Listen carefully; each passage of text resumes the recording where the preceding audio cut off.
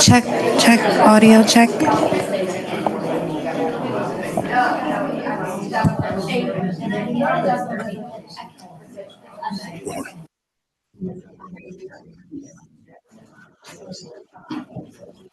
Check. Here. Is it good in there?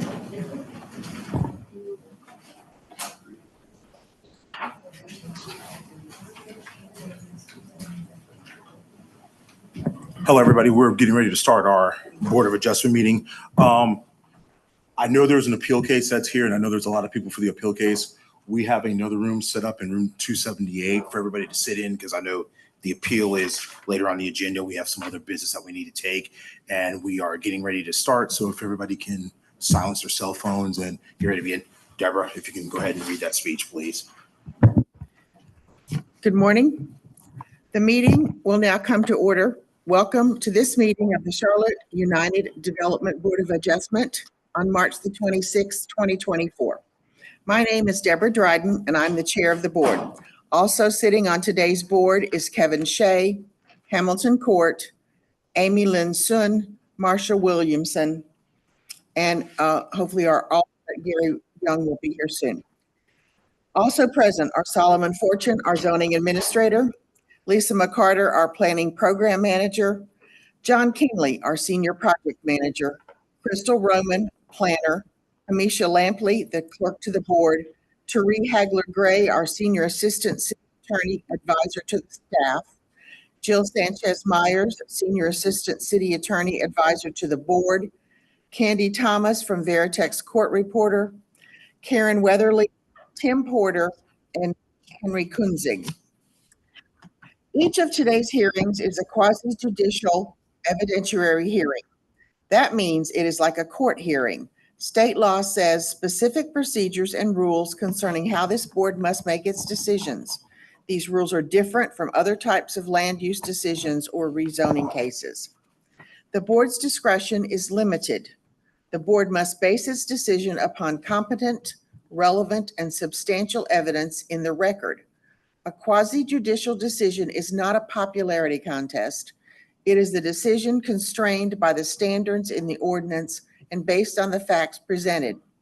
If you will be speaking as a witness, please focus on the facts and the ordinance standards, not personal preferences or opinion. Parties with standing have rights to participate fully. Parties may present evidence, call witnesses, and make legal arguments. Parties are limited to the applicant, the city, and individuals who can show they will suffer special damages. Other individuals may provide testimony as witnesses when recognized by the board. The board may question the applicant, and city staff may question the applicant. The applicant may present other sworn witnesses. They will also be subject to questioning by the board and staff. Other parties wishing to speak for or against an application will be given reasonable time to present sworn testimony. The staff and then the applicant will be given an opportunity for rebuttal. After hearing each case, the board will review each case and render a decision. This is usually done in closed deliberations after hearing each case. The chairperson calls for a motion and a second to approve or deny the variance or appeal. The decision will be made by a simple majority vote of the board. However, the board may elect to take up to 30 days to render a decision. You may remain present during the deliberations, or you may call the zoning staff after the session to receive the decision of the board. All exhibits must remain with the board. If your case is not appealed to Superior Court after 30 days, you may pick them up or they will be destroyed. Appeal from this board is to the Mecklenburg County Superior Court. You have 30 days from the date of the board's written decision in which to appeal in accordance with NCGS 160D-405D. In order to receive a written copy of the decision, any aggrieved party must file a written request for a copy of the decision by filling out the form, which must be filed with the board's clerk or chairperson at the time of the hearing of the case. We will now open the evidentiary hearing for case number 2024-00008. The property is located at 300 Greenwich Road. Before we begin, does any board member have a conflict of interest or potential conflict? Board Chair, Hamilton Court needs to recuse himself from the case. The procedure of this board that a recused member shall step away from the table and may return to their seat at the table for the next matter. Yes. Board Chair, I'd like to recuse myself from 204-00009 and also 2024-00011.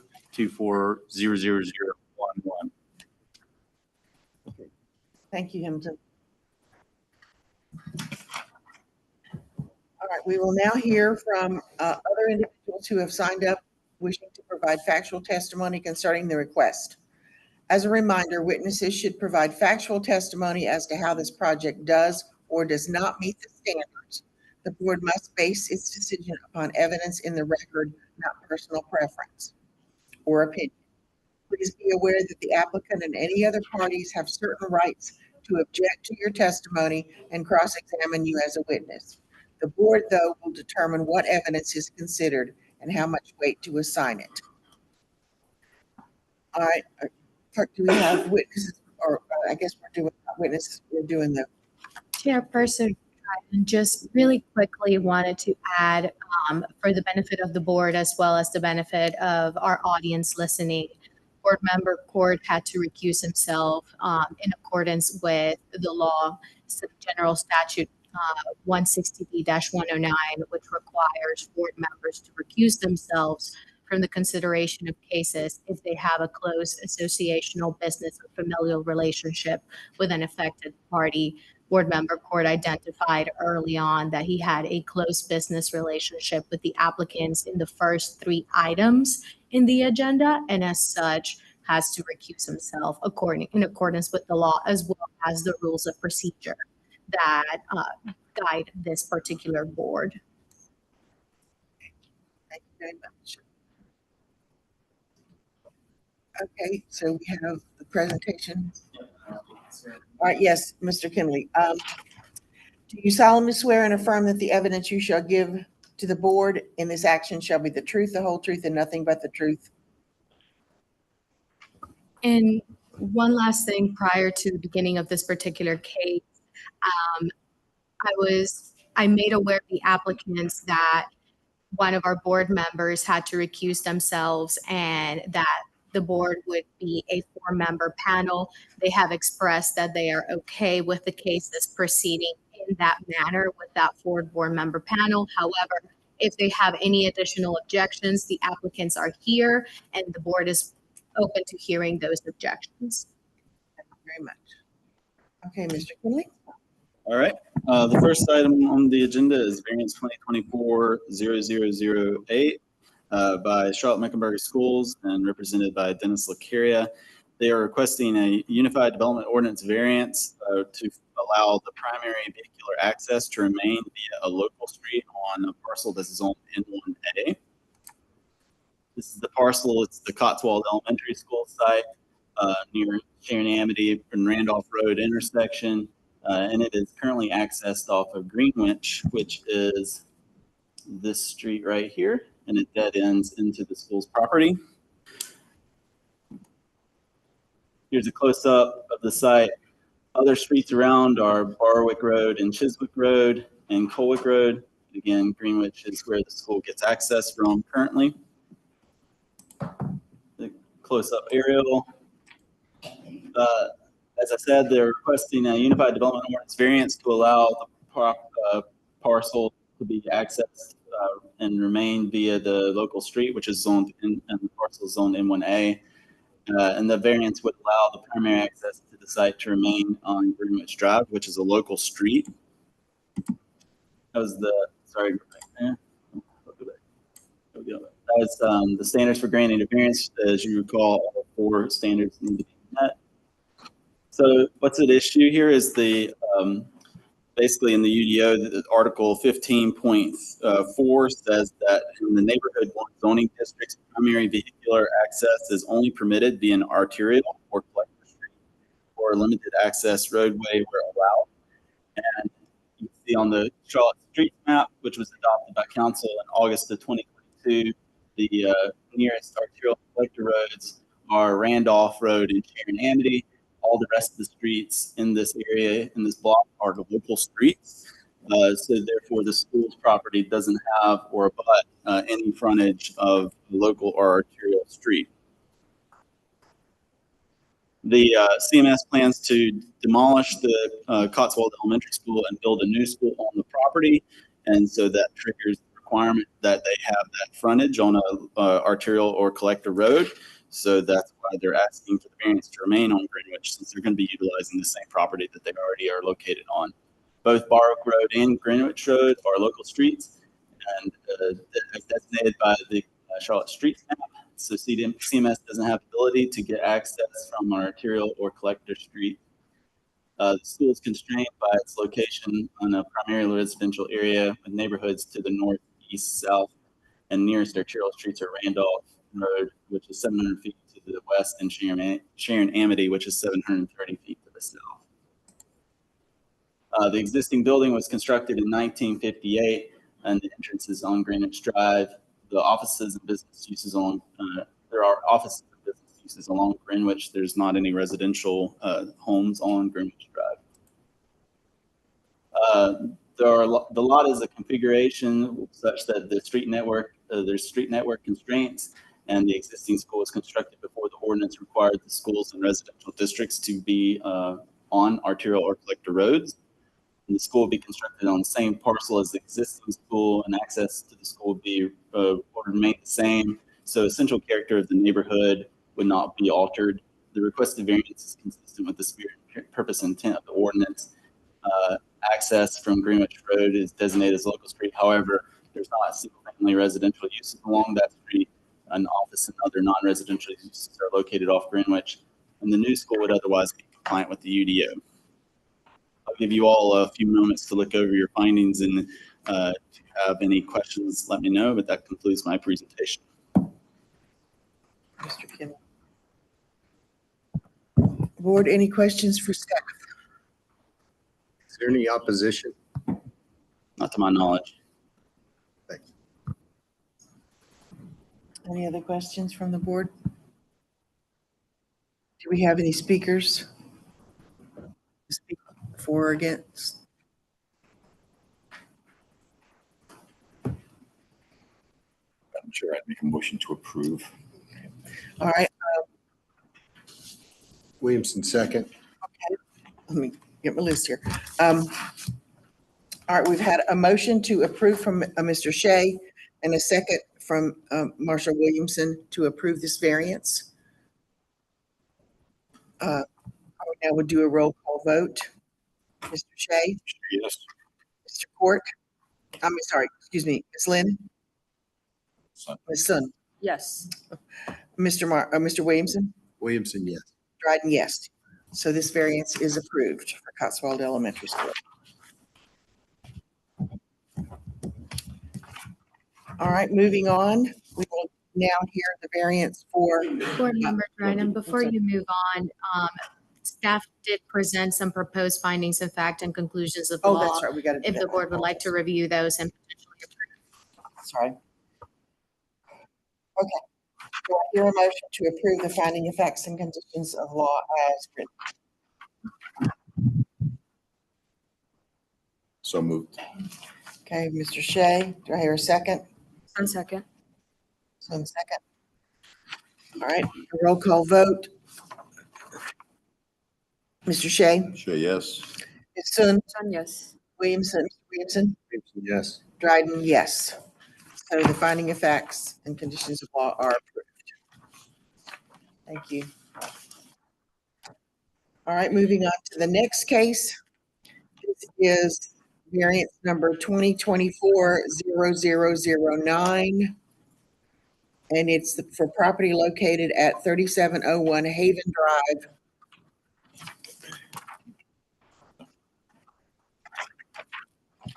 Okay, Mr. Kinley, if you would like to present. All right, this is going to be very similar to the last one. This is for the Charlotte-Mecklenburg Schools, represented by Dennis LaCaria on Haven Drive. Variance request to allow the primary vehicular access to remain via a local street. This is for the Park Road, I think it's Montessori School on Haven Drive, just north of the Park Road Shopping Center between Hillside and this is Reese Avenue. Reese. Yeah, and there's a close-up of the site.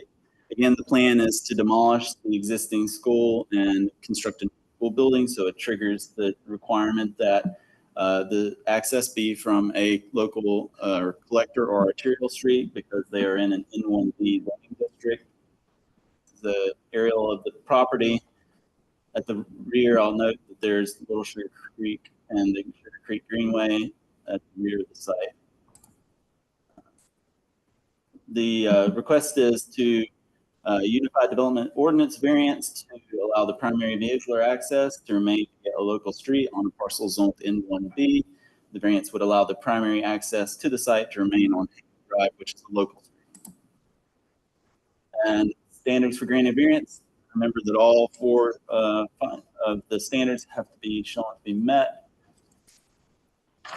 I'll give you all just a few minutes. I should have done this earlier, but go ahead and take a few minutes to look over the findings, and then I'm going to go through those whenever you all are ready.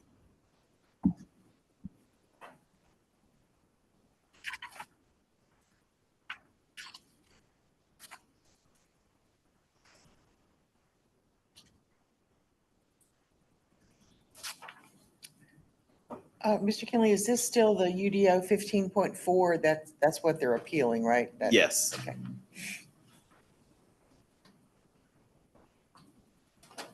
Okay, guys. All right, you may continue. All right. So according to the Charlotte Streets Map, again adopted in August 22 of 22, these are the streets that are collector or arterial streets. Hillside Drive is shown to be a collector, and then Park Road is an avenue or an arterial street. This is an early concept plan of the new building. Again, this is very preliminary. They haven't done all of their engineering studies to determine that this would be the final design. But the important thing to note here is that they have, because of the topography of the site, there's going to be a number of retaining walls on the property, even from Haven Drive to the building, and then from the building and parking that would be south of the building down to this smaller parking area. This is primarily would be used for buses, and then another retaining wall behind the building as you drop down towards the Little Sugar Creek Greenway.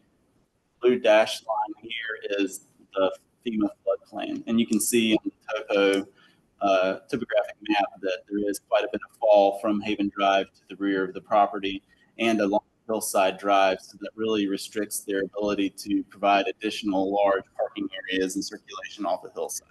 So therefore, their primary access would be proposed to remain off of Haven Drive, but in order to provide additional separation from the vehicular circulation and the bus circulation, they're proposing that the bus access would be off of Hillside.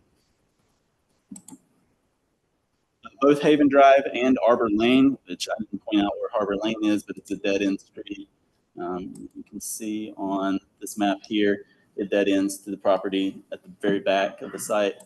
Both of those are local streets designated by the Charlotte Streets Map. Access to Hillside Drive is limited due to the topography. So CMS does not have ability to get access from any other arterial collector street from the site. The school is constrained by its location in a residential neighborhood. Aside from Hillside Drive, the nearest arterial and collector streets are Westfield, which is 275 feet to the east, and that's across Little Sugar Creek Greenway and Park from the site, and then Park Road, which is 630 feet to the west. The applicant has provided an early concept plan that illustrates potential access and circulation on the site. And that plan shows a number of retaining walls included in the design to address the topographical constraints on the site. Potential bus lot on Hillside Drive is located below the grade of Haven Drive, and the main driveways are the parking in front and south of the school building. The rear of the site then drops in grade from the building and parking areas down towards Little Sugar Creek.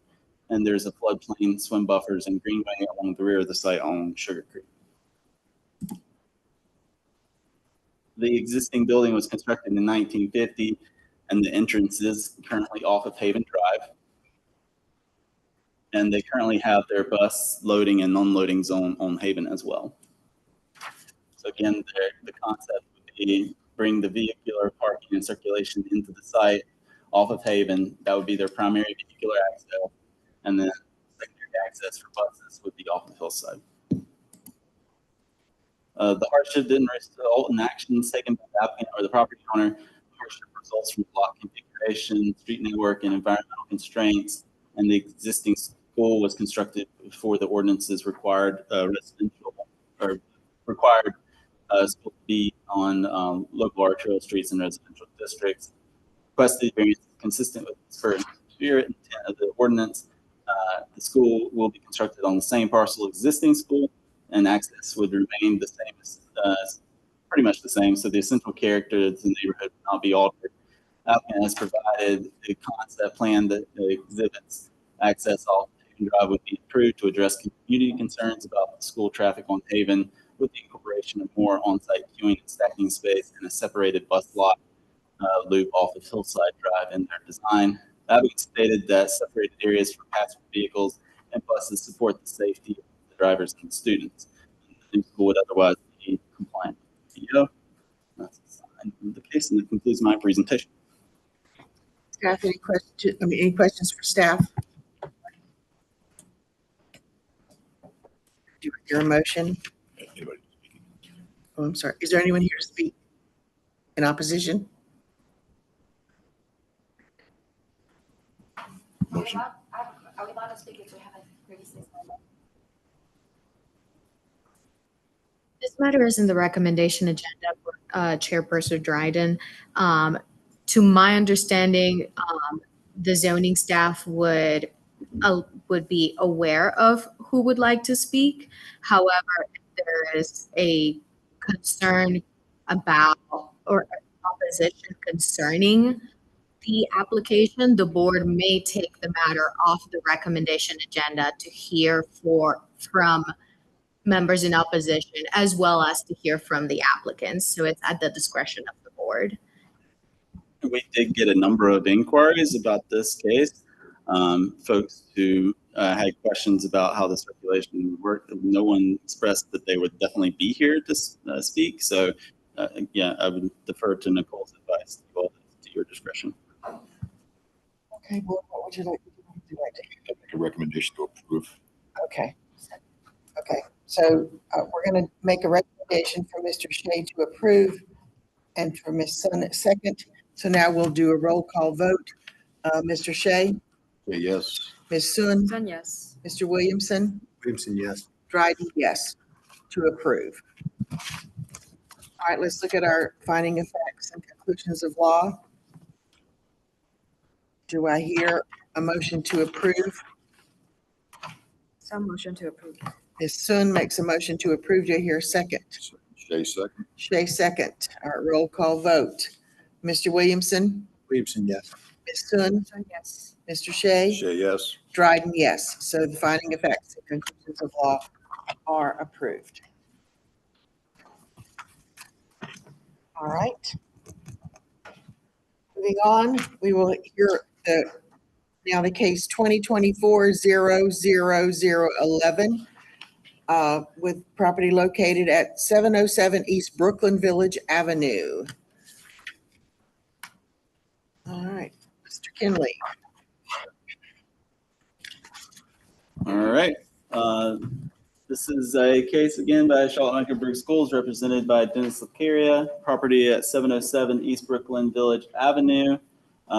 And it's owned by, the property is owned by Charlotte-Mecklenburg Board of Education. The variance request here is increase the parking maximum from 8 spaces per classroom from 3. That might be a correction from the agenda that we had sent out previously. I think we had maybe indicated that they were requesting 6, but out of abundance of caution, they want to be sure that they have plenty of parking for their staff and students. So they have upped that to 8 spaces per classroom. This is the vicinity map showing the site. It's the existing site of the Metro School and Old Metro School. This is what is known as Metro School or New Metro School, and then this is Old Metro here in this kind of L-shaped configuration, and then there's some surface parking lots on either side of Old Metro. Plan would be to demolish Old Metro and the surface parking lots to build a new school and provide parking for both Metro School and the new school. This is zoned as UC or Uptown Core Zoning District. Here's an aerial map of the property. You can see the surface parking lot. There's a little bit of open space here, and then a driveway with some additional surface parking here. And then the building for Old Metro here and here. And those are the ones they want to demolish? Correct. This would be demolished along with this, and then this building would remain. And then this is the gymnasium for, was that Second Ward? Requesting Unified Development Ordinance variance to request to increase the maximum parking spaces from 3 per classroom to 8 per classroom. Basically, if the Unified Development Ordinance, a lot of the zoning districts went to having parking maximums rather than parking minimums. And so the parking maximum in the urban core zoning district for a school is 3 per classroom. But that they are requesting to increase that to 8 to accommodate their facility. Here's the standards for granting a variance. All 4 need to be met. And I'll give you all a minute to look over the findings of fact before I go through those.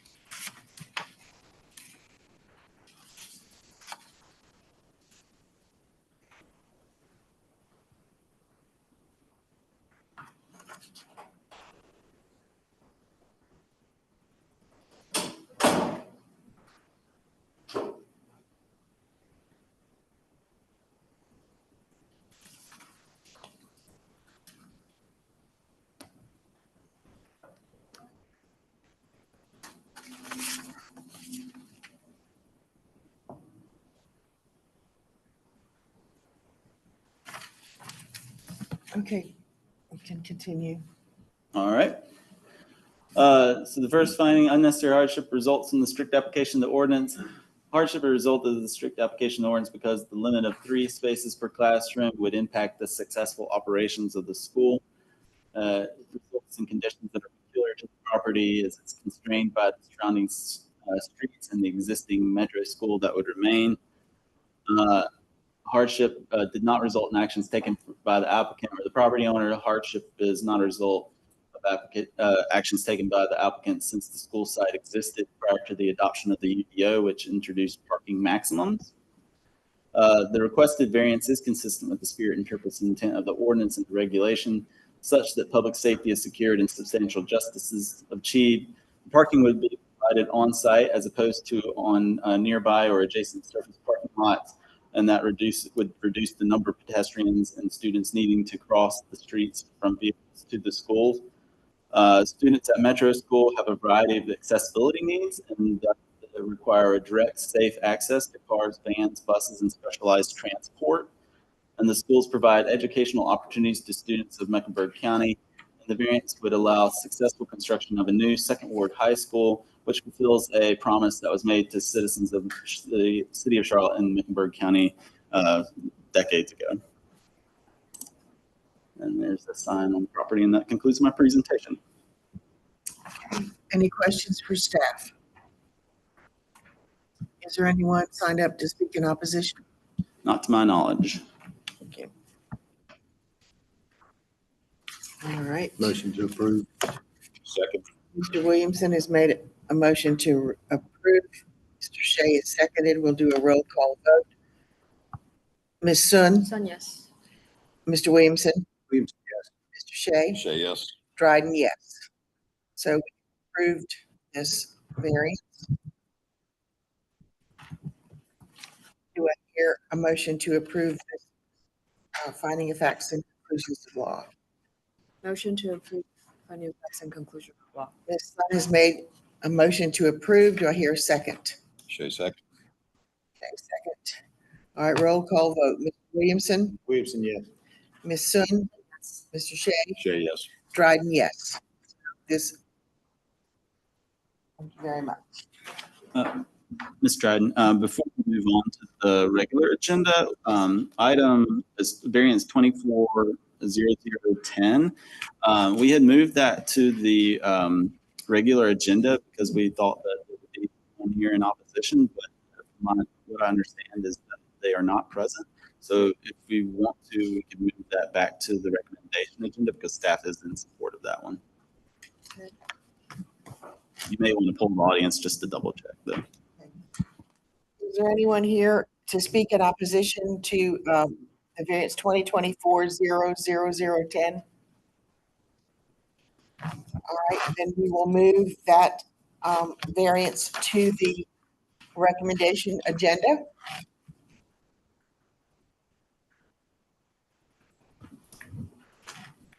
And Chairperson Dryden, let the record reflect that board member Court has returned.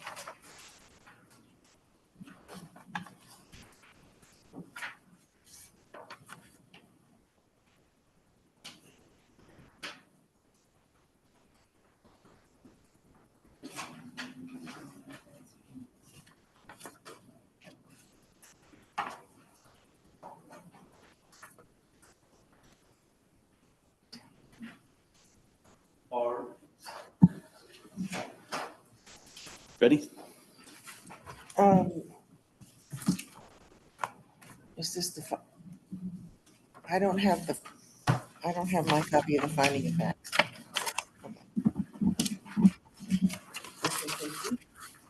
You guys got one? Yeah, do you have? Do you have additional? They didn't get finding of facts either. Is it coming down? We don't share, Did sorry. you pass yours down? I just have one. There were 2 pages, but I just have the one. Oh, wait, there are 2 pages? Yeah, there's 2 pages. I got two. Yeah. No, I don't. Nope, she needs it. He only has one. Mr. Williamson. Okay, They got, I gave, yeah, they should have one. sorry about that. All right, Mr. Kinley, you may proceed. All right. This is variance 2024-0010 by David Weisbeck, represented by David Murray of Murray Law for properties located at 440 and 444 Hunter Lane. And they're owned by David Weisbeck and Linda Sarton, I think is how you pronounce that. Variance request is to not require the parcels to abut a street. And there, I'll go over what the specifics are with that variance. So 444 and 440 Hunter Lane are two basically essentially landlocked parcels, and that they don't have any public road frontage, and that is required by the zoning ordinance or the Unified Development Ordinance in this case. And you can see there is a stream along here, and then Hunter Lane has a little I guess it's a private driveway essentially that serves this house back here. The properties are zoned N1A zoning. Here's an aerial of both properties. They are vacant. And there's a close-up aerial of both properties. Variance request is from the Unified Development Ordinance, section 16.1B2, to allow construction of single-family detached dwellings on two pre-existing lots under 2 acres, which do not abut a public street, but do have direct access via a recorded and shared 20-foot easement. Going over those sections in the ordinance. So Article 16.1 basically says that a single-family detached dwelling may be constructed on a lot that existed prior to June 1st, 2023, that does not abut a public street, provided that the lot is at least 2 acres in size, and that the lot is provided with an public access easement, recorded easement, and that it's 20 foot wide and exclusive for the use of the dwelling. Such an easement should be maintained with a condition that's passable for emergency and service vehicles. So these lots that are marked by the stars here shown on our 1985 zoning scan maps. These are maps that we use to determine if lots pre-existed the pre-UDO zoning ordinance, and thus also existed pre-UDO.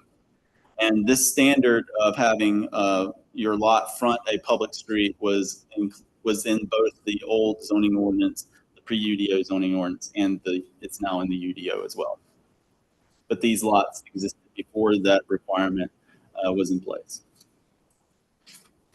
These are the standards for granting the variance. All 4 need to be met. And I'll give you a few minutes to look over the standards before I jump into the findings.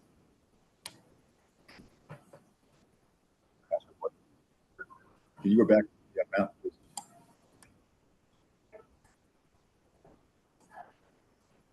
You know, the one. Whoop. Wait, hang on. There you go. This one? Yeah. Go to the first one you showed, please. Sorry. Yeah. This Okay, one? so that is not a road there. That's a driveway. It is a driveway. Driveway. Yeah, and it snakes back to the garage of this house. It's not really depicted on here. You might be able to see it on the close-up area.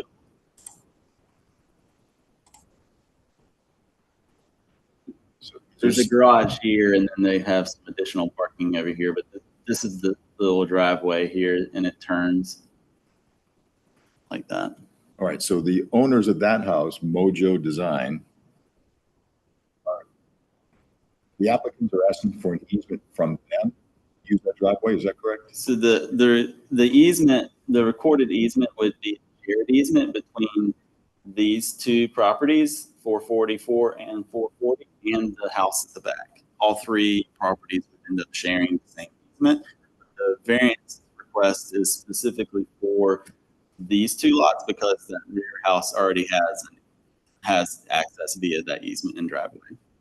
So but the easement is attached to, I guess I'm confused about who owns the property. So that property is, Because it goes through the property that they want to build on. yes, 444. I just want to make sure I'm clear about this. 444 does not have access to the driveway. It's going to have to cross on the, I'm sorry, 440 is going to have to cross on 444 to get to that driveway. Yes, 440 would have to have a bridge where they would have to get signed off by the Army Corps of Engineers, have a bridge to cross the creek, and then have access to the driveway where the access easement would be. Right, so that agreement between the 3 are already in place. Ready to go. I would defer to the applicant on that, because I'm not sure what the exact status of the easements are and getting those recorded, but we do have a condition on the approval that they provide a 20-foot wide paved shared use easement to provide emergency access to the lot prior to the issuance of building permits.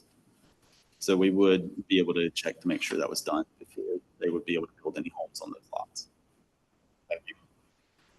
The house to the left of 444, This one. how far does the DOT maintenance go for that? From what I understand, the DOT maintenance ends right here where, let me go back one more slide. So this is the public right of way and it turns to the left and hooks around. So there is basically no maintenance from this point down. Okay. So where does that other house that abuts, the one that Mr. Williamson's talking about, where does it access? What access does it, where's its driveway?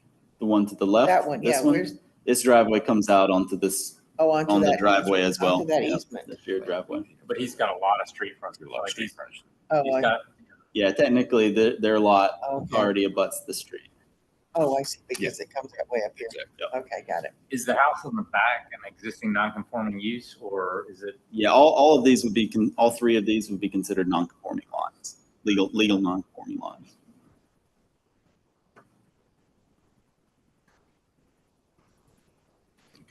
Okay. I'll make a motion to approve. Court second. Okay. All right, Mr. Shea's made it. A motion to approve. Mr. Court has second.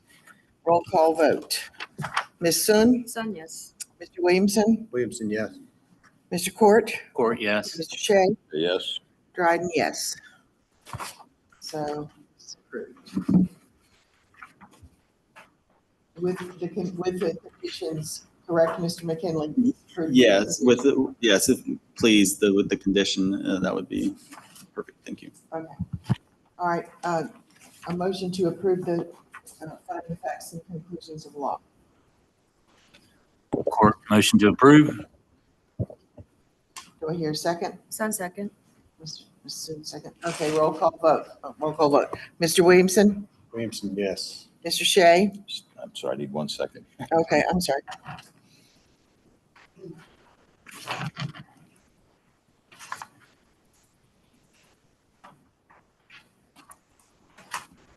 Shay, yes. Ms. Sun, Sun, yes. Mr. Court, Court, yes. Dryden, yes. So the finding of facts are approved. All right. Thank you very much.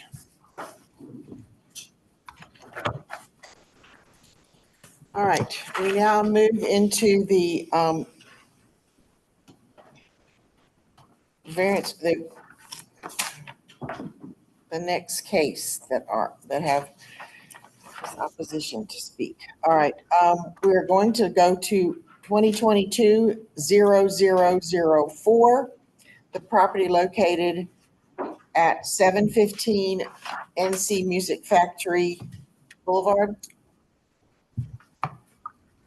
And Chairperson Dryden, just to clarify, that is case 2024-00004, correct? Did I not say enough zeros? Yes. I believe you said 2022. Oh, 2024. I'm sorry. Yes. Thank you. Oh, I need to get these glasses. All right, before we begin, I'm going to go ahead and swear in our speakers. Mr. Murray, and if you will solemnly swear or affirm that the evidence you shall give to the board in this action shall be the truth, the whole truth, and nothing but the truth. Good. All right, and for the other gentleman, if you will please swear and affirm the evidence you shall give to the board in this action shall be the truth, the whole truth, and nothing but the truth. And if you will state your name, please, and spell it for the court clerk. Ryan Wildrick, last name Wildrick. Thank you, Mr. Wildrick. Thank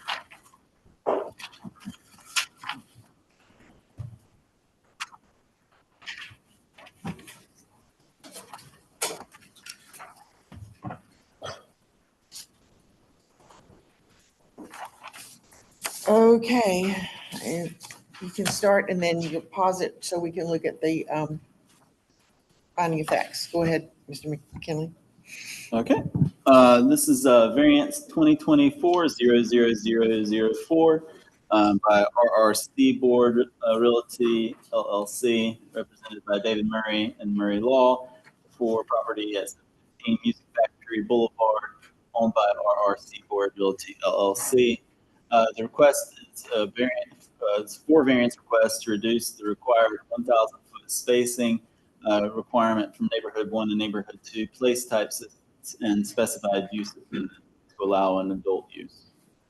So it's a 627 foot reduction from a neighborhood 2 place type, which would be approximately 373 feet of spacing, a 523 foot reduction from a neighborhood 1 place type to allow approximately 477 foot of spacing, a 574 foot reduction from religious institution, educational facility, adult daycare, rehab use, approximately 426 feet of spacing. I'll go into a little bit more about that one. And then 84 foot reduction from public, that should read public park, to allow approximately 916 feet of spacing. Here's the property. It's basically at the northern corner of Uptown, on the west side of the railroad tracks, between the railroad tracks and Pinewood Cemetery, and just south of Music Factory Boulevard and the Music Factory venue, and then west of Brookshire Freeway. Here's the closer up of the property. I think at least this building is still standing. I think this one might still be standing. I'm not sure. And then there was some other buildings here that still show up on some older aerials, but those have been demolished for a few years now. But it's zoned ML2, Manufacturing and Logistics zoning district. Here's the aerial of the site and a closer up aerial. They're requesting a unified development ordinance variance to reduce the 1,000 foot spacing requirement or separation requirement from neighborhood 1, neighborhood 2 place types and specified uses to allow an adult use. I won't go over all of those distances again, but to go a little bit more detail into where those are. So we have neighborhood 1 place type to the north, off of Johnson Street on the other side of Brookshire Freeway from the site. So that's going to be your second bullet there, 523 foot reduction from a neighborhood 1 place type to allow approximately 477 feet of spacing. Then our neighborhood 2 place type, the nearest one is down here in 4th Ward, the corner of Graham and Smith, or sorry, 9th and Smith Street. And that's a 627 foot reduction for a 373 feet of spacing. And that would be, and those distances are measured from the property line of the site to the nearest edge of the place type or the use, or the property where the other abutting use or nearby use would be, I should say. So that's measured from this corner to this corner. And then likewise from this little leg sticking out on Music Factory Boulevard as a crow flies to the neighborhood 1 edge right here on the north of Brookshire Boulevard. And then 601 Graham has Lifespan Services, and Google search results did show a church, New Covenant Family Church, on that site, although that staff was unable to confirm with 100% certainty that use exists there. So we included it just out of the abundance of caution that was being located there.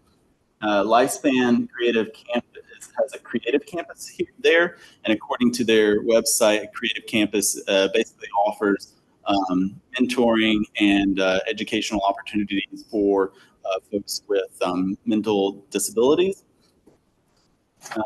And so that would be considered an educational facility. And then you have 9th Street Park, which is off of 9th Street. It's a dog park, but it is listed as a public park. And so that distance, those distances, again, are measured from the corner as the crow flies to the edge of this parcel, and then from the corner to the edge of the dog park parcel. And those would be 574 foot reduction from the religious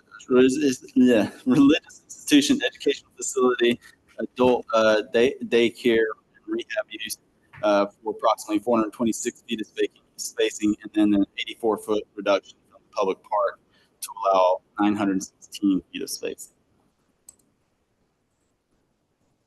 Standards for granted variance are on the screen. As you recall, all four of those need to be met. And I'll give you all a few moments to look over the findings of fact before I go over those. Question of it. This is Solomon. ML2? Yes. Yeah, this is on the ML2. Can you give me some examples of what are allowed in ML2? So ML2 is going to allow general industrial manufacturing uses, warehousing uses, allow some commercial office uses as well. Solomon, I don't know if you can think of any others, but there's a broad range. I don't know if retail's allowed in ML2. Solomon's shaking his head no. So no, there's no retail, no residential is allowed in ML2. I don't think religious institutions are allowed in ML2, if I recall. This application is an adult business. It's an adult establishment, correct? Adult establishment. We don't know the exact adult use. The applicant may speak to that, but basically adult establishment encompasses a whole number of adult type uses that are defined in the Unified Development Ordinance, and they all have the same 1,000 foot spacing separation requirement from place types, neighborhood 1 and neighborhood 2 place types, and other uses that are specified in the code, like religious institutions, education facilities, public parks, etc. So alcohol could be served from this facility? Yeah, there's no restriction on the serving of alcohol in the UDO for an adult establishment. In ML2? I guess no. Okay. The use is allowed, and those uses often have ABC licenses and that sort of thing. So I guess you could say that would be considered retail, but it's not. It's basically considered part of the operations of that type of facility. They would have that. Right, and then the 15 acres next to this that the city owns. What do you know anything about what's happening with that property? That is you're talking about this property in green? Yes. Yeah, that's the cemetery.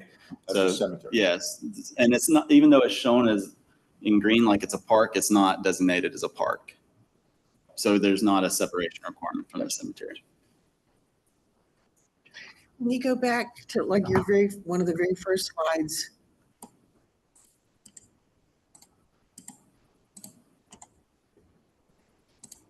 That one. All right, what are all the red dots there? You're talking about the lines? Yeah, those lines, yes. Railroad right away. I believe those are railroad right of ways because there's a railroad. I don't have my laser pointer. I'll use my mouse. There's a railroad track here, and then there's railroad tracks here, and then I think there's a railroad track here. So yes, those are railroad right of ways. Part of that existing building is on the railroad track right away. Yeah, I don't know if it extends into the building or not. Basically the way the buildings are drawn on GIS don't always align with parcel lines and right-of-way lines, so that could be somewhat skewed. But I do recall from when this site went through rezoning that the railroad did provide comments on the rezoning that had been proposed for the site. I think it was last year or the year before, and that rezoning ended up getting withdrawn. And I don't recall to what district they were going to. I think it was an urban residential zoning district. And they're proposing townhomes. But again, that rezoning was withdrawn. So what we have before us is the property that's zoned ML2, and the request is variance request for the separation requirements for the adult establishment use.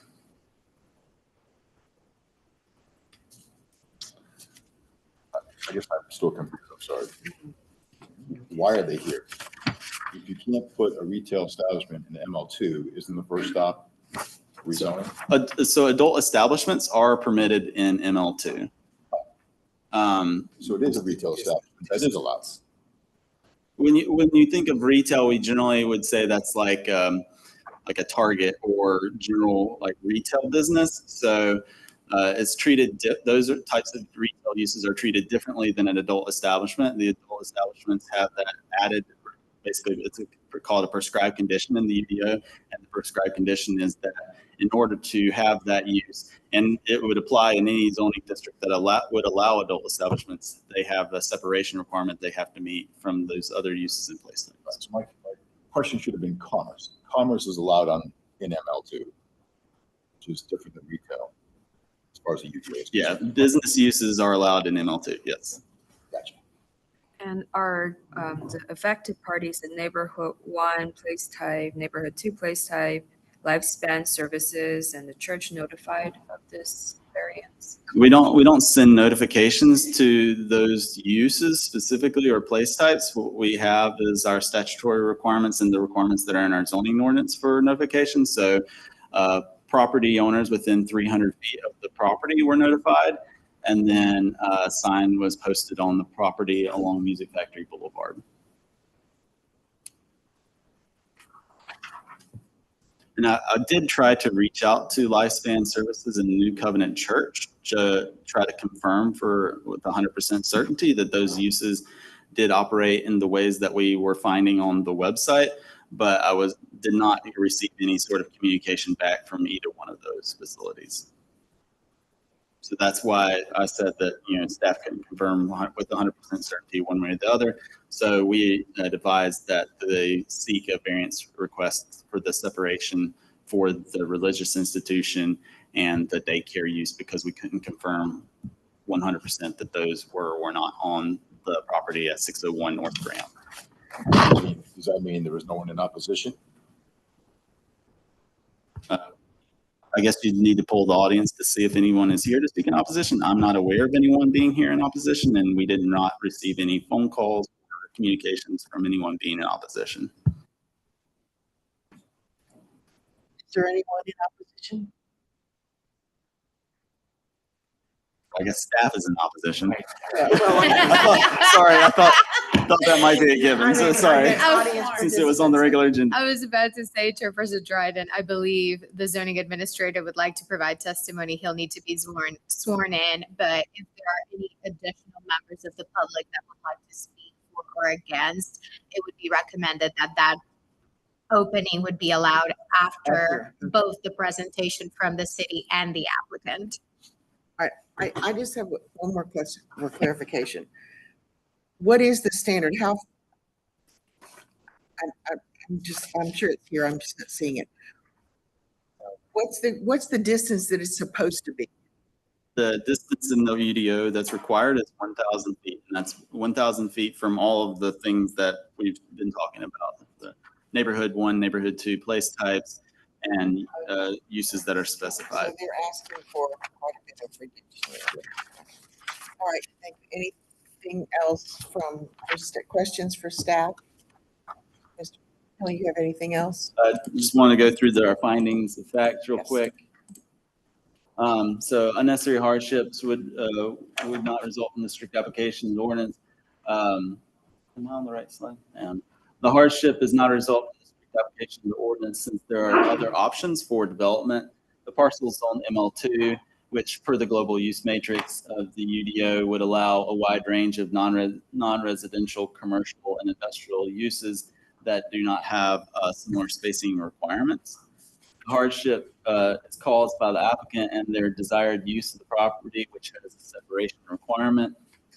The hardship would result from actions taken by the applicant by proposing a use that does not meet the prescribed conditions for that use, when there are other uses permitted without separation requirements. And then to talk about the spirit and intent of the ordinance, the site is adjacent to an area of project of influence in the corridors of opportunity, which includes the Greenville neighborhood, and that's the area that's within the N1 place type. And again, that is the area that is they're requesting a 523-foot reduction from for the approximately 477 feet of spacing. And the description of the project area of influence, I'm not going to read all of that. But basically, it's comprised of neighborhoods and areas that are along the North Grant Street and North Tryon Street corridors, and the area of influence encompasses neighborhood profile areas and approximately 3,600 acres, and there's a drive. The addition of the area of influence map illustrates corridor focused areas in green, and then see that in green. But basically, these are the neighborhoods that are included in that area: Genesis Park, Greenville, and then there's the Double Oak School further north. But basically, the nearest neighborhood is that Greenville neighborhood, and the map provides potential catalyst sites in yellow. Those are the Double Oak School and I think city-owned property over here. This is the view north along Johnson Street. Across the road tracks in NC Music Factory Drive. Again, this is going up Johnson Street, and so the Greenville neighborhood is just on the other side of the bridge there. This is the view north showing pedestrian activity along Johnson Street in I-277 and Factory Port Drive. And then this is the view of the neighborhood as you approach it coming from Johnson Street up from this side. That's approximately 790 feet from the property. The development or the requested variance is not consistent with the spirit and purpose of the intent of the ordinance, in that the public safety is secured and substantial justice achieved. Music Factory Drive is a 4-lane road, and a railroad line runs parallel to Music Factory Drive across the frontage. There are not marked crossings at the intersection of Johnson Street and Music Factory Drive, and there are not sidewalks along Johnson Street heading north under the I-277 overpass to the edge of the Greenville neighborhood, designated as in one place in neighborhood 1 place type. There's also a neighborhood 2 at the edge of the Greenville neighborhood. That's not any closer than the neighborhood 2 that's at Grant Street. So while the lack of sidewalks and the I-277 overpass may discourage some pedestrian connectivity along Johnson Street, pedestrians may choose to walk along or within the street. Granting the variance would basically use 477 feet from an established residential neighborhood designated with the neighborhood 1 place type north of the site on Johnson Street. And the edge of the neighborhood along Johnson Street is approximately 730 feet from the site. The purpose of the prescribed conditions in Article 15.4 is to provide separation between adult uses and areas designated for residential use. The Greenville neighborhood along Johnson Street north of the site is located within North Tryon Street corridor of opportunity area of influence, and the primary goal of the corridor of opportunity is to establish a shared vision of North Tryon Streets as a vibrant corridor into the city with focus on providing healthy, safe, and active communities, housing access for all, diverse and resilient economic opportunities, and retaining the corridor's culture and identity, creating safe, equitable mobility options, and integrating the natural built environment. And there's this on the property. That concludes my presentation. Board, any other questions for staff? All right, at this time, Mr. Solomon, you had some comments, or Mr. Fortune, you would like to make? All right. Quick question, just for clarification, from Mr. Kennedy. The area of influence that you're discussing did not include the property that we're seeking variance on, correct? That is correct. The site itself is outside of the area of influence. It's the neighborhood 1 that is within the area that is within it. And in addition to adult uses, the E12 district also brings some other nightclubs, is that correct? Solomon? Yes, that's correct. Thank you. All right. Mr. Fortune, do you solemnly swear and affirm that the evidence you shall give to the board in this action shall be the truth, the whole truth, and nothing but the truth? I do. All right. So yes, to follow up on your question, that's correct. So if he doesn't know what's happening, it's not like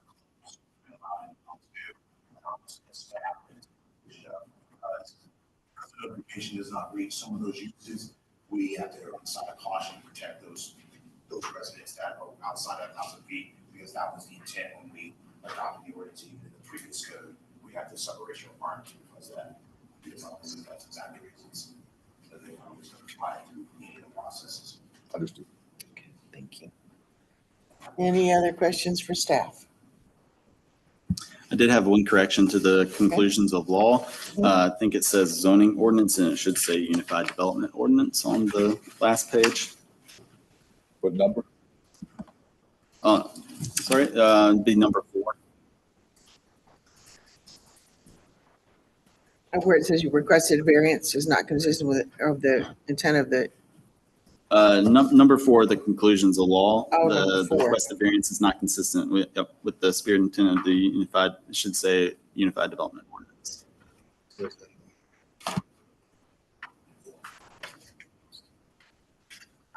this copy says the unified development. Oh, yeah, I'm sorry. I might have been looking at the wrong one. I apologize. Okay. Somebody's very efficient. Yes. Okay, good.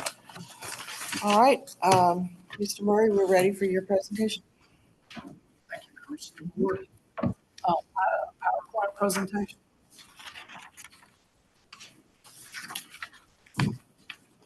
I also have prepared my own proposed decision in support of granting the variance, and I'll hand that out now.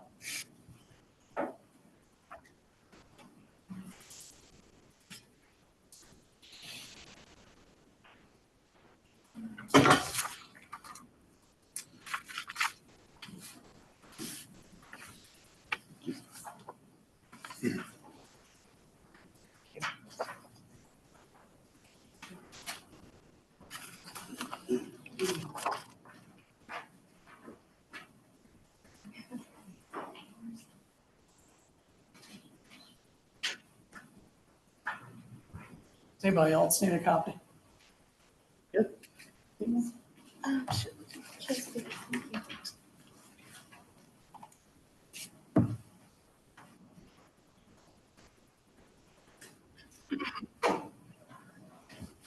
Members of the board, thank you for being with us today to hear this case. David Murray, Murray Law Firm here in Charlotte. And it's my privilege to represent RRC Board, Realty there on this variance application. This is a variance request, as staff has said, that we are seeking a spacing reduction from the 1,000-foot spacing requirement under the UDO. And the issue is this: it's an industrial zone property within 1,000 feet of those aforementioned place types, but it's substantially and physically separated from those uses by I-277, 8 lanes of travel, 5 railroad tracks that block 9th Street completely, as well as imposing physical and industrial structures that exist on the property. This is also a rehab use of a long dilapidated facility that, as you'll see from a number of pictures that I'm going to show you, has now been updated and has substantially changed the look of these structures to make them a lot nicer than they previously looked. This is a concept, a drawing of what Mr. Wildrick anticipates the site to look like. You'll see some aerials that it's well on its way. But I think first, I would just like to have Mr. Wildrick explain to y'all what this proposal is, what he's seeking to have on this site. Yeah, sure. So what we're looking to do is a upscale steakhouse lounge that's going to have an adult vibe to it, more so a restaurant type deal, but it is going to have an adult influence on it. And so as a result of that, any type of use that has any adult live entertainment brings us under the adult separation requirement. And so there's various types of adult uses under the UDO. but they're all treated the same regardless how far they might be on the spectrum. And so this building is the building in the rear. This is the building that we are focused on. And in fact, as you'll see in our proposed findings, we are agreeable to putting a condition that the adult use can only be located in this building, which, as you will see, a lot of our spacing issues, especially to the neighborhood one, are because the parcel is really big, even though the building is very far in the back. Our spacing to actual physical structures is substantially more than when we measure it from property line to property line. So here's the aerial that the city used. This is, if you're ever on the 277 loop around Uptown Charlotte, you see the ADM industrial, I think that's a grain processing facility. It's impossible to miss when you're on 277. This is a flyover bridge that is 8 lanes raised in the air as it passes over the ADM facility. This is the building that we're talking about having a condition that the use would be limited to that actual structure. So this building would not contain any adult use. But again, our measurements are from these property lines. And so the property line, as you can see, this building is pushed as far back away, and this is a long existing building. This has been there for decades and decades, is in the rear of this property towards a unused portion of the cemetery to the rear. But there's no intention for any of the buildings fronting Music Factory to contain this use. It's only the building that is in the rear. Here's a further zoomed out aerial showing the cemetery to the west. Music Factory is directly to the north. Music Factory contains an outdoor amphitheater on the rear. There is a Duke Energy substation located here. This is the raised 277 flyover. There's a dog park directly across the street that's not subject to spacing requirements. There is some multifamily directly on the other side of 277 that's not subject to spacing requirements. There is some other residential that's actually closer to the two residential uses, the residential and institutional uses that we have to get variance from. These are not subject to spacing requirements. So the way that the UDO operates is a little bit arbitrary here because it's focused on place types in particular uses, but at least two of the variances that we're seeking from a dog park on 9th Street, a dog park directly across the street that does not have a spacing requirement.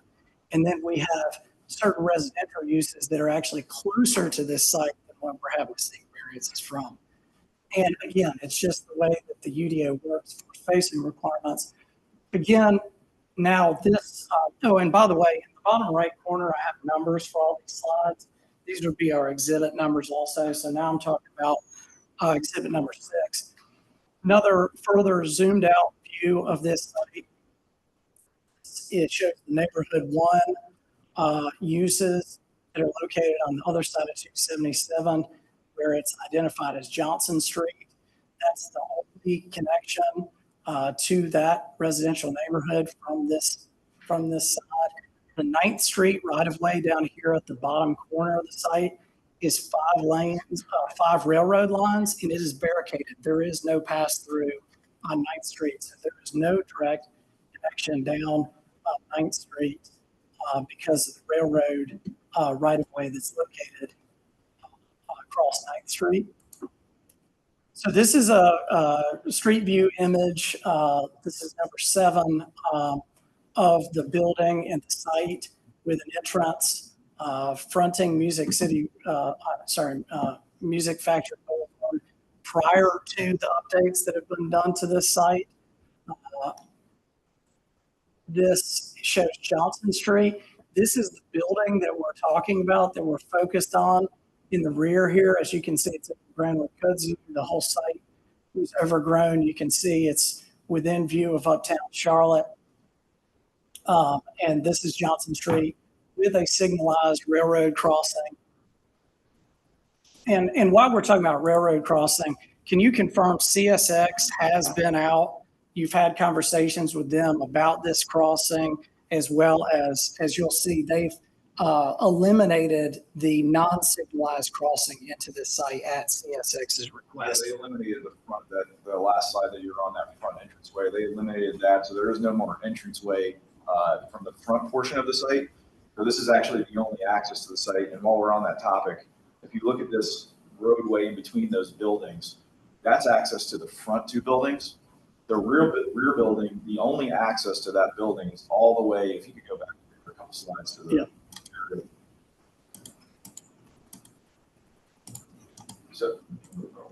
So the only access to the building that we're talking about right now is if you're coming down Johnson all the way around, down to the corner, now you're gonna make a left. And then that right there on where it says 799, there is a gated access right there. That is actually the traffic flow that will be for the proposed youth building here. So it actually adds a kind of more separation of how you can actually get to the building. You can kind of see on the aerial that there's a difference in elevation between the front two buildings and the rear. That's actually a retaining wall right there. So it encapsulates the parking to the front buildings, which is, it's very separated. There is no way to get from the front buildings to the rear buildings because of that retaining wall. There will be no stairwell. There will be no possible way to get from the front two buildings to the rear building. So the only way to get in is through that Johnson Street access all the way back to the rear building, which will be parking around that building. It's actually going to be some green. And just for reference, you're talking about towards the corner of Johnson Street and 9th Street. That's correct. So the parking for the building will actually be on that left side of the parcel. We're going to put a ton of landscaping and trees and greenscape in that area to beautify it in the back. So again, this is, as you can see, you can see the kind of the grade separation on the left side of slide 9 up to this building. This is the building that we're focused on here for the use. Again, you can see, gosh, I keep on clicking the wrong one. Another view, this is the ADM facility that you can see here that's been long existing, that's visible from 277.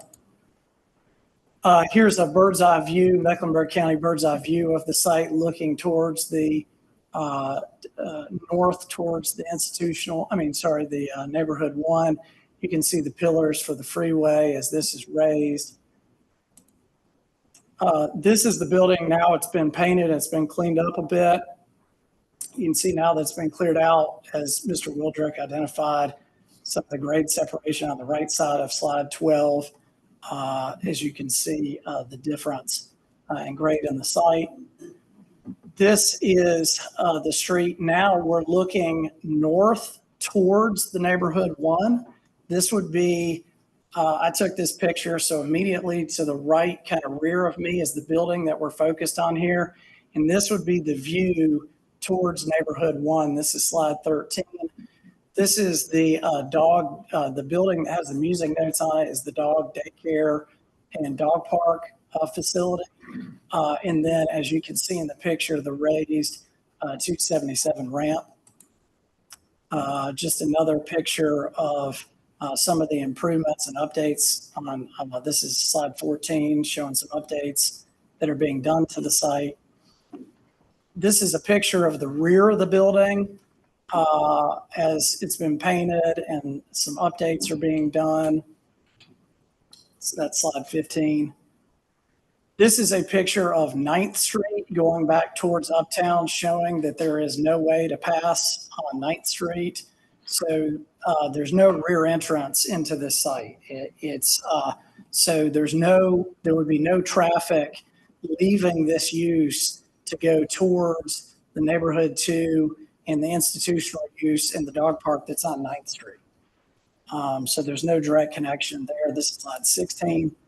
Again, another picture of the ADM facility, which is a pretty imposing structure, provides buffer on slide 17. Now we are on this is the entrance to the dog park that's across the street. So now we are facing the neighborhood 1 place type that's on the other side of this bridge. And so this is slide 18. That's a picture of the raised 277 bridge, which is very physically imposing. There is, I know that staff said there was pedestrian activity here, but there's no sidewalks. And there is, in fact, there's a homeless camp up under here. And the DOT has been working, and I guess the city also, to move those people, but there are no sidewalks. And so when I was out there, I did not see any pedestrian activity in that area. This is slide 18. Again, another view closer now to the bridge of up under the bridge that provides that physical separation from the industrial side south of 277, going north of 277 towards the residential neighborhood 1. And now this is a picture. Now we've passed under the bridge and now we've turned around and now we're looking back at Uptown under the 277 bridge. As you can see, there's trees. This is the dog daycare building that is in between the use. If you're looking under the bridge from the houses, there's trees. This is the front. This is the front building. This is, again, slide 20. The front building is visible, and very far in the back here is the building that we're proposing the use on. And as you will see in the, I believe it's either the first or second condition in our proposed findings, is we are also agreeable to have no signage for the adult use facing the right-of-way of Johnson Street towards the neighborhood 1. So any signage would not be focused on this neighborhood 1. So if you were looking here, there would be no light up signs or anything like that placed on this building. That's a condition that we are agreeable to as part of granting this variance.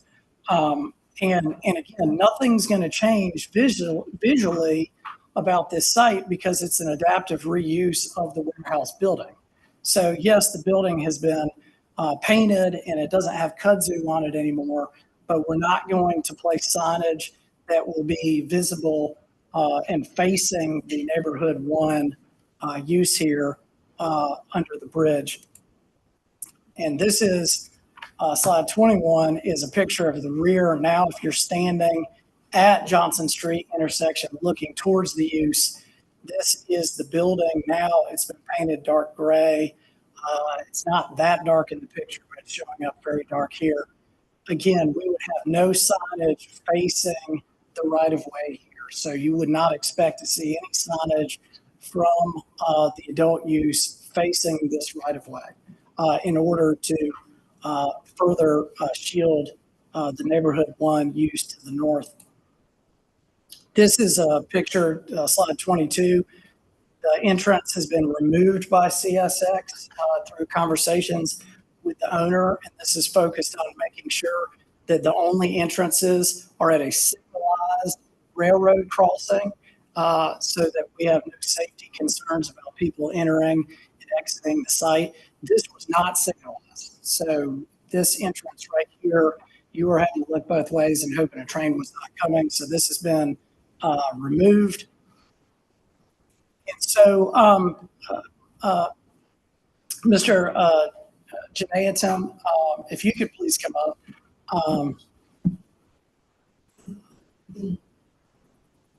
If you could swear in, please, and state your name for the record.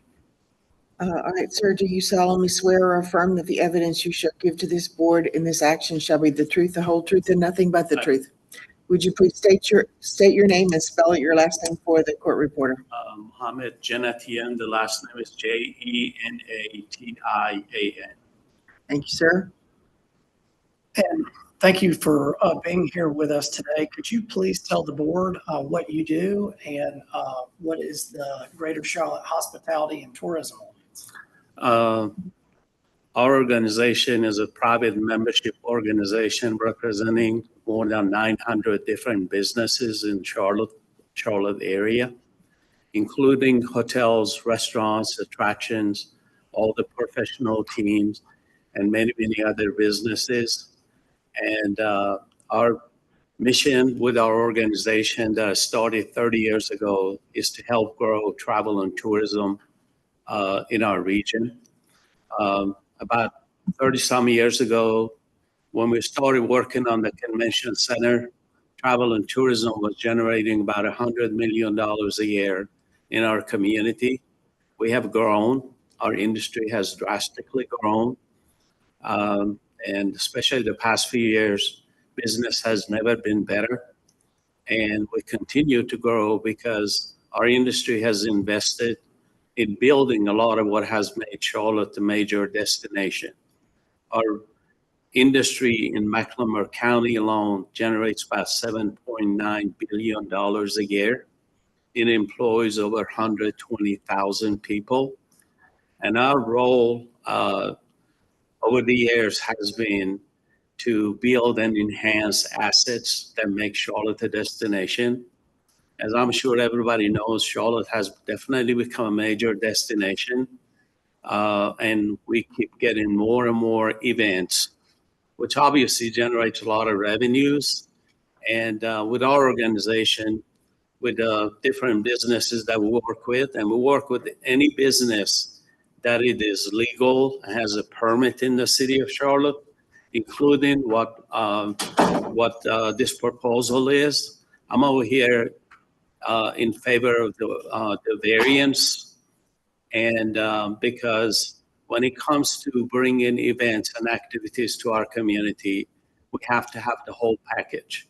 And one of that package is obviously when people come over here, all the entertainment clubs and nightclubs and everything that we have, the restaurants that we have, obviously the hotels and facilities that we have, it's very important.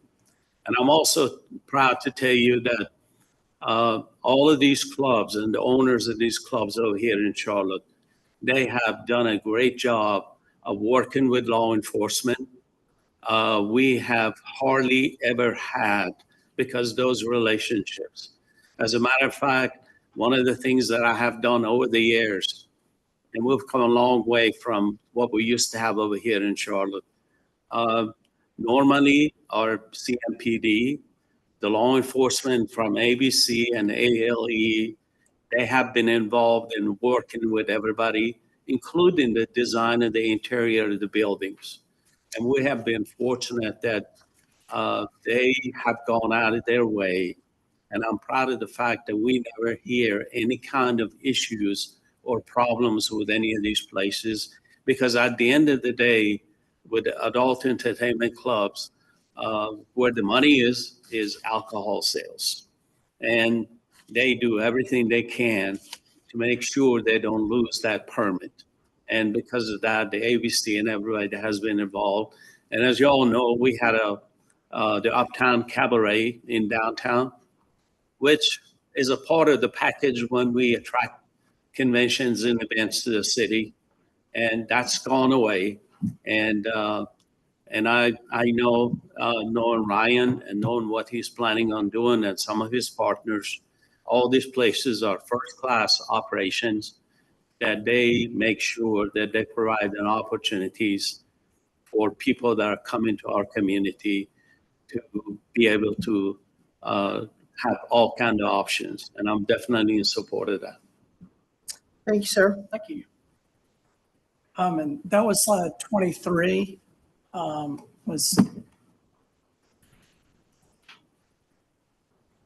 So now we're looking at the UDO section, section 15.4, and that's 15.4 D1 is the actual specific section that we're seeking the variance from here. As Mr. Kinley identified, the cemetery is not a public park, and so there's no spacing requirement there. As you can see here, the neighborhood 2 place type, all the dark blue is regional activity center under the 2040 plan. And so the city has decided, look, we want this to be a regional activity center on the other side of the Brookshire Freeway. That includes the music factory. That includes these industrial uses. And if eventually ADM ever leaves that site, then the plan is to have a regional activity center type use on that area. This is the one neighborhood 2 use that's located here, although it is zoned a mixed use development district, which is not a neighborhood 2 zoning district. And then as you can see here, this institutional use is also zoned, is also a place type that is a regional activity center. And then the neighborhood 1 is shown at the top of this map. So the spacing here, we had a survey commissioned by Rogers Land Surveying that was part of the variance application that shows the distance from property line to property line. Again, it's not building to building, property line to property line. And these were the 4, it was 2 place types and 2 types of uses that were within that 1,000 foot. The public park, that's the dog park, is just barely inside that 1,000 feet. And then the neighborhood 2 and the institutional across the street from each other, again, not directly connected by 9th Street because it is blocked. Again, these distances are also as the crow flies, not as you drive. Because as you drive, there's a lot more network of streets that you have to connect to in order to actually get to the use. This is just simply as the crow flies for spacing. If you took a measure from building to building, the neighborhood 1, the closest house from the building that we're looking at to the closest house is 905 feet. So the use of the actual property lines are substantially closer, but the actual structures themselves are 905 feet away. The closest house to the closest to the building that we're limiting this use. The neighborhood 2 is approximately 750 feet. The institutional educational is approximately 740 feet. And then the public park is almost 1,200 feet. That's from actual structure to structure on those uses. Again, Mr. Kinley identified these, but slide 28 is just showing the actual uses and place types that we're seeking the variance from. Again, the property is about 4.4 acres, but again, we're focused on this one building. And then this area is substantially influenced, this is slide 30, by the ADM industrial facility. In fact, when there was a previous owner that wanted to rezone this site, as Mr. Kinley identified, I believe you were in the rezoning department at that time, correct? That they had sought a 82 single family attached townhome rezoning, but it lacked support from council. It was immediately adjacent to the industrial site, and there was not a desire to have residential there. And so there's not a desire for residential in this area. It's not a residential site. It's been tried. No one else is going to do residential. There will be no more residential in this area, as identified by the 2040 plan, that this regional activity center. So focusing on the public park, it is a dog park. As I stated before, just showing some of the arbitrariness of the spacing here is there's a dog park and a daycare facility directly across the street here that does not meet, that is not required to have spacing between. So it could be right next door to us, and it is a much even bigger dog park than the one on 9th Street. But yeah, we have to get a variance from the 9th Street. Yes. Is that a dog park or is that a doggy daycare? You keep saying dog park, but yes. Is it a private establishment? Yes, it is private. Yes. So you don't walk into the park. You have to no. Check in. But there's an outdoor component that they call the dog park. Is it fenced in and accessible to the public? I think it's fenced in. So it's not accessible to the public? No. These aren't public. So it's not a dog park? Well, they say that they have a daycare with a dog park. Yeah. So, but no, I mean, it's public versus private, but similar type uses. We sent this over to Mr. Kinley, but we agreed with him that it was very hard on the institutional educational facility. It was very hard to track down exactly what they did. So actually, Mr. Wildrick went over and met with them, and Ms. Bradley provided a letter that clarified that that use just provides daytime programs. It's basically an adult daycare for people that have disabilities. It's just a daytime program. They do not rent space to outside groups for any type of weekend meetings. There are no church religious groups that use those facilities, and they hold no programs for children or at night. And so we just wanted to get some clarification on that, because it seems like there's been a lot of things in that building, but not anything children oriented, not any night programs, and not any church religious. We're still seeking the variance because, again, there's been some lack of clarity there, but we did get a statement from the assistant director that's at that site. And again, this facility is oriented towards Uptown. It's not facing towards the proposed use. It's separated by the railroad tracks and the ADM facility from the proposed use. And again, it's a regional activity center place type. So if it was redeveloped, you would expect to see more commercial type use. Whoops. This is just slide 33 is the aerial. This is actually a City of Charlotte owned parcel in between. And then these parcels to the north are owned by ADM and the NCDOT and railroad. So it's state-owned property. The neighborhood 2 place type, which is the 627-foot reduction requested, it's actually zoned mud optional, which under the UDO would be the equivalent of a commercial activity center place type, not a neighborhood 2 place type. And the approved site plan allows up to 30,000 square feet of commercial uses on that site, which would be double the size of the building that we're looking at. It's used as condo units. Here's the aerial, slide 35 is the aerial of the condo. Again, separated by NCDOT owned property, separated by the railroad, separated by the ADM, and no direct connection on 9th Street. This is the institutional educational across the street. This is the approved. I have a question. Yeah. Can you go back that one? Yeah. Solomon, was the owner of that apartment complex notified about this? He would be further than the outside distance. He is too far. Thank you. This is the approved zoning on that site. This is slide 36. It was approved in 2007. There was actually administrative rezoning to allow more commercial on the base level of the site, retail business, several uses. As I identified before, there's other multifamily that doesn't have the spacing requirements that's in this area. But again, it's all separated by ADM and 277.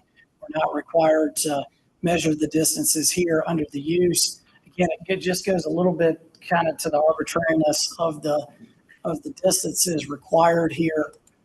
And then on the neighborhood 1 place type, which again is a 523-foot reduction, it is all northeast of the 277 ramp.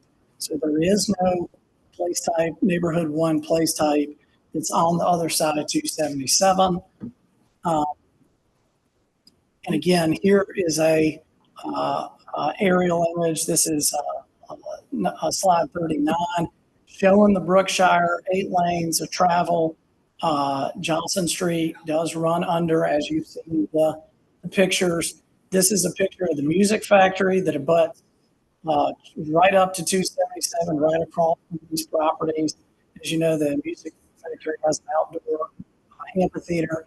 this is the building that we're looking at. So it's behind two other buildings up Johnson Street from this on the other from the residential on the other side of 277.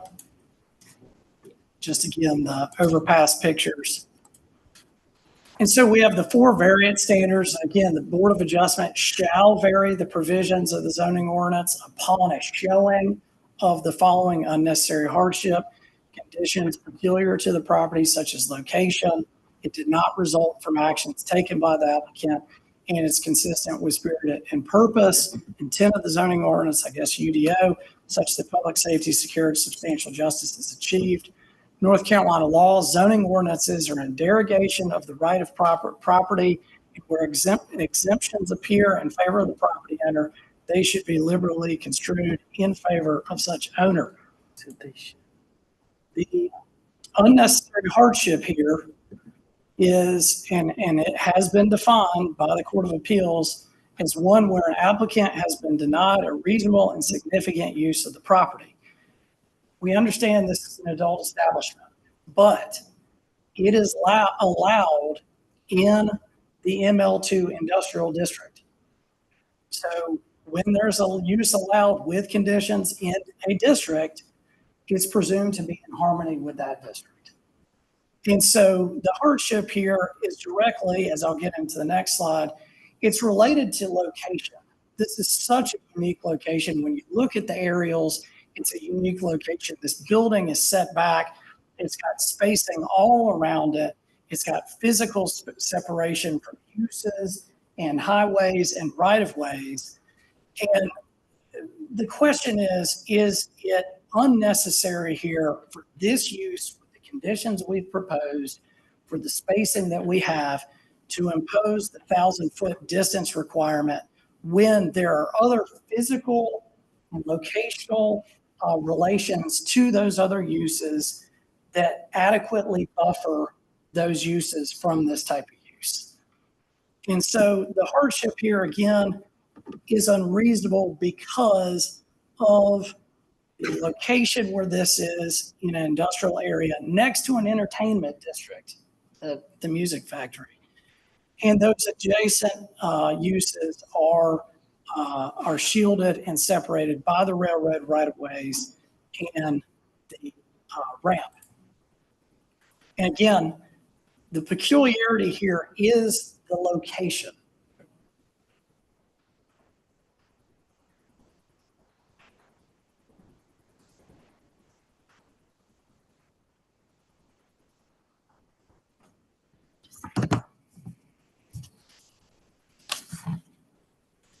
It's okay, Mr. Murray, you may continue. Okay. Madam Chairperson. Yes. May we take a 5-minute recess at this moment? I believe that Board Member Sun has a concern about whether or not she should be allowed to remain a member of this particular panel, and we want to gauge what her relationship in relation to the applicant, in relation to the property in discussion is prior to coming back. Once we understand the nature of the situation, we will come back and make that available to all members, including the applicant, in the open record, such that the board can evaluate it as well. Okay. All right, we're going to take a 10-minute break so we can settle this and have restroom facilities for anyone who needs it. So thank you, Mr. Murray. We'll pause right here for 10 minutes. Thank you.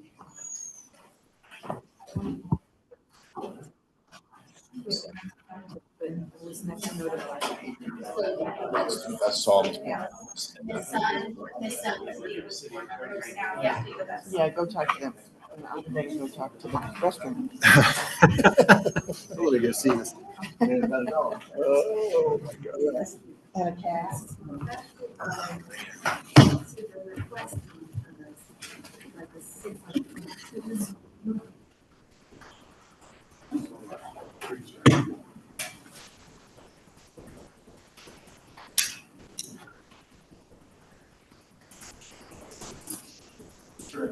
Okay, thanks.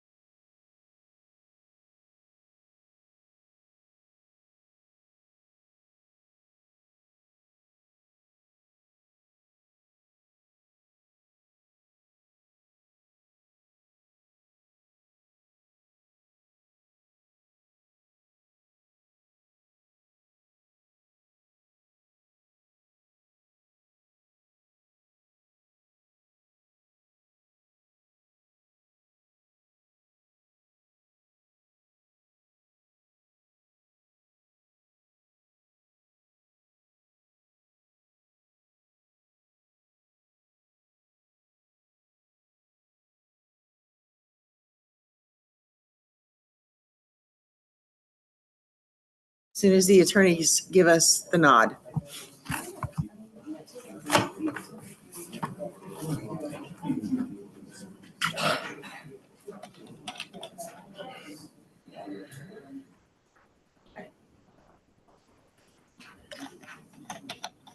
All right, we're ready to reconvene. Is there anything you need to comment on before we start? Okay, Yes. thank you. Or I believe staff needs one moment.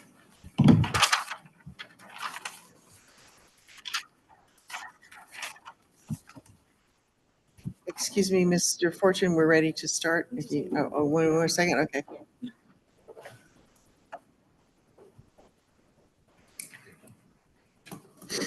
Okay. I think we're ready. Okay, thank you. We're ready now. You may proceed. Chairperson Dryden, board member Sun disclosed to myself and Attorney Sanchez Myers that she owns property not within the 300 feet area of notification, but just outside. If you look at the proposed findings that the city presented, they should be on the first page on the back side. She explained that her property is in the orange area that's identified as neighborhood 2 place type. It is, she identified that if the variance were granted, it would be within that additional, Oh, I'm so sorry. no worries. Stop. Oh, I apologize. Okay. Go ahead. It would be within the additional 73 feet that are being requested. Just to, oh, they're going to.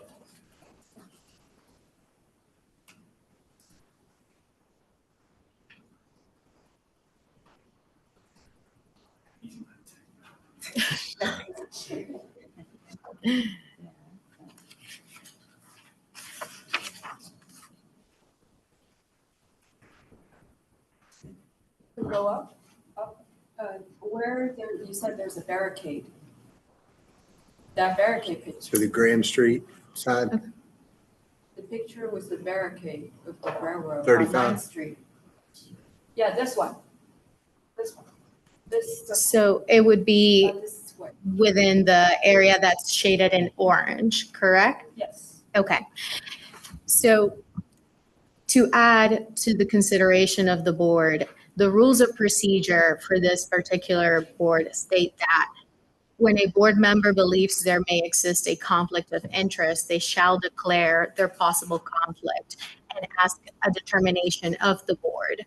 The board may ask questions as to what the potential conflict may be, as well as the applicant and the city. After giving that opportunity to do so, the board needs to make a determination as to whether or not that member may remain in the panel or would need to be excused or recused from the panel.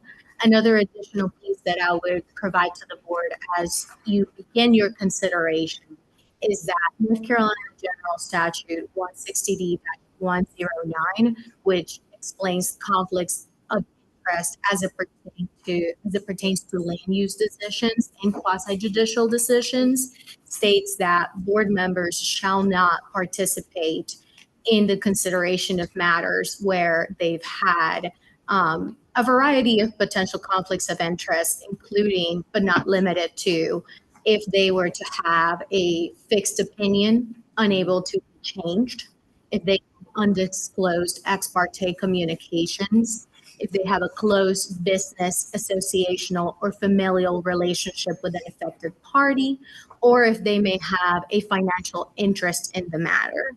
Based on the disclosures that board member Sun has made, there is a possibility that as a property owner that is significantly close to an area that is the subject to this variance requirement, she could be a party withstanding to challenge a decision one way or another, and could be an individual who may have a financial interest in the matter. As I mentioned before, this would be a determination for the board to make after the opportunity for questioning, as well as the opportunity for either the city or the applicant to lodge any objections, and then ultimately make a determination. Okay. All right. Ms. Sun, would you like to show it, so you own property in this section, correct? Yes, I do. All right, board, do you have questions or comments? I would say, do we have a alternate here that's heard this whole thing? My understanding is Mr. Young, what is our alternate for today, but I am not sure if he was here throughout the entirety of the case, such that he could step in at this particular moment, but he could potentially step in the future if the case were to be continued for any reason. I would request to know if the applicant go forward with 4 people instead of 5 on the panel.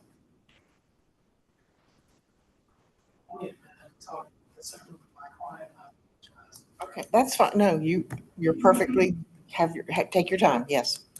And Mr. Murray, do you have any questions for board member Sun at this time, or do you just would like to take a minute to? She confirmed that she's shown in the parking lot. This is select 5, that she owns property down the parcel that's identified for seeking variance form. Is that correct? I Yes. just realized that. So I need a recess. Okay. All right, we'll pause for about 5 minutes. We'll give Mr. Murray a chance to speak to his client. Chairperson Dryden. Yes. In this recess, the board could, or to give the opportunity to Mr. Murray to speak with his client, the board could consider the minutes at this time, since unless there is any objections from staff to the consideration of the minutes throughout this moment. Nope, perfect. Thank you. Wonderful suggestion. All right, board members, if you got copies of the minutes, if you would take a look at those, we will look at the September minutes first. That have been delayed for a couple of months.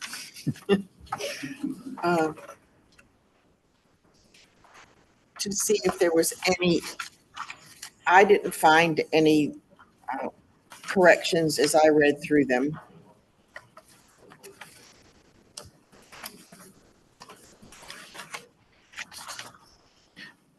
Court moved to approve minutes from September 26, 2023. Thank you, Mr. Court. Do I hear a second? Sounds second.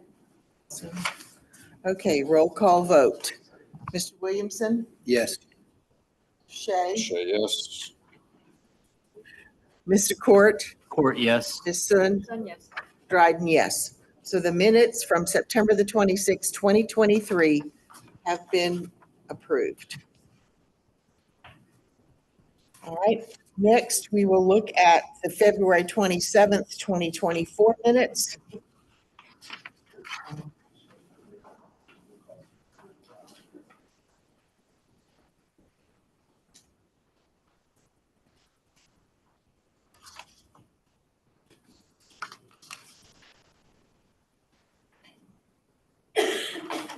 Court moved to approve minutes from February 27th, 2024. Do I hear a second? Take your time, look through them. Williamson, second. Mr. Williamson seconds. We'll now do a roll call vote. Mr. Court, Court, yes. Ms. Sun, Yes. Mr. Williamson, Yes. Mr. Shea, Say yes. Dryden, yes. So the minutes from February the 27th, 2024 are approved. Thank you, board.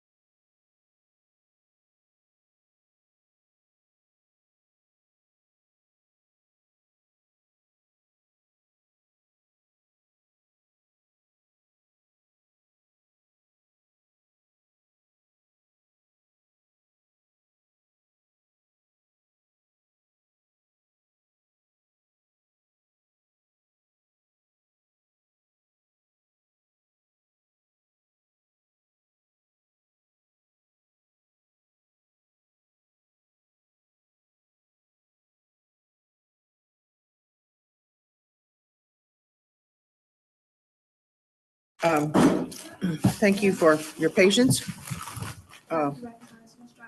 Yes, you may. The chair recognizes Therese Hegler Gray. Thank you. So during, Ms. Hegler, could you turn on your microphone? No, no worries. Thank you. The staff, on behalf of the staff, I'd just like to say that they were not aware that the applicant was going to offer the proper conditions for approval that are appearing in I guess, proposed decision granting the variance. And that is number one, that only the rear building fronting Johnson Street may be used for the adult use establishment as they established in their presentation. And also number two, no signage on the property identifying the adult use establishment shall face the Johnson Street right of way north of North Carolina Music Factory Boulevard. And in addition, because of this unexpected break that we took due to the conflict, the applicant also offered a third condition to the zoning administrator that if Mr. Murray is available, he could read that for you. We would provide enhanced screening and landscaping to the west of the adult use building along Johnson Street and 9th Street and along the railroad right-of-way to the south. The screening will be a combination of trees and shrubs a minimum of 4 and 5 feet high, and trees a minimum of 7 feet high. We're going to do higher, but a minimum. And the idea behind all of this is, and the intention is this to be inconspicuous, that it's not bright and loud and in everybody's face. And I don't know where the aerial is, but the screening would be kind of in this area to further provide more buffer to these. When the parking lot's paved, there's going to be certain requirements that trigger tree plantings anyway in the parking lot for further screening. But it is true, we came up with those conditions and staff had not had a chance to marinate on those until today. And so those are 3 of the conditions that we put forward to support this variance. And so I'll let the zoning administrator respond, because I think that based on those conditions, their recommendation about how they feel about the variance has changed. Okay. Thank you. Yes, so with those 3, with 2 conditions and then the additional with the landscape and screening, I believe staff and the city, we can support that request for the variance for this use. All right, and we get to the variance writing and the finding back in the conditions of law. Yes, ma'am. The first 2 are already on Mr. Murray's proposed findings, and then we have a written copy of what he's proposed as number 3 that we can make part of the record. So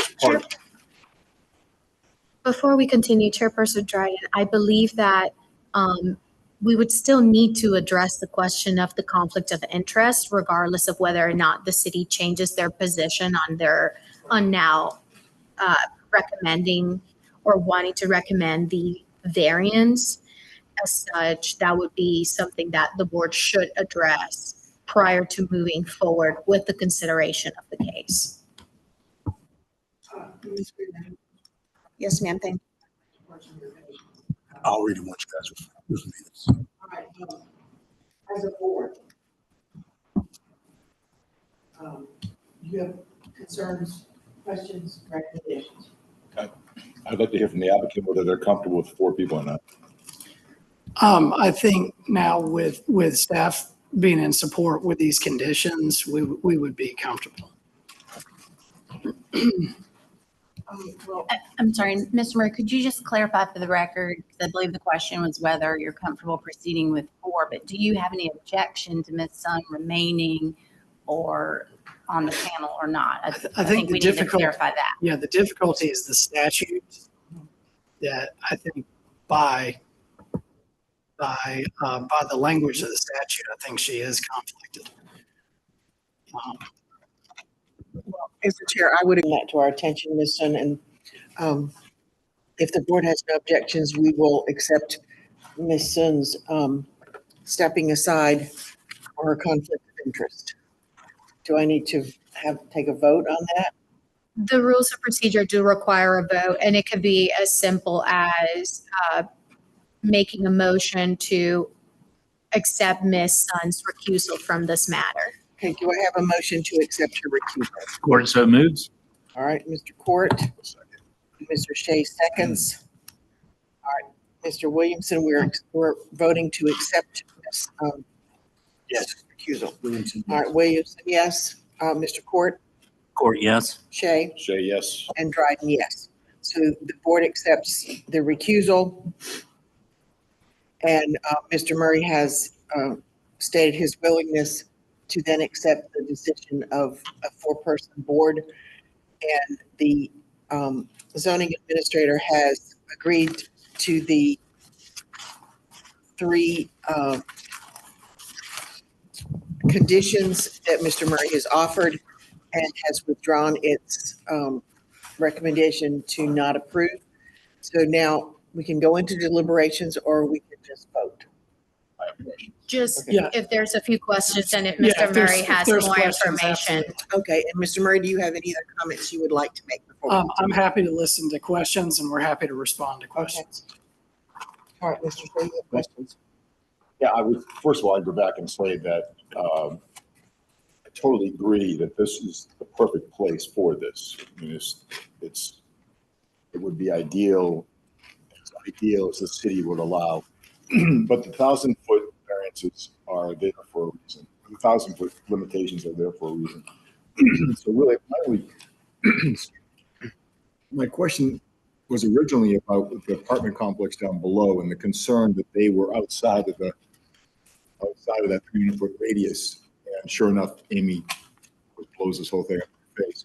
So now I'm actually quite interested about what is the name of the neighborhood across 277? Yeah, it's right there. What is that? Green? That's the Greenville neighborhood, sorry. Greenville neighborhood. And I'm under the impression that that's changing fairly rapidly, like everything around downtown. And it eventually will go upscale. Fair. We don't have the building permits for the neighborhood, so we I'm have not no trying to get idea. some- I guess what I'm getting at is there going to be a conflict in the future if something like that were to happen? Because they are within 1,000 feet. The zoning ordinance actually says that if the use is there and the neighborhood changes around it, it does not change the conformity of the use. Yeah, understood. So if it does change, then the use is still allowed under the zoning ordinance. I totally understand. I guess what I'm getting at is if it happened last Saturday and all of a sudden those houses were worth $1 million, you're here today, would people be concerned about what's going on here? That's really what I'm trying to get to. And I understand, if I understand correctly, the view from the two corridors that lead into this property is through those tunnels. Is that correct? Right. That's the only view Right. is that portal. And from the conditions you guys have put on the table is there's no signage. No sign. That's it. And we're using the same building. So the building, we're not tearing down the building and doing something new. So we're using the same building. The intention here is adaptive reuse. So it's an industrial site. I applaud it. I applaud it. I mean, it's an ideal place for it. But to solve this point, that 1,000-foot is there for a reason. I just want to get comfortable with it. And I think the condition 2 that you put in there, I think will help with it. So I'm good at that. Any other questions or comments from the board? All right, Mr. I have one question. Okay, good. I know that there's a lot of traffic that flows out the back of the music factory. So if you took a left out of the site and went around, you sort of swing through the Greenville neighborhood, and then you can take Johnson Road through the neighborhood, whatever closing time is, 2 in the morning. Now, granted, the main flow of traffic would be up Music Factory to Graham Street, right? Is there a way to do kind of a ride out only to prevent people when they leave at whatever time from going through the neighborhood to reduce the traffic and the noise for that neighborhood? So the city during plan review will obviously decide, what our entrance is. And then, some of that's going to deal with safety, circulation, things like that too. I don't know how, Johnson Street is a public street, so there's we don't really have a say over that. So if this was 1,000 feet outside of Dilworth, we'd be having this conversation, there'd be people lined up out the door. And so my only hesitance is, so with Kevin, I mean, if there were any better place in our county, this is it. But there's always, I can remember that 1,000-foot rule has been in effect for adult establishments since what, 1985 or something like that. And so that's a very deliberate number. Well, and that's why we're here, because the problem is there's not really anywhere else. And that is a reality of this use, is if 277 wasn't there and if the railroad wasn't there, we wouldn't be standing in front of you. Those are the locational impacts in this site that create buffering and allow it to be inconspicuous. And the idea is that it is away. It's not immediately adjacent to those uses. And I've been back on Johnson Street at night, and inconspicuous is not a thing that you want back there. You want to be as conspicuous as possible if you're walking up Music Factory. Right, but we're changing that area. I mean, this site's going to be substantially improved. Yeah. I feel for the people in Greenville just because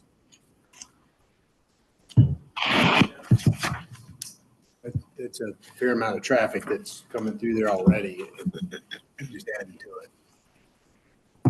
Well, we've researched this for a while. We've had experts look at this. We've looked to see what kind of impacts there can be in the area. And what we found is that, traffic on Johnson Street is very minor. And that, the 277 bridge is the negative impact. I mean, that is the driving along with ADM. Those are the two influences. So if you have questions about that, we actually had a traffic engineer look at it. We actually had an appraiser look at it. Those issues are not issues that we have to prove here, but we know from having our experts look at it, they did not create a diminution in value to those properties. And it did not, and there's not a substantial amount of traffic using Johnson Street. And so, it is a relic of when 277 was planted in the middle to run through there. And so Johnson Street still exists. It's an NCDOT road, and it's not lined, and there's no sidewalks. So it's not inviting people to come that direction. Is there going to be a light rail stop over here anywhere? Coming down from, that spur that goes up North Graham is closed right now, but is that part of the red line coming down? Or the silver line going east?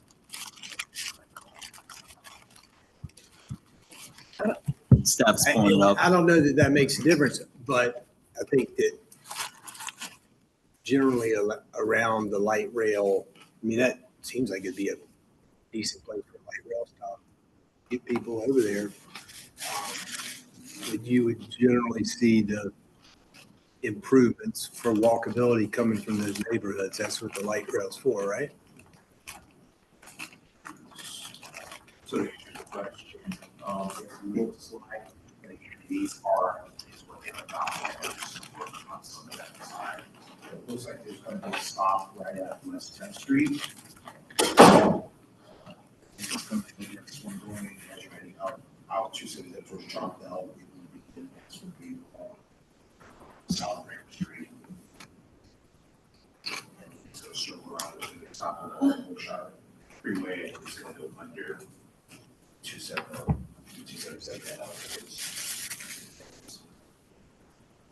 Central Avenue.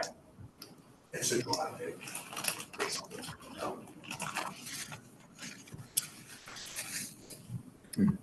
I think those are interesting conversations, but I don't know that it affects the decision we need to make today or what there's going to be there in the future. I don't think we can presuppose that. So, Mr. Court, did you have a question? Well, I was going to try to speak to the purpose and intent and the impact on property values and the nature of the street here. I think that the purpose and the intent of the ordinance of the 1,000-foot rule, the mitigating factors of the barriers kind of opens the door to me for allowing a variance to that full 1,000 feet. I think that that is a consideration in its purpose and intent, and the pedestrian traffic being limited in that area. So I think the effective use of this property and the increased activity of this property and the increased presence of commerce and people on this property will be an improvement to this entire area. I think the worst thing that can happen to a neighborhood is to have a less used area that attracts crime or vagrancy or they already have a vagrancy problem in this area. So I think that there's plenty. I think that this variance to the 1,000-foot rule, it's I think in practice it's not particularly large variance. I think it still meets the purpose and intent.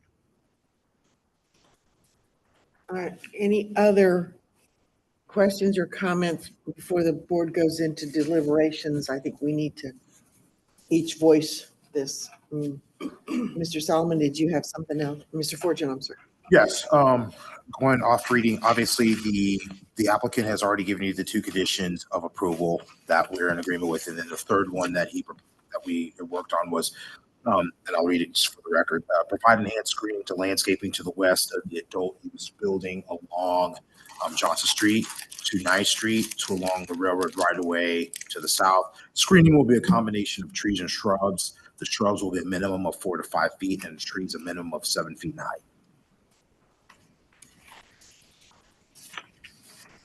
And that's all I have. Thank you.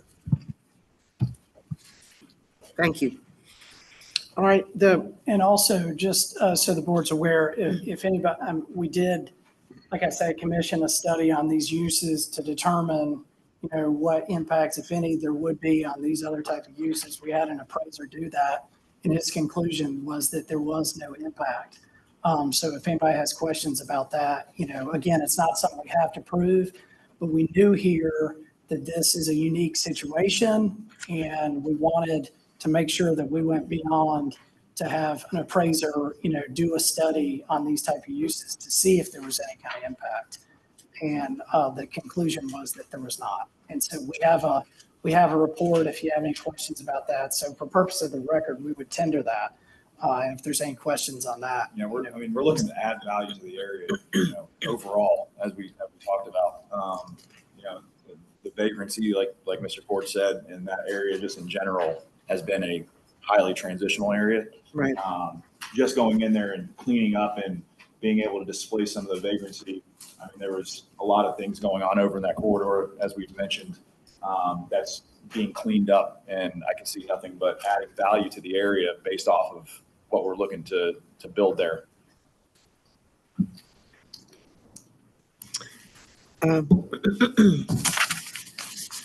Thank you, sir.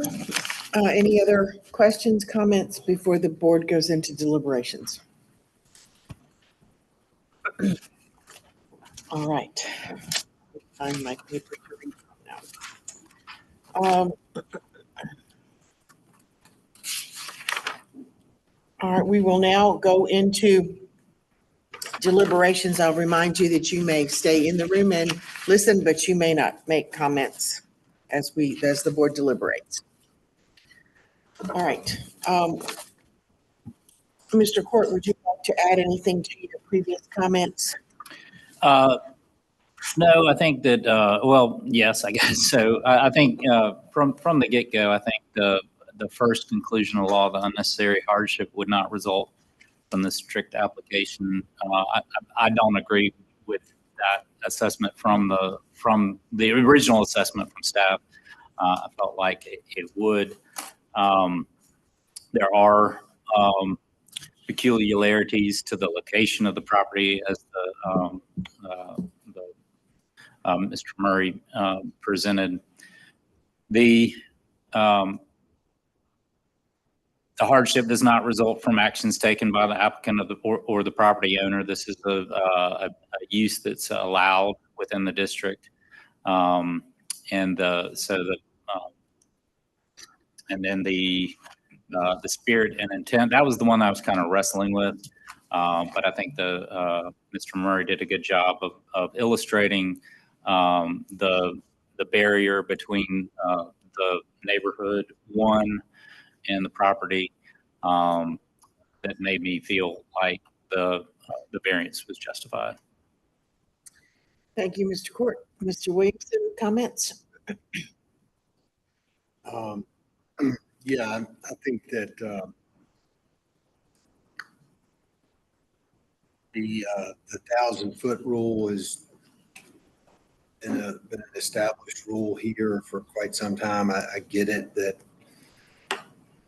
this is if there were ever going to be a place for it to give a variance for that rule, it would be here, given the entertainment district that's down there now. I do not think that the 277 is a barrier just because there's a tunnel that flows right through to the neighborhood, even though it's easier to get under 277 than it is to cross Providence Road. So I don't really think that's a barrier per se. I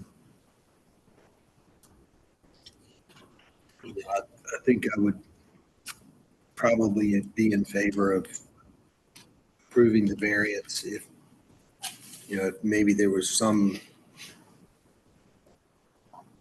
condition that there always be a restaurant or food component with the adult establishment, so it just doesn't become a bar, nightclub kind of. I don't know if that's possible or not, but I think if we can keep it classy over there, right? I mean, and have that in perpetuity, then that would make me more comfortable. Thank you, Mr. Williamson. Mr. Shea. Mike Hamilton and Marshall. I agree with them. This board has approved exceptions to setback requirements, not setback requirements, but issues like this. But we did a billboard on Route 85, which did not meet some of those requirements, but it was clearly commercial or industrial area, and it made sense for it. And I think we're in the exact same boat here. This is kind of the ideal place for an establishment. To Marshall's point, I think it's going to be, they're going to have to keep it upscale, I think, anyways, to be uptown and to survive. It's not like it's not a bad part of town.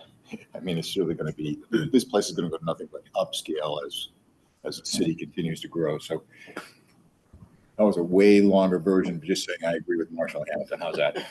Thank you, Mr. Shea.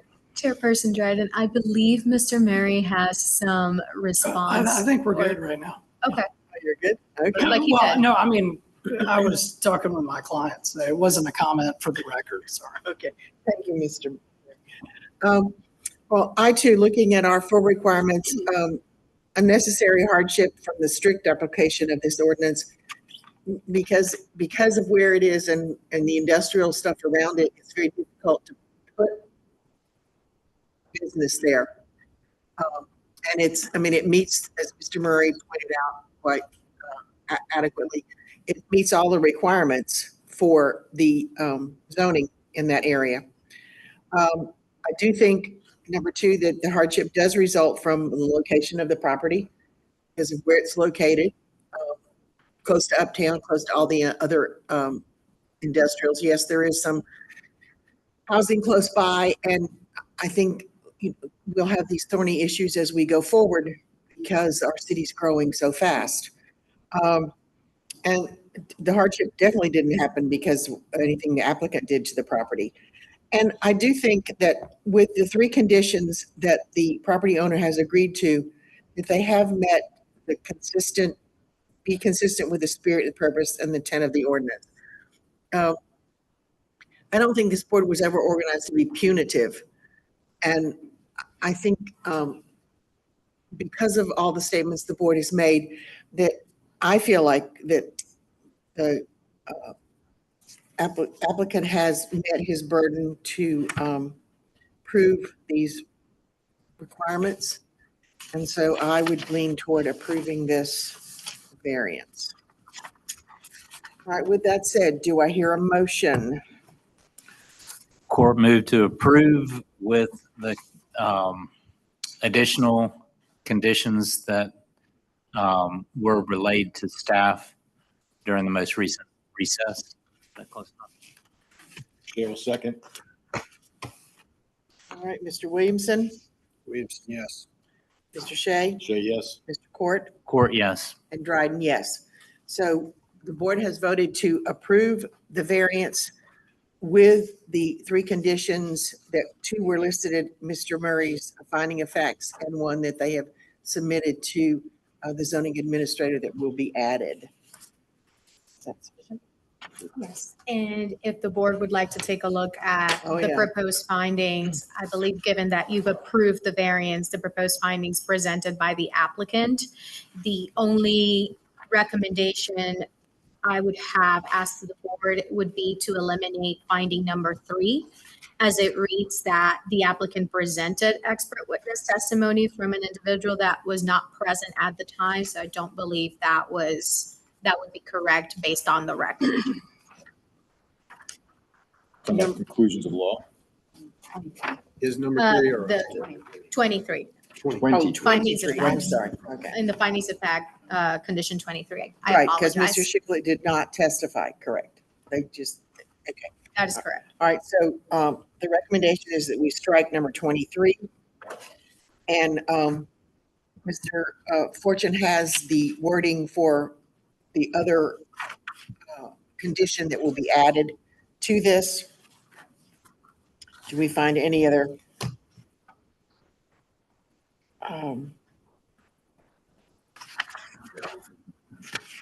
He read it before. Yes, he's already read it. It's already been submitted. Okay. All right. So do I have a motion to approve the finding of facts and conditions of law as Mr. Murray's proposal with the addition of the third condition? Do I hear a motion? So motion. Okay, Mr. Shea, do I hear a second? Williamson, second. Okay. All right, so we've had a first and a second. All right, Mr. Court, Court, yes. Mr. Williamson, Williamson, yes. Mr. Shea, Chair, yes. Dryden, yes. So the finding of facts and conditions of law are approved as amended.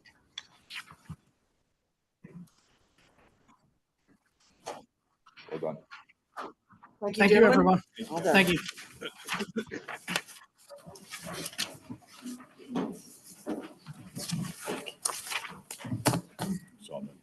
All done. Oh, so-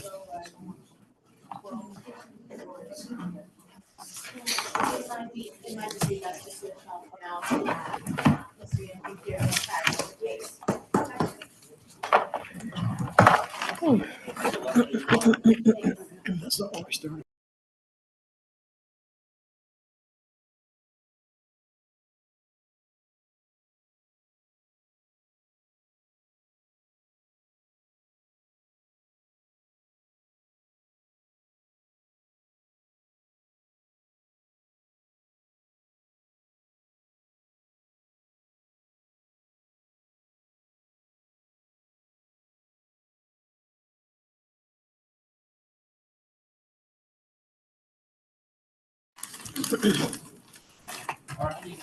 All right, Ms. Sun is leaving us for a prior engagement, and Mr. Young will be joining us to hear this case. All right, the next case is variance number 2024-00012 for property located at 608 East 15th Street.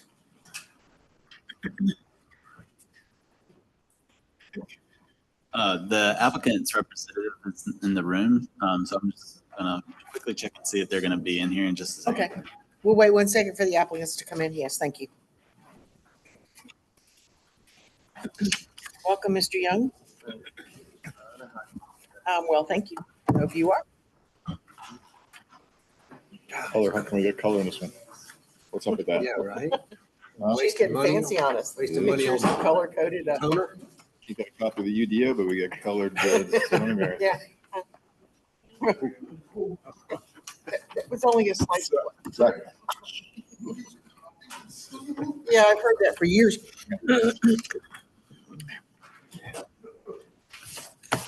It's too heavy for you to carry. I'm sure, yeah. Hey, I knew it was a logical. It's thinking of my back all the time. All right, okay.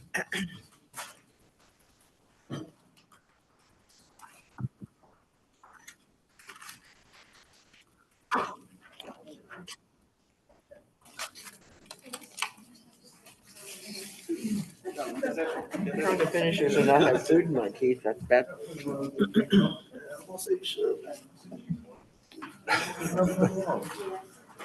Okay.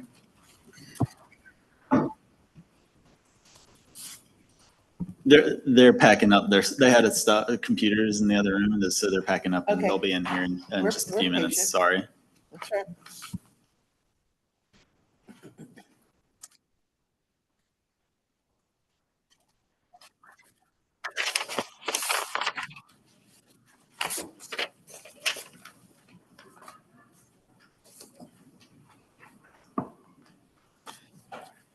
This one. This one. Okay, all right.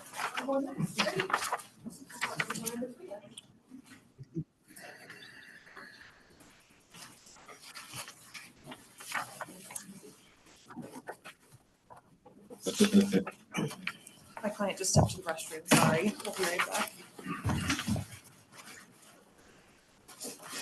Okay, here we go. I found it.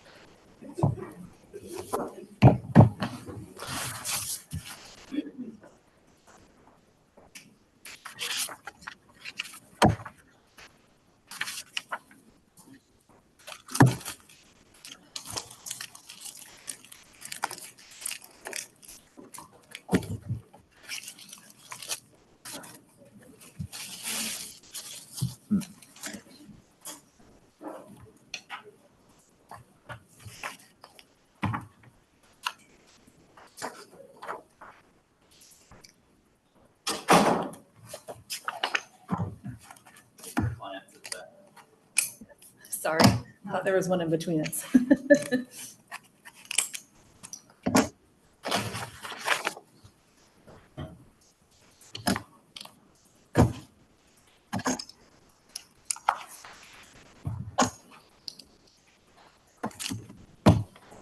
Okay,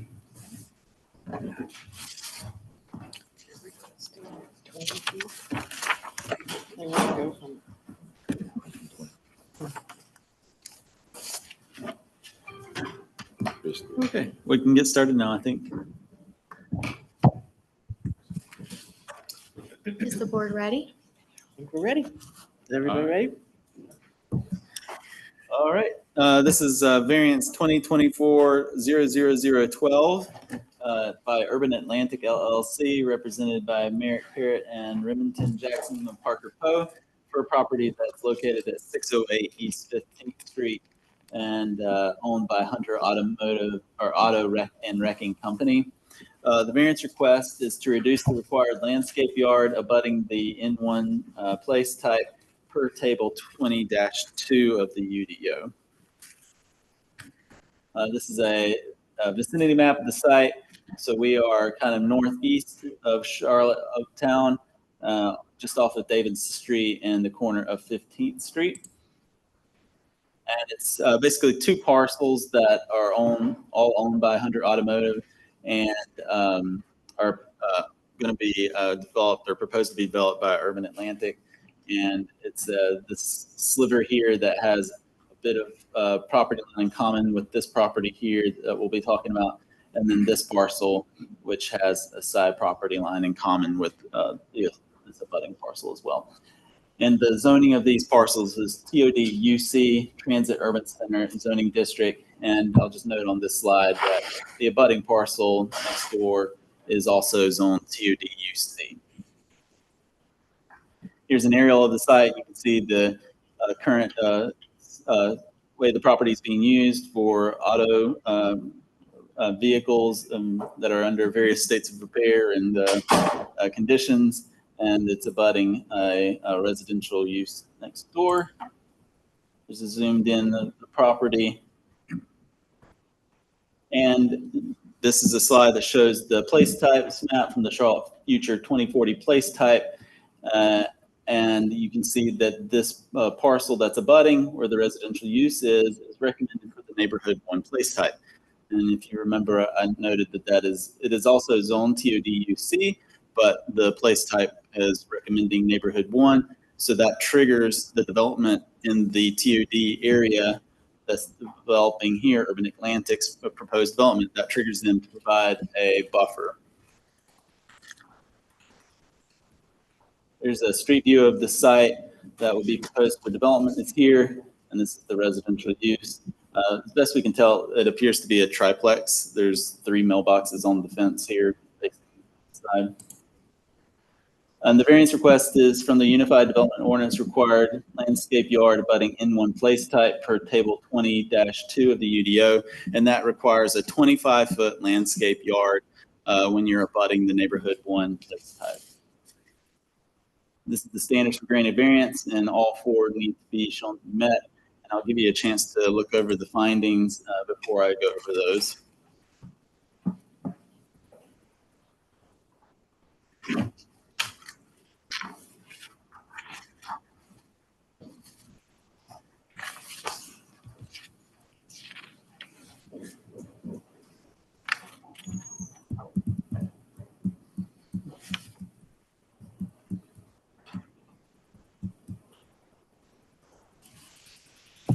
What's the proposed use for the new site? What do they want to build? It would be proposed to be a multi-dwelling development. So in other words, townhomes is the common term, but the UDO doesn't define townhomes, but we consider them to be multi-dwelling developments. Okay. Thank you. You may continue. All right. So the staff's findings are that the hardship is not a result of the strict application of the ordinance, since there are other options for development layout that could accommodate the required landscape yard. Hardship does not result from conditions that are peculiar to the property. And while there is a stream that runs through the larger development project, it does not extend along the property line that's in common with the residential use where the variance is requested. The hardship would result in actions that are taken by the applicant by proposing a site design that does not meet the requirements of the UDO. And a 25-foot wide landscape yard could be provided with a different site design. And the requested variance is not consistent with the spirit and purpose and intent of the ordinance. That should read UDO on the slide. In the findings document, it does read UDO. The requested variance is not consistent in that public safety and substantial justice is achieved. Granting the variance would not provide a landscape yard sufficient to screen the developing use from that abutting residential use in the neighborhood one place type. And granting the proposed variance could set a precedent for other properties with similar conditions. And this is the slide showing the sign on the property. I'll note that as far as I'm aware, there's not anyone here to sign up and speak in opposition of this petition. It's on the recommendation agenda just because staff was not recommending approval. Thank you. So, Questions, board, staff? Okay, so I'm not sure if you're purposely keeping us in the dark here, but is there someone going to show us a layout of what? That would probably be included in the applicant's presentation. So they're here to speak in favor of their case. Go back to Which one? the findings. No, wrong way, sorry.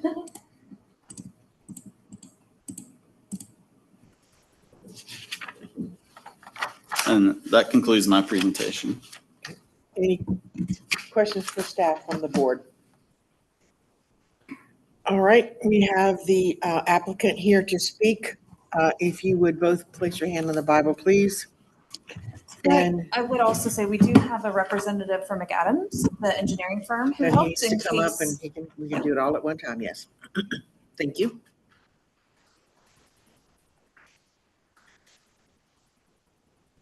And do you each solemnly swear or affirm that the evidence you shall give to the board in this action shall be the truth, the whole truth, and nothing but the truth?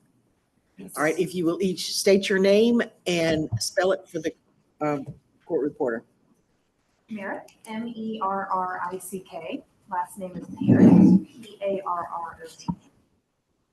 And I'm Caroline Kenny, which is CarolineKenney.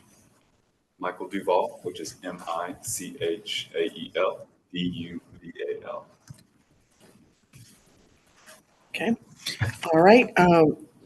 Miss Parrott, you're going to speak first, okay? Yes, ma'am. Go ahead. You said. So this goes forward, this goes back. Yeah, it goes forward and back. Okay. Whoop. There we go. Okay.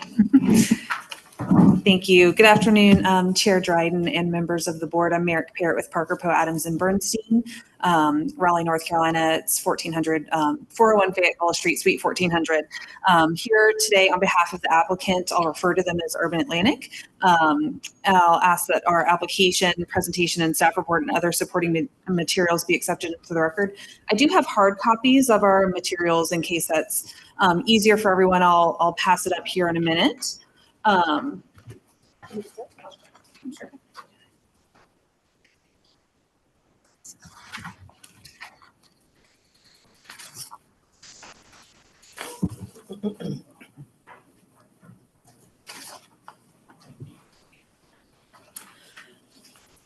As staff said, we are here today seeking a variance from the 25-foot wide Class B landscape buffer requirement related to a proposed townhouse development located near the corner of East 15th Street and North Davidson Street. We will have in our presentation an aerial of what the proposed use would look like. A variance is only from the buffer requirement is only needed along two short parcel lines of the overall development, as we'll describe in our presentation. Urban Atlantic began development of the townhouse project in February of 2023 under the city's prior zoning ordinance, which did not require a buffer along these property lines. In December 2023, Urban Atlantic submitted a land development construction plan for the project. During review of the LDC application, zoning staff noted the requirement under the new UDO that became effective in June 2023 for a Class B landscape yard where the project abutted parcels identified as in one place type in the future land use map. After discussion with staff and the project's engineers, it was determined that a variance would be needed along these two small parcel lines abutting one parcel identified on the future land use map as the N1 place type. As the board will see during our presentation, there are numerous justifications for approval of the variance request. We have been sworn in. Caroline Kenny with Urban Atlantic will now run through our presentation. We also have Michael Duvall, again, a member of the engineering team with McAdams, who's here in case there are any specific engineering questions. I'll turn it over to Caroline. Good afternoon, Chair Dryden and the rest of the board. Thank you so much for hearing our variance application here today. There we go. So this is the context slide that you asked about, and what you can see is our development is the building that says proposed 336 multifamily units to be built, owned, and operated together with a total of 58 townhomes. You can see we're bounded by 15th, Belmont, and on either side of North Davidson. And I should have actually given a little background about myself, actually. I hold a master's in urban planning and policy from the University of Illinois, a bachelor's in political philosophy from Wheaton College, also in Illinois, and I have been with Urban Atlantic since 2006. I'm our managing director of public-private ventures, so I work on both public-private side of the shop and also private developments like this one. I've had the opportunity to work in a number of jurisdictions since 2006 and are really excited about bringing this development to Charlotte, which is why I skipped right to the slide. So we're really excited because I'm sure you all know this submarket pretty well. This development really sort of fills the proverbial hole in the donut in Optimist Park, bringing activated, densified, more housing, walkable urban development right in Optimist Park in walking distance to the Blue Line. This slide really sort of helps you see the hole in the donut that is there today. So the existing site is a car wrecking lot. And so we will be replacing the entire wrecking lot with, again, the apartment building and the townhomes that will be owned and managed together. We're also really excited about bringing a traditional apartment building with the townhomes because it offers more housing options for people who want to live in Optimist, who want to rent. The townhomes will be 3-bedroom, 3-bathrooms. They really offer another living option here in Optimist Park. I think one other important thing here is through our development, we will be remediating the brownfield that exists at the car wrecking lot today. We executed our purchase and sale agreement for this property in February of 2023. This is after a couple of years prior, the owners of the wrecking lot have been trying to sell the property. The prior purchaser was not able ultimately to take down the land. And so again, we entered into our purchase and sale agreement for the entire thing in February of 2023.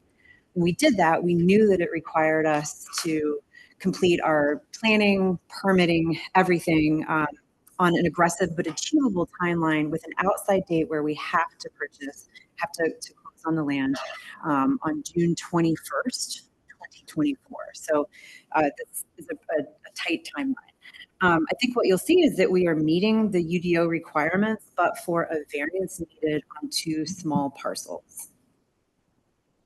So as Merrick already noted, we are seeking a variance from the 25-foot Class B buffer required between 2 parcels being used for the townhome portion of the project and 1 adjacent parcel. I'll go into more detail in those.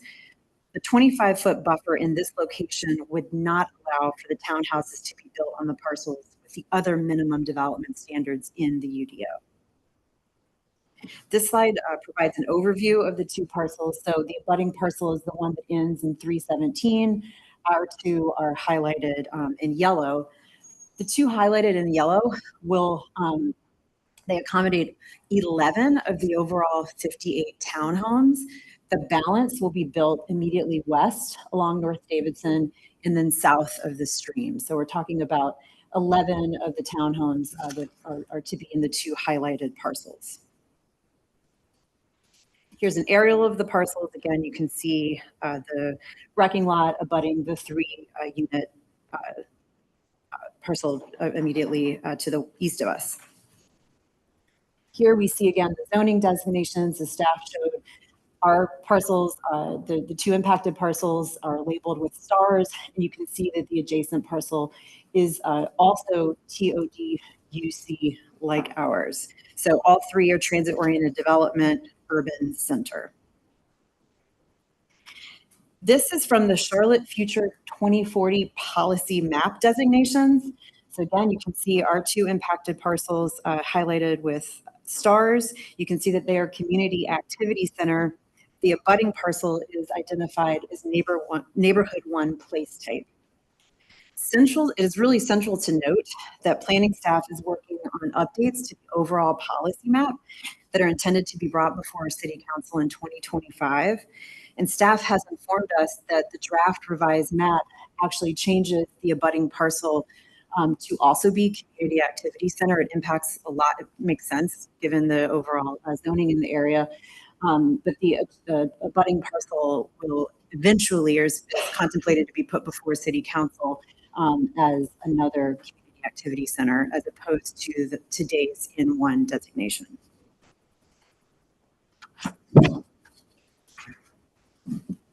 So to get a little more specific, the variances we are seeking all relate to the landscape buffer requirements found in table 20-2 and 20-3.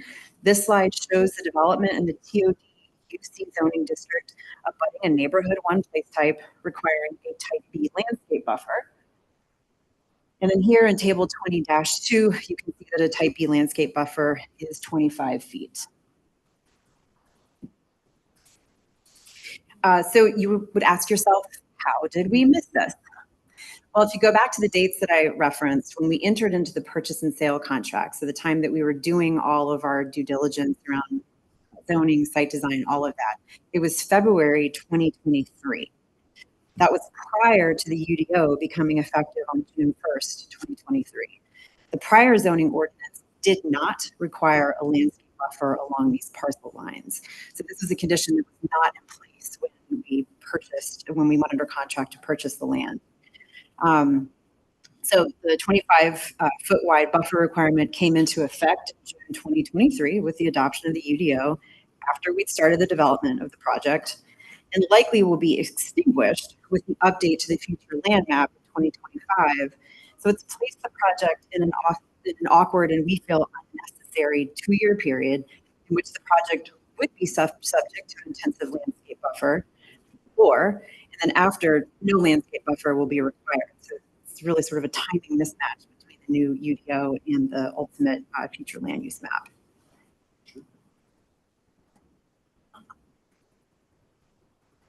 Okay, so now we've got a couple of slides that will show. Does your printed one? Oh, yes, sir. In the dates you just mentioned, started conversations with the zoning board or with the zoning staff about what this development was? We did. Before the UDO went Before the into place? UDO, we did. You did. And at any point did that zoning staff member or members tell you that if you miss the deadline for the UDO, you're going to have to meet the UDO requirements? Did you ever have that conversation? I am sure we did, because we knew that the UDO was coming. So I was not in those direct conversations, but I knew that the new UDO was coming. Thank you. Does the printed package have this slide? Because it's helpful for you to reference. Let's see, it would be slide 12. Does it have an actual site plan there? Yes. Okay, great. What you will see, in fact, I'll just use it to highlight. Okay. So what you see in your printed package is, in fact, the 2 impacted parcels. So what we'll refer to as property 1 is here to the north, property 2 is here to the south.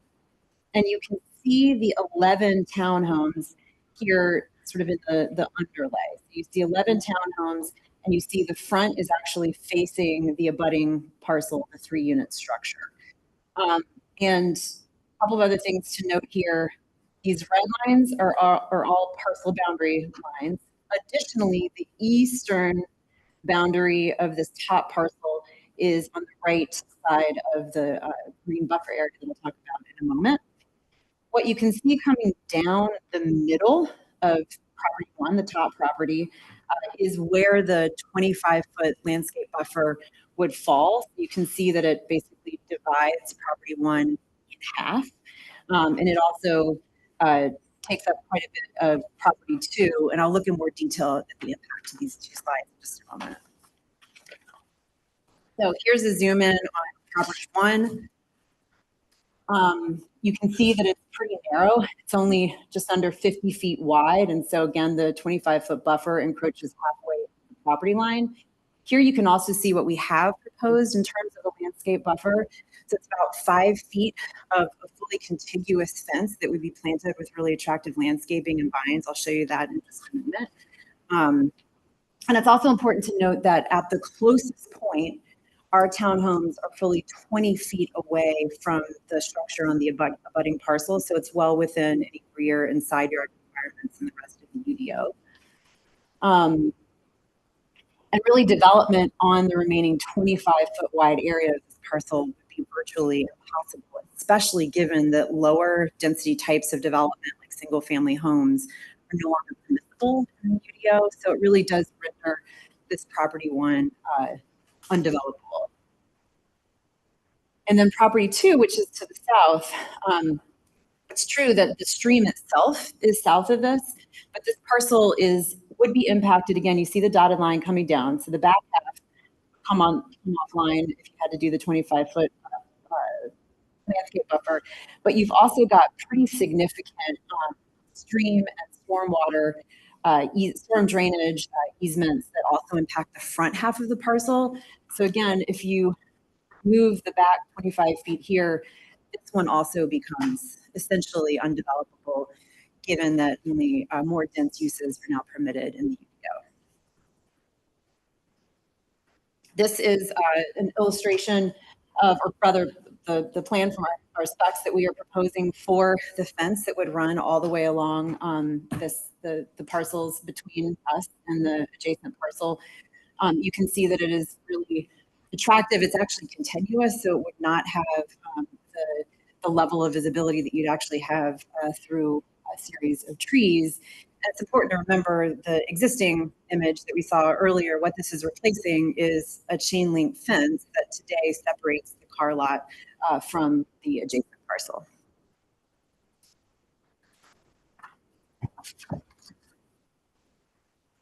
So now we'll address the city's 4 findings of fact. I'm going to read them relatively quickly. It's important to have them on the record, but please pause me if you want me to slow down. The number 1, unnecessary hardship would result from the strict application of the ordinance. It shall not be necessary to demonstrate that in the absence of the variance, no reasonable use can be made of the property. Actually, I'll turn here so that I'm facing the mic.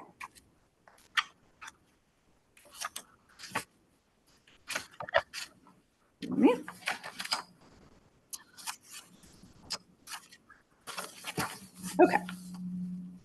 So the unnecessary hardship results specifically from UDO Table 22 and Table 23, which imposes a 25-foot wide Class B buffer on the property based on the abutting parcel policy map designation.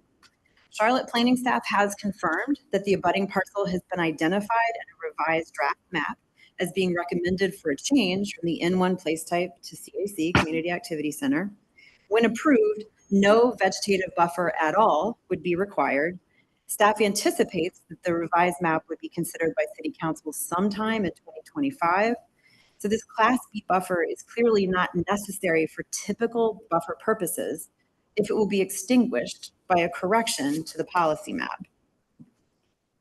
Further, we, the applicant, began development of the project prior to the UDO becoming effective on June 1st, 2023. The ordinance in place at the time the applicant executed contracts and made commitments for the townhouse development did not require any buffering, whereas now it requires a 25-foot wide buffer. Once the policy map is corrected in 2025, there will be no buffer requirements. As such, the shift from the zoning ordinance to the UDO in June 2023 and the wait for the policy map correction in 2025 has placed the project in an awkward and unnecessary 2-year period in which the project will be subject to an intensive 20-foot wide buffer. The clear history and future intent of the city is that no buffering should be required between the property and the abutting parcel. So requiring a 25-foot wide buffer now is an unnecessary hardship. By abutting an N1 place type against a 55-foot lot, property 1, and a lot with the environmental features impacting the front half of the lot, property 2, within a transit-oriented development zone, this policy map has rendered the property effectively undevelopable for any use permitted within the TOD zone. Less intensive uses that may be able to squeeze into the remaining developable area of the property, such as single-family homes, duplexes, triplexes, and quadruplexes, are prohibited uses in the TOD UC zoning district. Although the vegetative buffer requirement is likely going to be eliminated in 2025, the applicant will still provide a fence with climbing vines along the parcel line.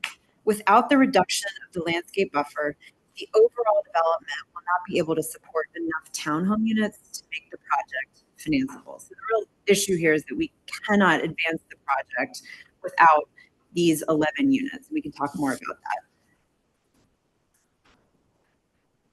So variance finding of fact number 2, I will not reread this because staff, unless you'd like me to, staff read it earlier, I could go to our arguments. Would that be preferred? Okay. We should read it? Okay, thank you.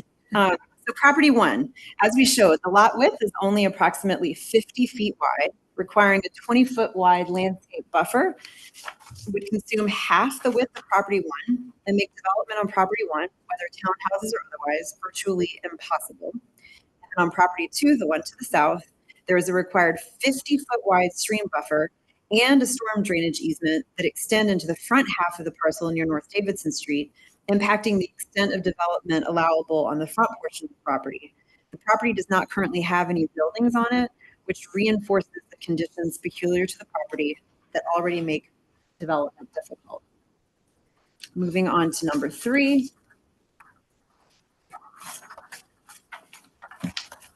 The hardship did not result from actions that we took. The property 1 has been this narrow.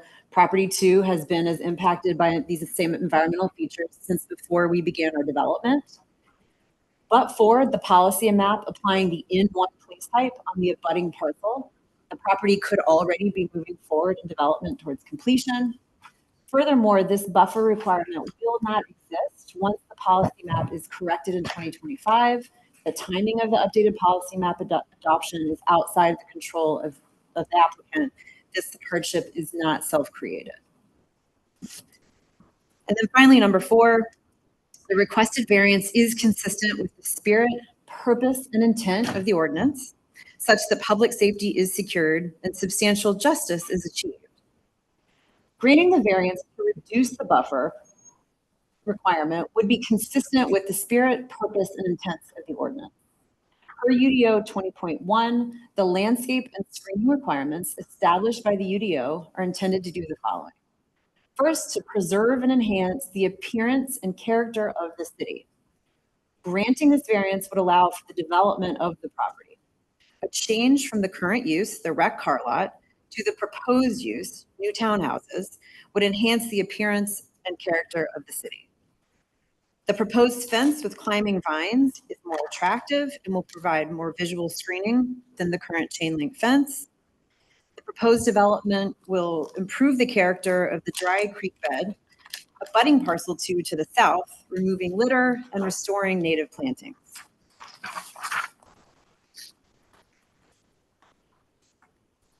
Another is to increase the compatibility of adjacent uses and minimize the potential negative impacts to neighboring uses. The abutting parcel has a triplex on it. Granting the variance, which will allow for the development of townhouses, would actually increase compatibility within the abutting parcel to the current use, the wrecked car lot. Townhouses would decrease current negative impacts to neighboring uses by removing an unsightly wrecked car use. It's also important, as I mentioned before, the property is a registered brownfield site. As part of the townhouse redevelopment, we would clean up the property and therefore minimize potential negative impacts to neighbors. Without the variance, the brownfield site will remain as is. C, there's an intent to create transitional areas between the uses or zoning districts of different intensities. The property and abutting parcel are all zoned TOD-UC, and the property will contain townhouses. Again, the abutting parcel contains a triplex, much more similar intensity of use than the current wrecked car lot. There's also the intent in the UDO to promote more housing availability throughout Charlotte. The townhouses that could be developed if the buffer width variance is granted would not pose any safety concerns and would maintain consistency with the streetscape and other homes along the block. The proposed townhomes would actually enhance public safety by bringing lighting and eyes on the street to these parcels. In addition to the variance being consistent with the spirit, purpose, and intent of the UDO, it's consistent with the future 2040 plan. Goal 4 in the future 2040 plan relates to transit and trail-oriented development. This goal states that Charlotte will promote moderate to high-density, compact, mixed-use urban development along high-performance transit lines and near separated shared-use paths or trails. Objectives to reach that goal include approach minimum build-out under the TOD zoning for development within a 10-minute walk or bike trip of trail access points and high-performance transit stations. Additionally, increase the number of moderate to high-intensity development along regional trail, transit, and trail routes. Requiring the 25-foot wide buffer and eliminating these 11 townhouses would be directly contrary to the goal of approaching maximum build-out under the TOD zoning district and increasing the number of moderate to high-intensity developments. Lastly, Goal 2 in the future 2040 plan relates to neighborhood diversity and inclusion. The goal states that Charlotte will strive for all neighborhoods to have a diversity of housing options by increasing the presence of middle density housing, such as duplexes, triplexes, fourplexes, townhomes, accessory dwelling units, and other small lot housing types, and ensuring land use regulations allow for flexibility in creating housing within neighborhoods. Objectives and policies to reach that goal include increasing the number of middle density housing options in transition areas between low intensity neighborhoods and higher intensity place types.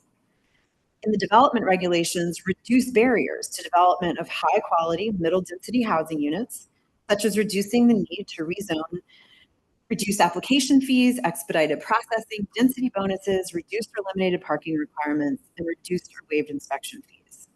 Requiring a 25-foot wide buffer in a TOD zoning district is a barrier to development of new high-quality middle-density housing units.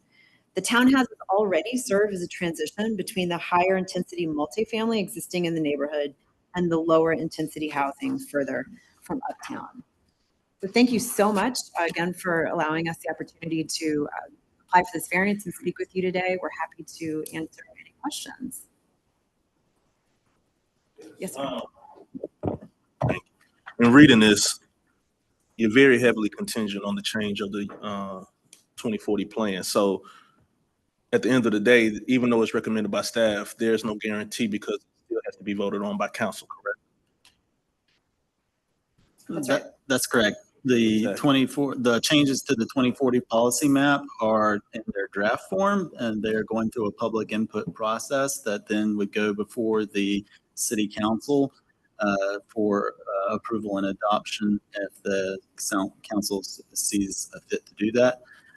And as the applicant has stated, the current timeline for that is 2025. All right, so it's contingent.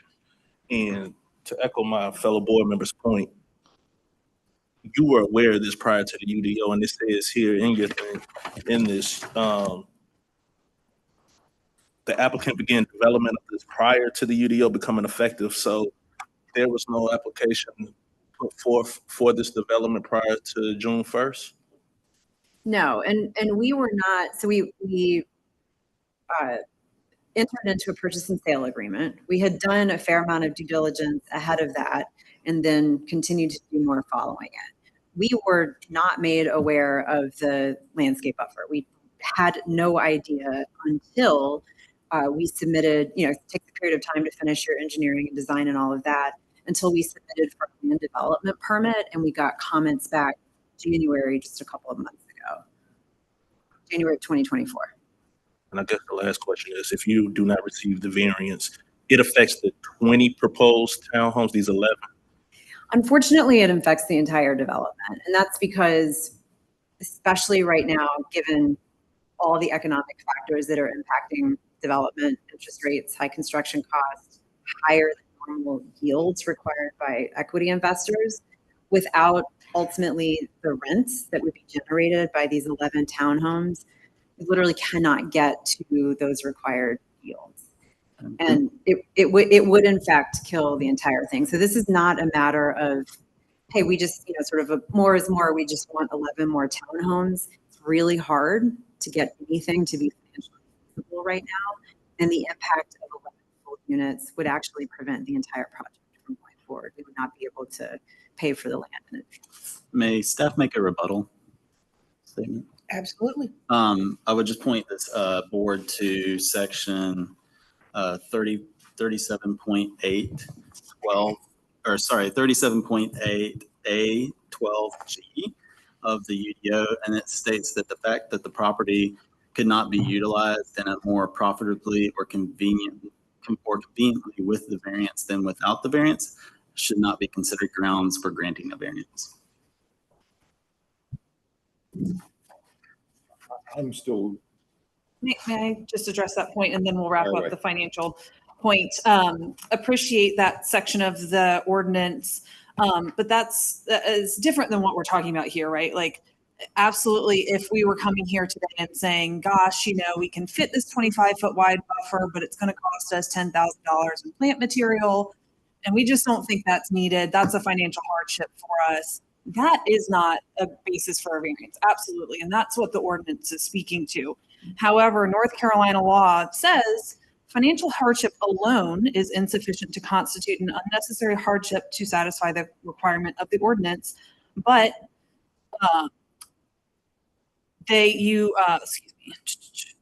authorities generally agree that financial loss standing alone cannot establish an extraordinary or exceptional situation or hardship approaching confiscation sufficient to justify the granting of a variance or zoning regulations, but it is a factor or an element to be taken into consideration and should not be ignored.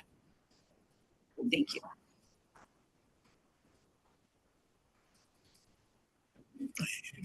Maybe it's just me. I'm still very confused about the development. All right. Can you go back a slide? Help me understand Here. what you're doing. Sure. And my question is going to be kind of related to that a little bit too, in that you're talking a lot about a 50-foot wide undevelopable lot, but you're showing a development that's way bigger than that 25 feet. So the peculiarities of this 50-foot wide lot and the developability of this 50-foot wide lot, you're not even showing that townhouse fitting on that 25-foot lot. It incorporates another 100 feet beyond that. So as you're addressing the development, if you could cover that too. Absolutely. So make sure I can work this. Okay. So the current car wrecking lot, which the family who owns it today wants to sell all of it, will be redeveloped into one apartment building that right now on its own, again, given interest rates, cost of construction, is not financeable. That's why you're not seeing a lot of starts today. You're seeing finishes, but not a lot of starts. So we entered into a purchase and sale agreement that obligates us to purchase this parcel where we'd be building 336 apartment units. And additionally, all part of the same project, same ownership, same management. Actually, the people in the townhomes can use the pool and all the things in the apartment building. We've got two townhome developments, or two townhome parcels, I should say. So we've got, we've got an area north, so 20 townhomes north of the stream buffer, and then another 38 to the south. And the 38 here, pardon me, so sort of to the southwest. And so what you see is all of these together comprise one development. And we spent a lot of time, and we can certainly speak to our engineer about it, figuring out how do we maximize the overall number of townhomes. So the issue becomes, if you lost 11 from this 58 unit yield, as Merrick mentioned, this has nothing to do with the cost of a landscape buffer. The issue is that you lose the income on all 11 of those townhouses, and that's what makes the entire project infeasible. So is this, I think Marcia showed me, it's 6 acres total? Michael, can you give me the total count? That sound right? Is that this parcel we're talking about?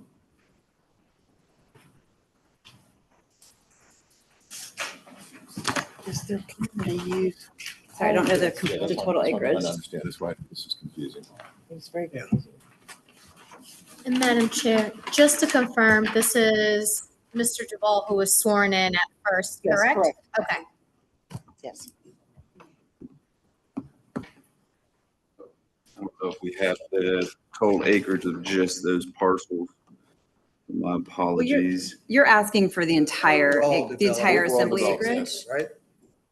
Well, yeah. Between the, I don't know how many total lots there are, but the whole purchase and sale is from 6 acres or so? I think that is correct, but I want to give you the exact right. The townhomes Number. are just 3 acres, and I don't have off the top of my head how much the apartment side is, so I apologize for that. So my question may be for Solomon, because I don't understand why we're looking at just these 2 slivers.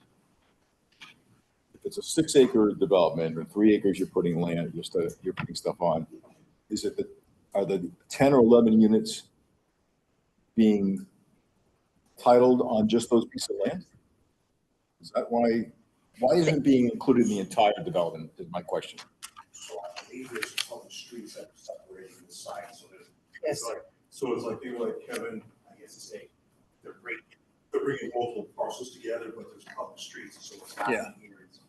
Right, we're placing the townhomes for their development, they're flooding in one place height currently, and that's the buffer being triggered. Okay. Yeah, and since the variance request is from this 25-foot wide buffer, it only impacts those 2 parcels on our overall development. Our overall development has met UDO standards. It's just these 2 small areas where we need the variance. And to your point that there's a public street dividing this parcel and the townhome parcels. That's where North Davidson intersects the 2 parcels. So parcel 9301 and your parcel have not been combined. So if we grant a variance for this parcel, it carries with that parcel. That's correct. The variance is run with the land, and the 2 parcels that are subject to the variance request are the 2 that are highlighted on the screen. All right. So if they were to not combine these parcels, they were to drop with a variance, or if the deal were to drop for reasons other than the variance, this land would, in a single parcel, would have that variance carry with it. Correct.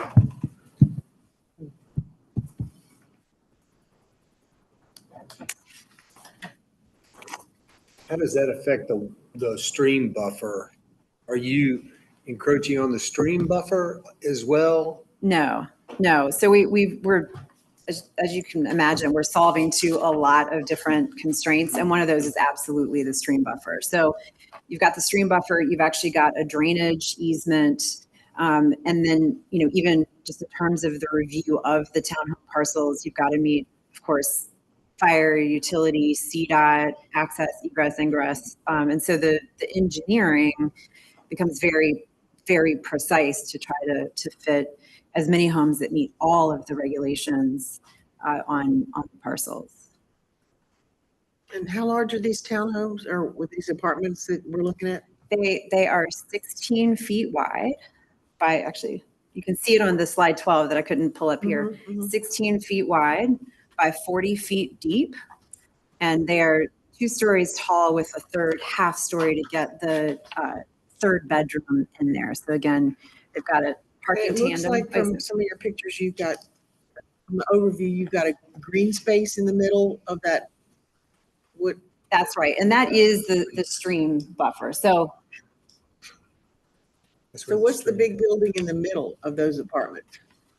The one high, that is part of what we would be building. And so, I mean, that's what I'm saying. What part of, is it another set of condos or apartments? Oh, it's rental apartments. Those are all rental apartments. That's right. So it's a square with another something inside it.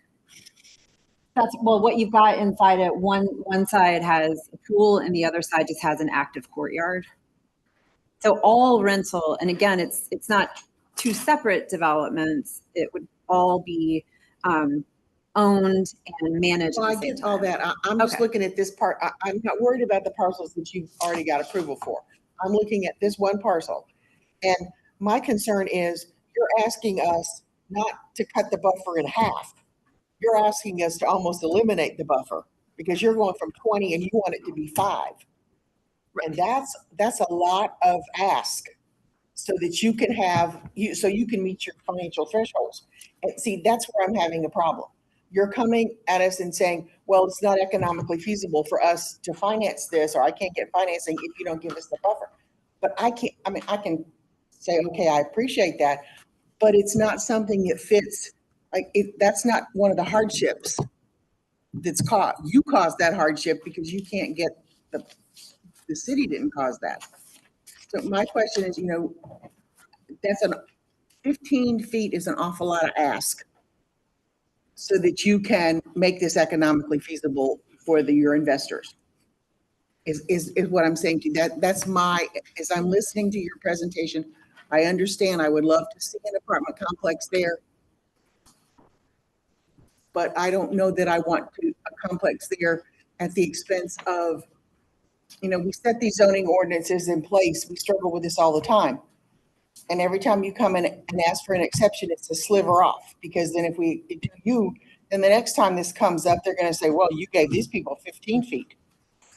So it's a difficult concept for me to wrap my head around that you can't make this economically feasible with less of a buffer. I mean, maybe 10 feet instead of asking for 15. Well, Solomon, they're saying emphatically that requirement's going away in 2025. And I heard. So what has happened is, as part of the place type staff, is revising for the comp plan, and the draft findings is recommending that be CAC, which would not require a buffer.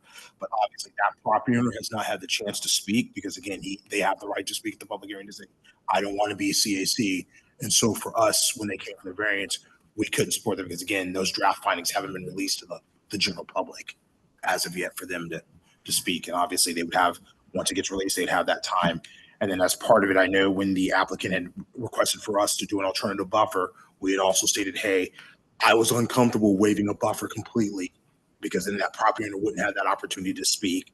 So again, we told them to go the variance route. So that way, if they wanted to show up and speak, they would have that right. And it wouldn't be staff making an arbitrary decision without giving them, because again, when we designed that buffer in that, in TOD, it came from neighborhoods saying that we had buildings in TOD being pushed right up against single family homes. And that's where the development came for that buffer. But in this case, it's really not a single family home, it's a triplex. Which still falls under, for us, it still falls under single family. Okay. Would it be appropriate to respond to? Yes, you may respond to anything. I think if it were not anticipated, and our understanding is highly likely, it's logical given the overall TOD UC zone and the fact that there's a triplex and there's a lot of density on this side. I think if this weren't going to go away, I personally would share your perspective, but it is. And we think that given the overall zoning, the overall intent of the UDO, it doesn't make sense to limit these two properties and render them undevelopable under the UDO. I think it would be different if the fact pattern surrounding it and the fact pattern with the abutting parcel were different. Well, it doesn't necessarily render them undevelopable. It just renders them not financially feasible possibly, but that doesn't mean they couldn't be developed. And we also want to be clear that council hasn't voted on this. So again, they could, Right. it's not necessarily that they agree with our findings when we submit them. So again, so right now it's kind of, that's what we told them. We were in this, staff's in the snowman lands because again, for land development, we know there's a process going on, but again, that process has not completed it with the city council making that final decision. Like I said before, we can't base our opinion on what we think is going to happen in the future because we don't.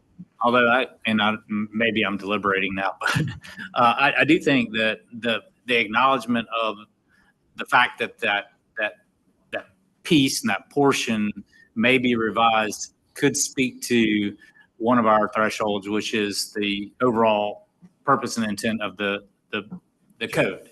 And if it is being reconsidered while it's in the code and it was intentionally in the code, the fact that that is being reconsidered may indicate to us that in the overall view of this code, there may be some purposes and intents of that buffer that don't align with its actual enforcement. Well, along that vein, I would add to that they're looking at this 50-foot piece, and half of it has to go to a planting strip, and that seems to me that would fall under the odd lot size thing that we've had. So, but they haven't mentioned that. Why haven't they? I'm confused why that wasn't the first thing out of your mouth, that we have to give up half our lot to a tree buffer. Yeah, and we can go back to that slide. So that's the intent of this slide, right? That first parcel is 49.5 feet wide.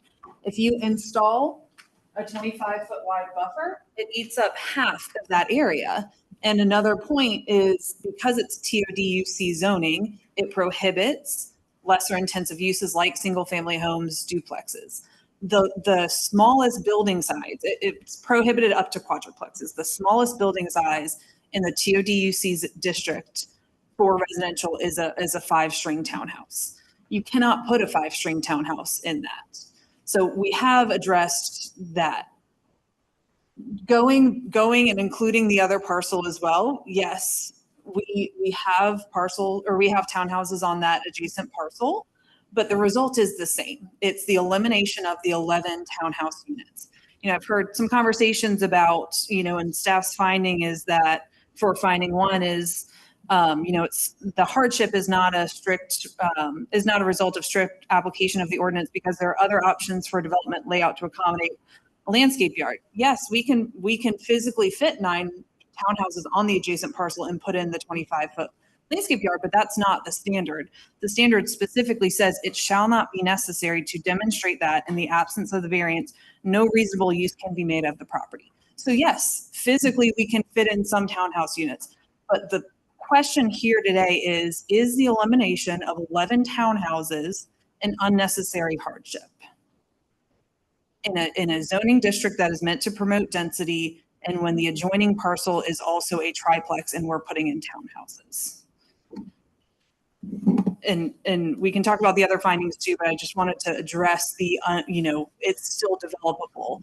The area, there are restrictions because of the size of the lot. The 50-foot lot, even if you go beyond, which I don't think the Williams case allows us to do, but even if you do go beyond and take in that adjacent parcel that's not subject to the variance, the result is the same, and that is the elimination of 11 townhouse units.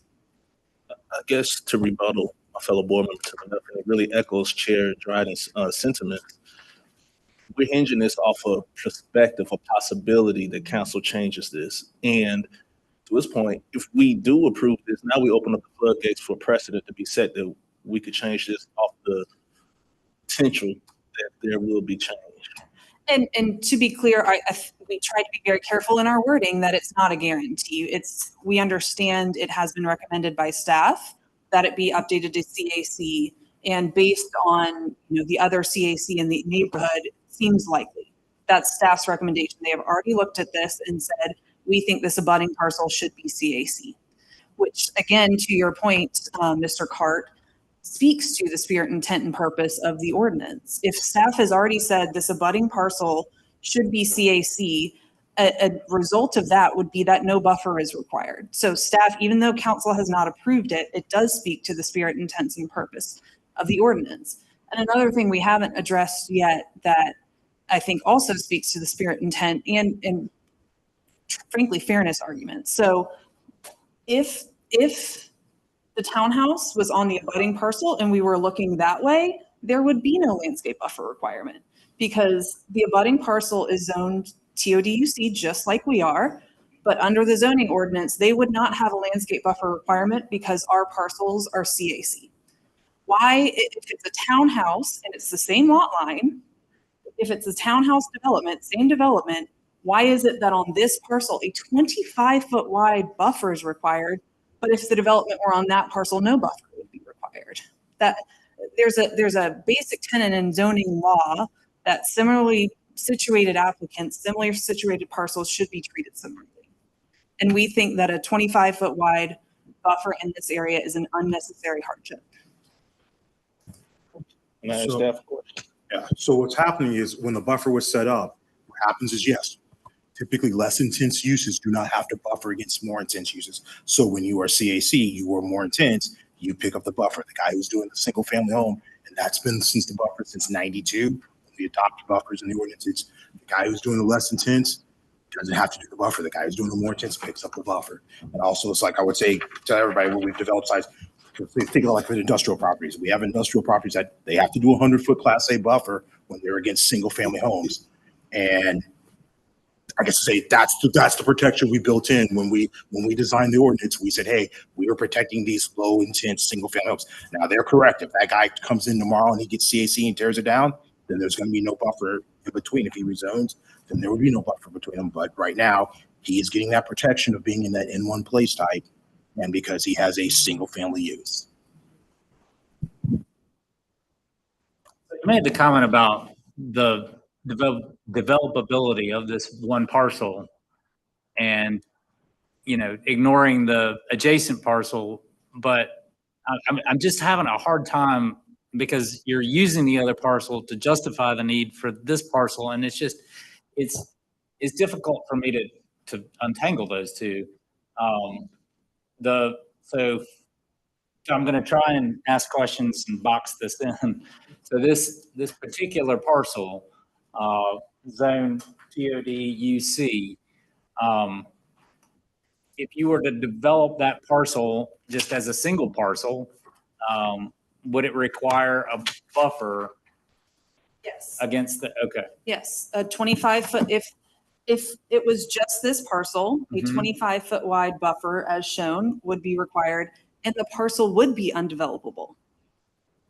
And again, same result, even if we take the other parcel next to us into consideration, there is no building on this parcel because of the intensive buffer and the narrowness of the buffer.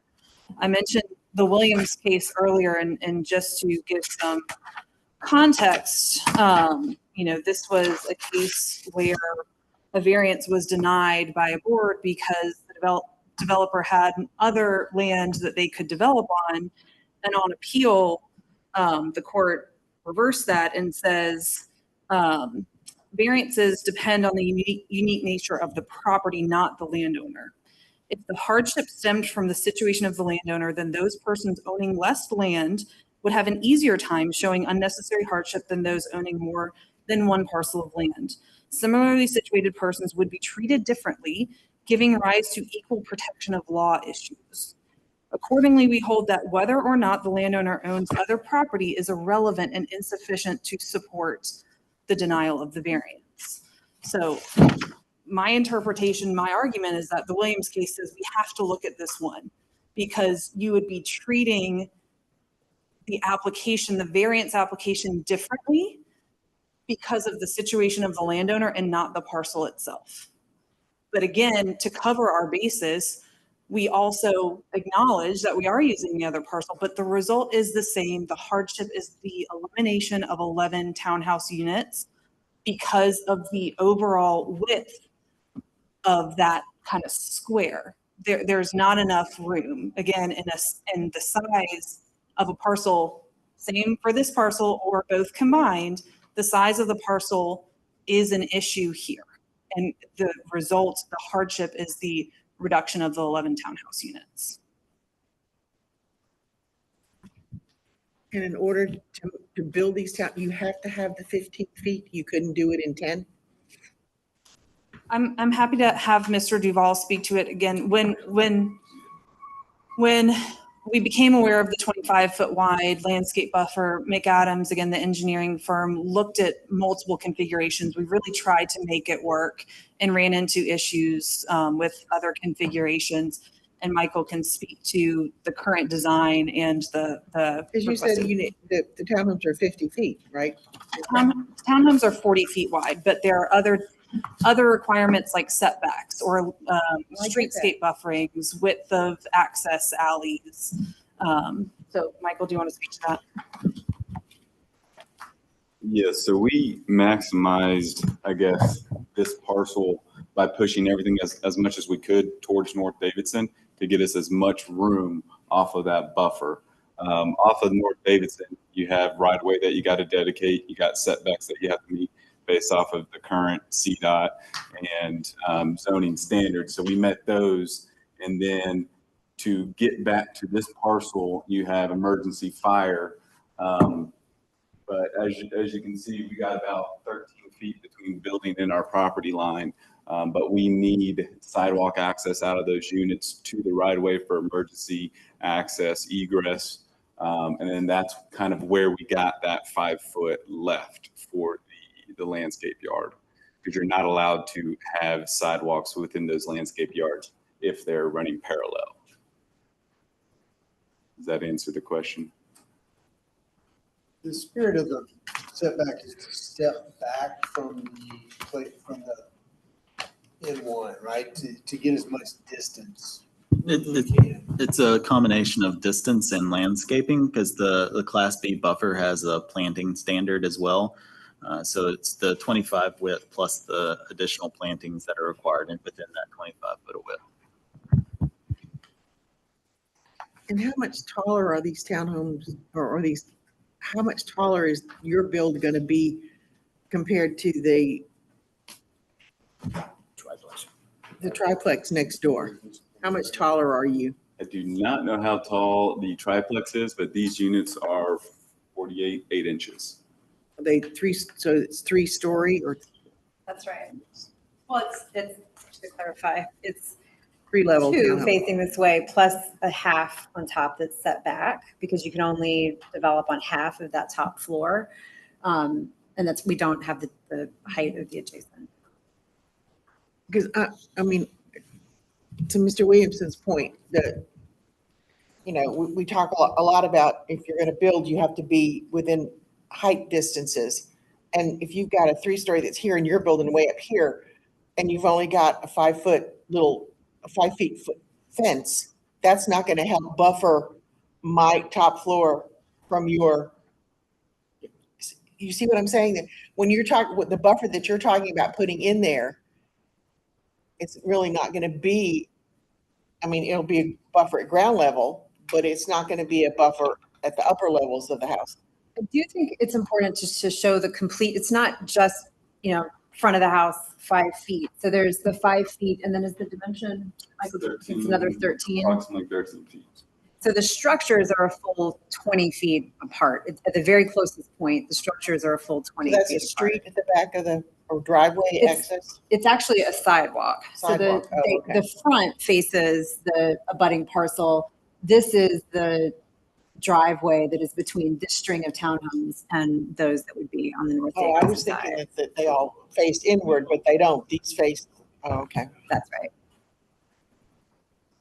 But again, the goal being eyes on the street, front doors, compatible with your neighbors, all that. Yeah, so Chair Dryden made a great point. So looking at your map, those little steps, those are the steps. That's the front of your proposed. Correct. I guess to ask the question again, Tommy, and just straight yes or no. Could you do this? You're asking for 13 feet. Could you do this if it was shrunk slightly beyond what you're requesting? I guess you're requesting 15, we did 10. 20 feet. You're asking for 20. Yeah, but I'm just saying, could you? We tried. Can't And do Michael anything. can answer as well, but we cannot fit them in that space. Again, because there are the other kinds of requirements and restrictions that we mentioned. And there are, just to point out what happens at the front, we also do have shrubbery and greenery in addition to the stairs. And so it is an attractive space that occurs between the face of the house and the fence. We're taking every effort to make it. Right, I understand. attractive I'm and not green. worried about ground level. I'm concerned about bedrooms higher and bedrooms higher, and there's only, when you say it's 20 feet, but even with shrubs and of course your buffer is not going to be tall enough to impact if it's only going to be what you said, 5 to 7 feet tall. That's right. But 20 feet is a pretty substantial, just, when you're thinking again of what's happening, particularly in a TOD zone, that's a pretty substantial separation between structures. And it does, to your point about light and just having separation between units, it's, I would guess, a little wider than this And so room. what kind of lighting do you have on the front of these buildings that will face the other direction? We've got architectural lights at each front door. So we wanted to make sure that it was lit, but not like a floodlight into your neighbor. So it brings a lot more light eyes on the street than obviously you have today. I'm just curious. So if I'm looking at this town, where do my guests park to get to the front of my house? Guests would actually park. We've got just across North Davidson. So it's like you're visiting someone at an apartment community. Guests can park in the apartment building that's just on the other side of North Davidson. And then walk up this sidewalk to the front doors? Yeah, I think that they're going to take the shortest path. My guess. But now I own the townhome. Where's my access to my townhome in my car? You're coming from the alley, and you have 2 spaces at the base of your townhome. So it's actually, you're entering into a garage. So there's a garage for each townhome. That's right. I would say that I am with staff and their concerns and certainly in the buffer area that Deborah's talking about. I'm with you guys 100%. That said, I also think the spirit that Hampton was talking about, and the fact that staff has already recommended that this zoning change to the city council, whether it happens or not, is enough for me to say the spirit of this law or this code is going to change, or should be, I should say, will be met by the fact that we're trying to do here, and also the fact that 49-foot lot is it's useless. Right. You have to do 20-foot, 25-foot pieces. So that sways me from the fact that I'm totally with staff on that. But certainly, I think that sways me towards the fact that they've got to have some kind of reprieve here because the goalposts have been moved. Correct. So, you have a different point. It's similar, but you can go ahead. Well, so I mean, when I think about this whole thing as a larger development, and again I'm toggling back and forth, the buffer between the 2 properties, it seems, particularly if it's being reconsidered, doesn't seem all that logical, and it seems like it could go away. But I mean, when I think about all the 50-foot wide lots that we have in the city, and the fact that there's buffers between higher density, higher use and lower use, and just saying, yeah, this is peculiar because it's 50 feet wide, so let's get rid of the buffer. I mean, that's not going to fly like all over the city. Like everybody who's got a 50-foot wide lot just doesn't have to have a buffer between their property and the next property. I mean, when I think about it as a single lot, it's worse. So, Again, the question isn't whether there should be a buffer. It's for a 50-foot wide lot, does a 25-foot wide buffer make sense? And it doesn't, because it would render the parcel undevelopable. Again, we're not saying there shouldn't be any buffering. We're putting in buffering to try to meet the spirit intent of the ordinance. But a 25-foot wide buffer on all the 50-foot wide parcels throughout the city would render all of them undevelopable. Maybe purposefully so that you don't have super high intensity That's things an right next to others. unconstitutional taking, so that's a real issue. I guess okay. we Can I, okay. I'd like to just kind of level set here because you all are all over the place. well, you're confined to the 4 criteria for the variance. Right. And I would like to take issue with the word undevelopable. Correct, yeah. I mean, I can't say it being thrown around because I'd like to just remind the board that what I'm hearing is that they're saying it's a reduction of 11 townhouses is an unnecessary hardship. And so when you say that the lot can't be developed, you have to keep in mind that they're saying that can't be developed for them. And so I'd like to remind the board that this is supposed to be, your decisions on variances are not supposed to take into account the particular property owner. It takes into account the particular parcel and whether someone else might be able to develop the land is a possibility. It doesn't work for them, but remember that the variance runs with the land.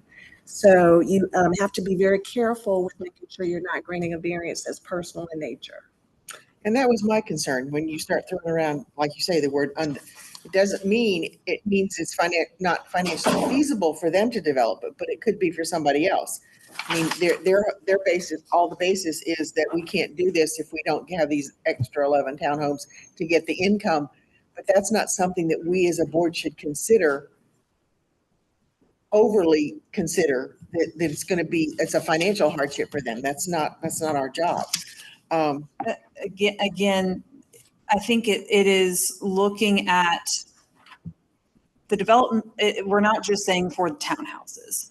We're saying if you look at the 25-foot wide buffer, in addition to the zoning district, if this was a single family zoning district, maybe it would work for other uses, but the TOD-UC zoning district requires higher intensity uses. There are, to my knowledge, no uses in the TOD-UC zoning district, allowable uses in that zoning district that could fit in a 25-foot wide area. That's when we're saying undevelopable, that's the context we're speaking in. Go ahead, Chair. Yeah, go ahead. No, go ahead.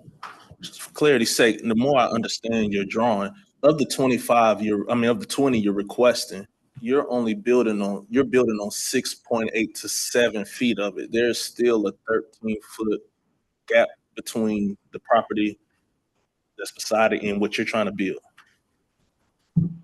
I think she said there's 20 feet between where the house ends and the buffer. So this is the property line between our 2 parcels and the abutting parcel. So up here, it's 13 feet from our building to the property line and then 7.2 to the closest point of the triplex. You can see here it's 10.6 and here it's 11.5. So again, just to be conservative, we've said 20 feet from building to building at the closest. Oh, so it really, in actuality though, it's only 13 feet from the property line. From your property line to the building is only 13 feet. Correct. And I believe, staff can correct me if I'm wrong, but I believe the setback in the TOD-UC zoning district here would be 10 feet. So we're in compliance with setbacks. It's just there's an additional vegetative buffer requirement because of the place type in the future land use map on the abutting parcel.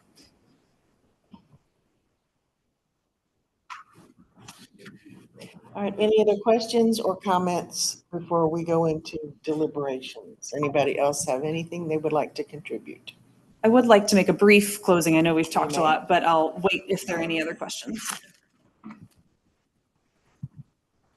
I think the zoning administrator wanted to speak a little to the different options per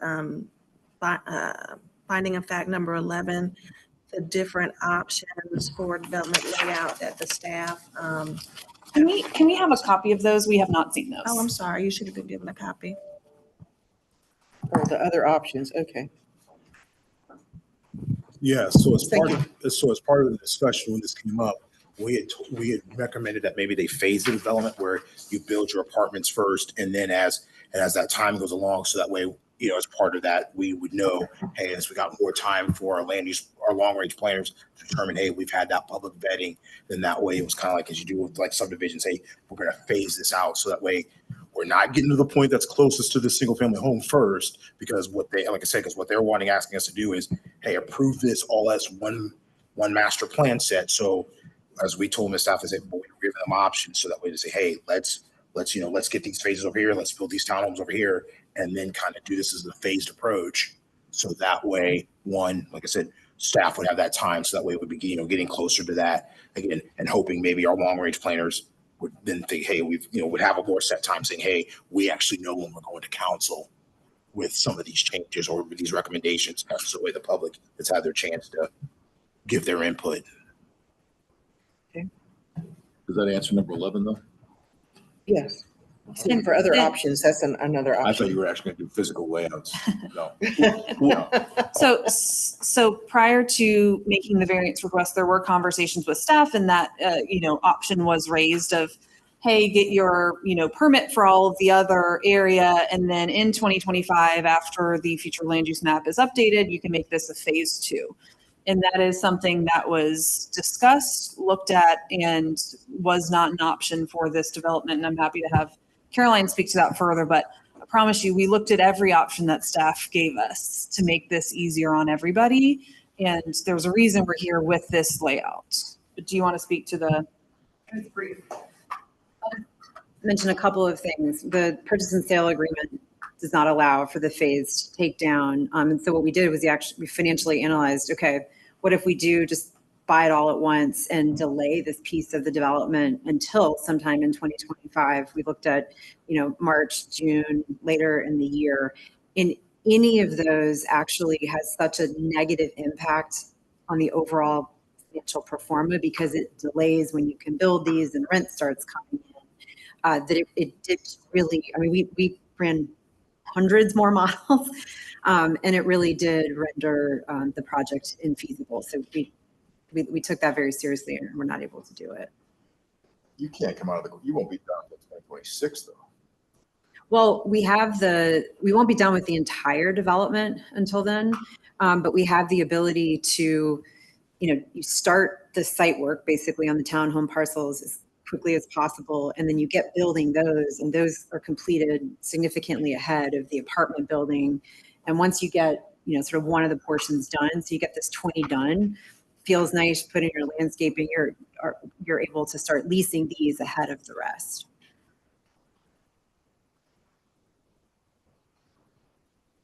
Several months ahead of the rest. The monetary factor back at us, that it's not feasible because it's feasible to do. You just don't want to do it because whatever your investors are, because you want these built so that you can get the income from that, then to hopefully help you build the next set. And I understand that from an economic perspective.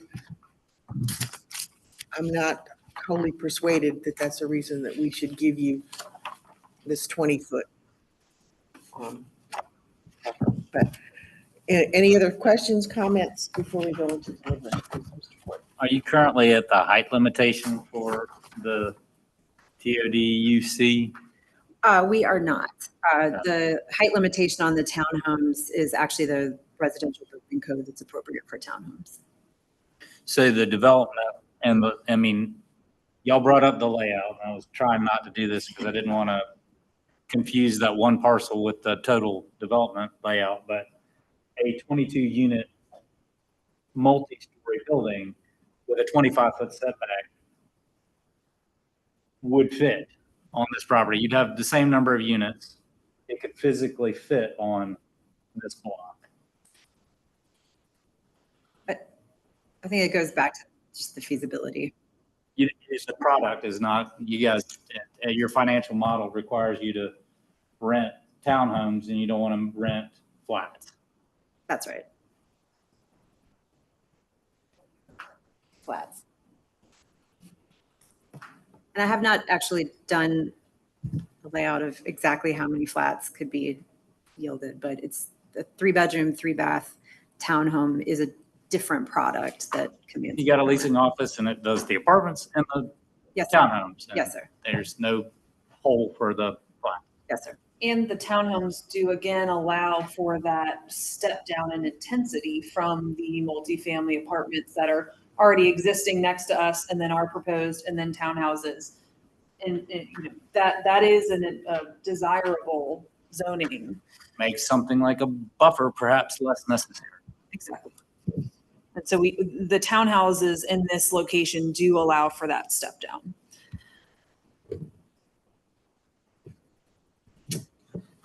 Any other questions or comments before we go into deliberations? Again, I would love a quick right. closing if possible. Again, Go this ahead. is the first we're seeing of staff's findings, so I'm trying to address them on the fly. You know, 4 findings of fact, and our application speaks to them. I know staff's presentation did as well. We talked about finding 11 in staff's report. The hardship is not a result of strict application of the ordinance, since there are other options for development layout that could accommodate the required landscape yard. Again, you know, you heard from us that we did look at other options. And I do again want to emphasize that finding one, the law in North Carolina as emphasized in the text of the finding in the Charlotte Code, says it shall not be necessary to demonstrate that in the absence of the variance, no reasonable use can be made of the property. I think that is a true statement for the 49 foot wide, but we're not even required to show that. So, you know,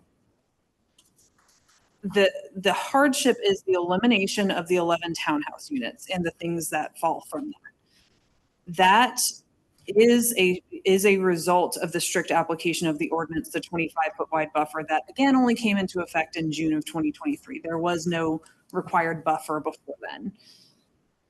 So the strict application of the 25 foot wide buffer is an unnecessary hardship. Second, in finding 12 in staffs, is the hardship does not result from conditions that are peculiar to the property. Staff noted, while there's a stream through the larger development project, it does not extend to the area where the variance is requested. But you've seen in our presentation that it's not just the stream. There's a 50 foot wide stream buffer. There's also here, again, right here, this line is a storm drainage easement. There are issues that are particular to the property that make development difficult. So it's not just the stream. I think that we have shown that there are conditions of the property that make this a hardship. A 25 foot wide buffer in the back of the property, a hardship. And again, we've talked about the first parcel being only 49 feet wide. That is peculiar to this property, and it is a hardship to require a 25 foot wide buffer in that area.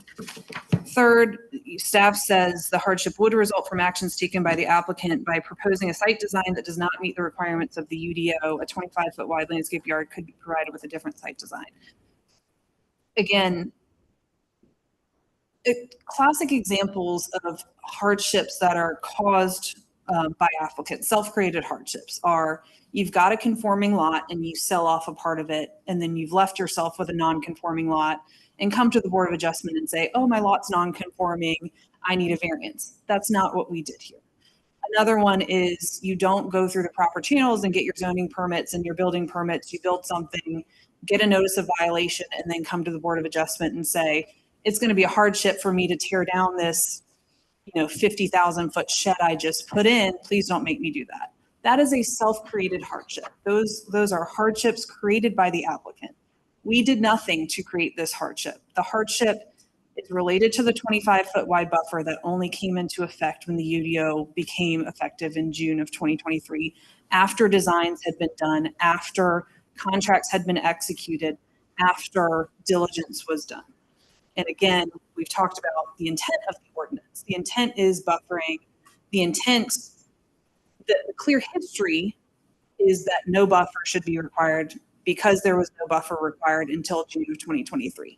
The intent we know from staff is they have said, hey, we think this adjacent parcel should be CAC. It's not guaranteed that that will happen, but that is what staff has already identified. In that case, no buffer is required. So we see history and intent from staff that no buffer should be required in this area. And I do think it is a major issue that if the townhouse development was on the abutting parcel, they wouldn't have any buffer requirement. How does that make sense? So I think we have met our burden on all 4 of the findings. The statute in North Carolina says when an applicant has met their burden of competent material substantial evidence on the 4 findings, the board shall vary the zoning ordinance. So ask that you would issue it today. Just so we're clear, staff, when you guys were doing the planning since 2022, every single conversation you have had on this development must have included the UDO. And I'm happy to have Mr. Duval speak to that. So he was actually engaged with the prior contract developer that dropped out because they couldn't make a project in this area work. So he's actually been involved on this site since 2021 and attended UDO academies, knew the UDO was coming, all of that. My question is very simple. You keep referring to June, but the rules changed. But I cannot believe you can't tell me or convince me that your conversations up until June and after June all included the UDO. The staff had to tell you, not permitting this building until 24, 25, or 26, so you will fall under the UDO. Is that not correct? So prior to the UDO, if we would have submitted before June, we would. I'm asking. Okay. What are you asking? I'm saying you knew you were not going to have permitting by June of 23. You knew permitting was 2025 and 26. Yes. And if you're going to tell me that staff never told you that you're going to have to qualify under UDO, I want to hear that now. If we submitted after June 2023, we would have to follow the new UDO. You were told that? Most likely, yes. I don't know specifically, but we knew if we submitted after June 2023, we follow the new UDO. If I may, have you been a part of this with this group from the beginning? Yes. And you were aware, to her point, you attended all the UDO academies, so you were aware of the UDO policies coming on board with this team in this project. I attended most of the UDO academies and tried to learn as much as I could, as best I could, I guess. So, okay. What's the zoning of the triplex parcel? It is also zoned TODUC. So it has the exact same zoning designation as our parcel, and that's this slide. So that was my point of, again, spirit intent of the ordinance. One of the things that the ordinance says is, there are 3 intentions with landscape and screening requirements. One of the 3 is to increase the compatibility of adjacent uses and minimize the potential negative impacts to neighboring uses. Our sites and there are zoned the exact same. Our site is going to be townhouses, their site's a triplex, multi-unit residential. That's an increased compatibility compared to the current rect car lot.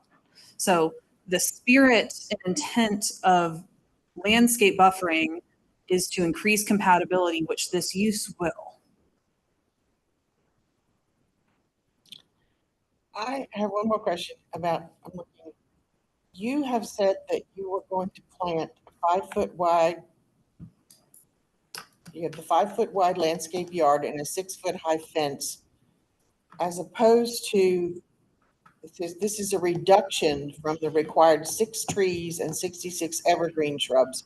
Why did you not adhere to the 6 trees and the 66 evergreen shrubs as opposed to this 6 foot high fence? Where are you finding the 6 trees? That's number, it's number 10. Again, this is the first we're seeing of staff, so okay, so it says. It says per the applicant's variance exhibit, they proposed a 5 foot wide landscape yard with a 6 foot high fence with 22 climbing trellis plants. 1 planting per 9 linear feet along 198 feet of linear in common with the adjoining property. It says this is a reduction from the required 6 trees and 66 evergreen shrubs that UDO requires. I was just curious as to why you changed that. So I believe what this finding is meant, and staff can correct me if I'm wrong since it's their finding, is that in the if we had a 25-foot wide buffer, there would be 6 trees and 66 evergreen shrubs required in a 25-foot wide area. Our request is a reduction to the 5-foot wide planting. We can't obviously fit 6 trees and 66 shrubs in 5 feet wide, which is why instead we have proposed the fence with the vines because it provides a much more effective visual screen than no screen. Or, we also looked at some trees, but you have to set them so far apart that it's not as effective of a visual screen as the fence and vines would be.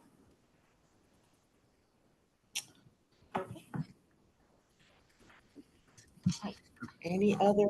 Yeah, and Deborah, I guess we just want to reiterate that the reason why we have buffers is because, yes, when a less intensive use is built next to a more intensive use, the less intensive use guy does not have to buffer, because if that's the case, again, we would be having single family homeowners have to buffer against the guy who's building, who's existing. So when you got these back-to-back relationships along all these streets, especially in our inside the Route 4, and that's correct. That was the way we set the ordinance up. And even the UDO, we continue that practice going forward, saying that we wanted the more intensive guy to buffer against the less intensive guy.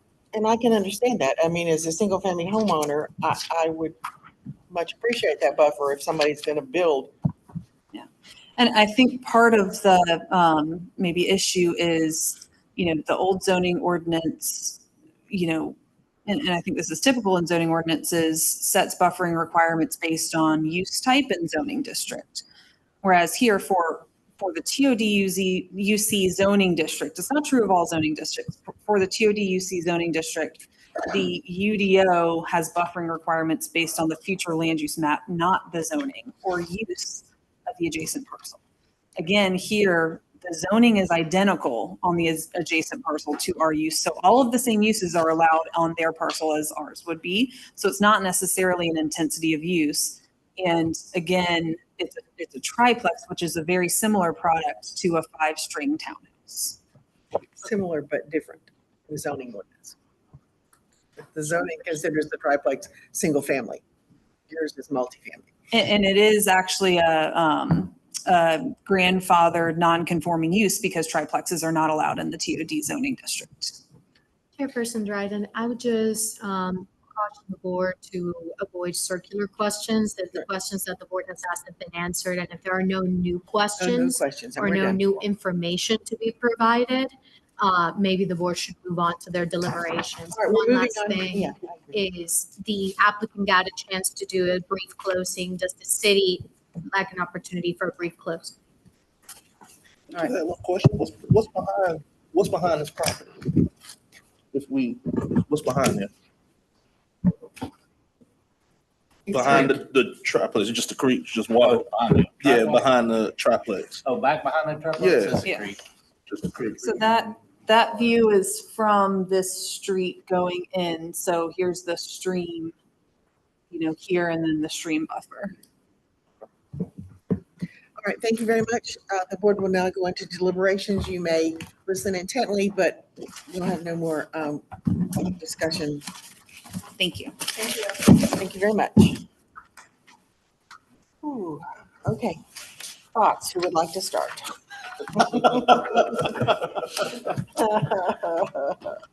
So I can start Okay, because I feel like I can support this this variance. I think that when I look at it, if I do not look at it as a single lot and I look at it as a whole lot, I think that, and if I look at their findings in fact, and I eliminate all references to UDO and whether the UDO is in or out, and if I, what else? Eliminate all the references to the size of the property. I feel like I can support the variance and most of these presented findings of fact. I think that to me, the townhomes are a less intense use and effectively create a buffer. If this were considered as a single parcel and a single, one single property, might be a little bit different, but as a whole, as we consider this entire project, I think, to me, I can support the variance.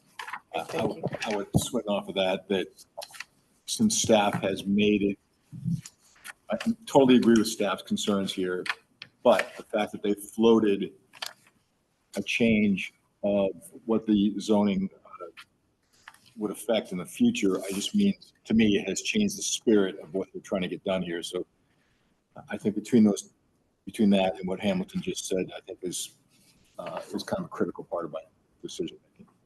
So you two are agreed that in accordance with the spirit and purpose and intent of the ordinance, then you feel like the applicant has met its burden of proof. I would say yes. Okay.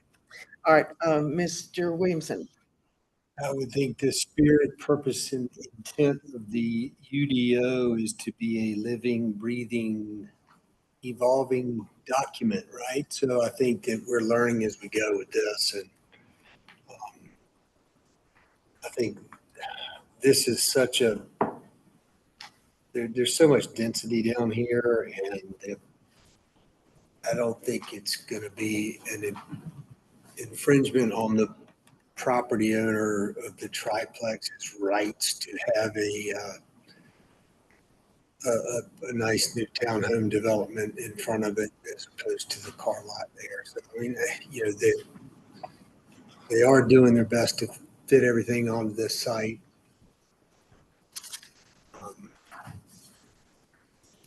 So I would be in favor of it. Okay, thank you. All right, Mr. Young, comments? In understanding the clarity of this, of the request and what's drawn in the plans here, and understanding there's actually going to be a full 13 feet between these properties, the buildings themselves. I don't think the 5 feet that we're looking at is really as dramatic as we're making it seem. Again, to the point that was just made, I think the UDO is an evolving doc or policy. And in some cases, there are going to be unique cases such as this. And looking at what's currently there, the density and the closeness between the two properties, I don't think that putting the townhomes there will create a hindrance to the livability to the property that's currently there beside it. So I will be in favor. Okay, thank you. All right, and looking at our full requirements, I don't feel like there would be unnecessary hardship if we did not approve this. I know there's hardship, but I don't know that it would be unnecessary hardship. But it does kind of result from for number two, the conditions in the property, because it's only 50 feet, 60 feet wide. So it doesn't allow for the building. And I agree that with the intent and purpose of the ordinance, and again, I agree that it's a living, breathing document, and staff did give us kind of a little bit of breathing room, saying that they are considering amending the ordinance. So I think you're probably in agreement and ready to vote. So do I hear Motion to approve. Yeah, no, you're not approving the order, well, because staff recommended that we not approve it. So you're making a motion to override staff. Approve the variance. Approve the variance. It would be a motion to approve the variance. Okay, sorry. All right, that's for Mr. Shea. Do I have a second? Court second. Okay, now roll call vote. Mr. Williamson? Yes. Mr. Shea? Say yes. Dryden? No. Mr. Young? Yes. Court, yes. Okay. The board has approved this this application for a variance. Thank you so much. Appreciate your time. Board Member Dryden, if you just give me a few minutes, I'm reviewing the findings that Yes, staff thank you. put together, and I'm trying to put together some amendments to the findings. If you just give me a couple of minutes to look through them so that we can at least have an idea for what your findings are going to be. And if there are more edits or anything to that effect, we can bring those back to you at a future date. Okay, that would be very appropriate. I know we're under some time constraints. Ms. Jill Sanchez Myers, what, are we to go ahead or did you, your hard stop was 2:30? But Ms. Hewitt, she can now stay. Oh, So okay. Yeah. I need to leave. But I'll stick around. Oh, okay, good, all right. So are you suggesting that we But yeah, approve let's, findings of fact later, at a later date? well, let's give her 5 minutes. Let's do another restroom break and we'll reconvene with our last case. Thank you, Urban and Lennox, for your presentations. thank you for your consideration. Water. So that I'm trying to sit here. I know that was a long one. Well, I knew it was gonna pass, but I just have so many, it just worries me every time we change something. I mean, isn't the whole point was, I mean, I know it's supposed to evolve, but.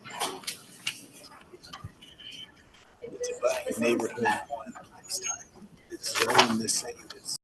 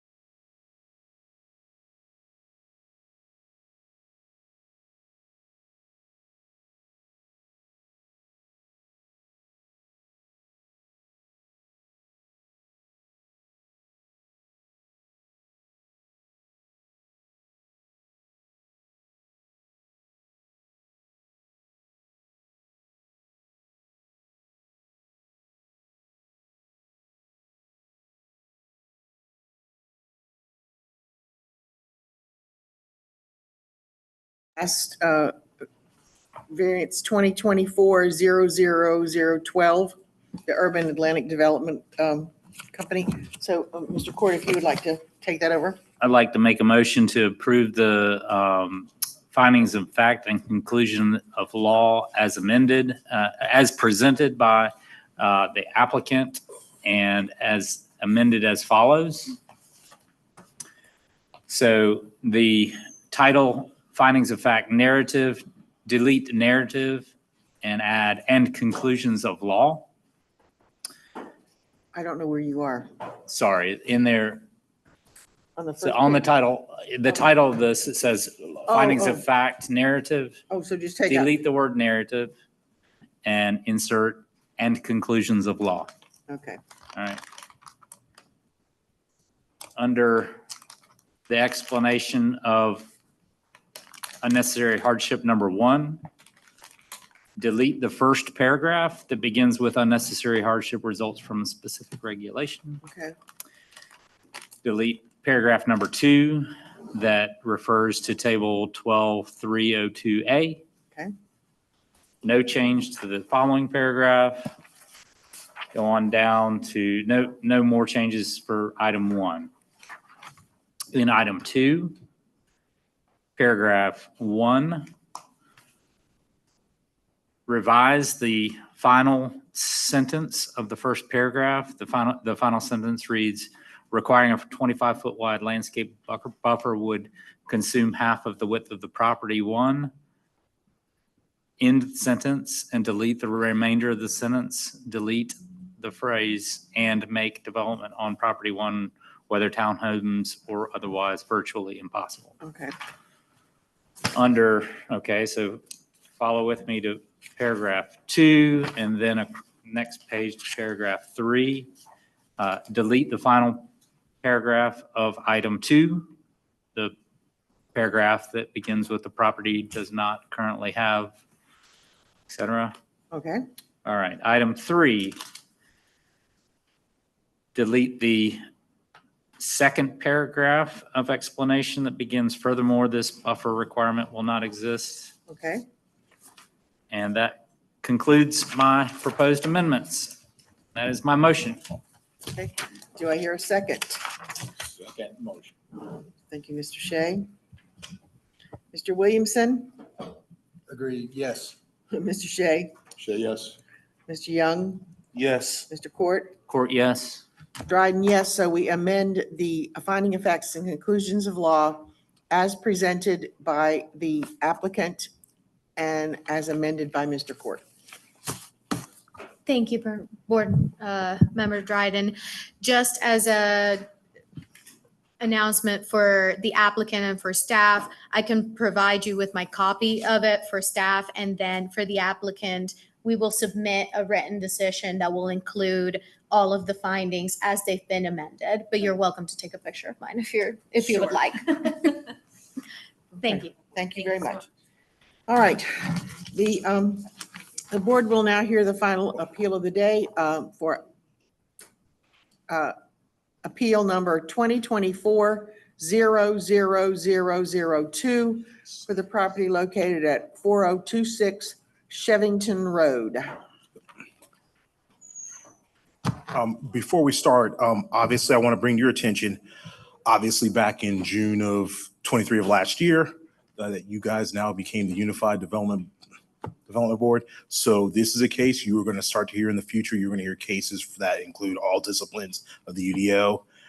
This is obviously right now, this is an appeal to one of the tree ordinance requirements in Article 20.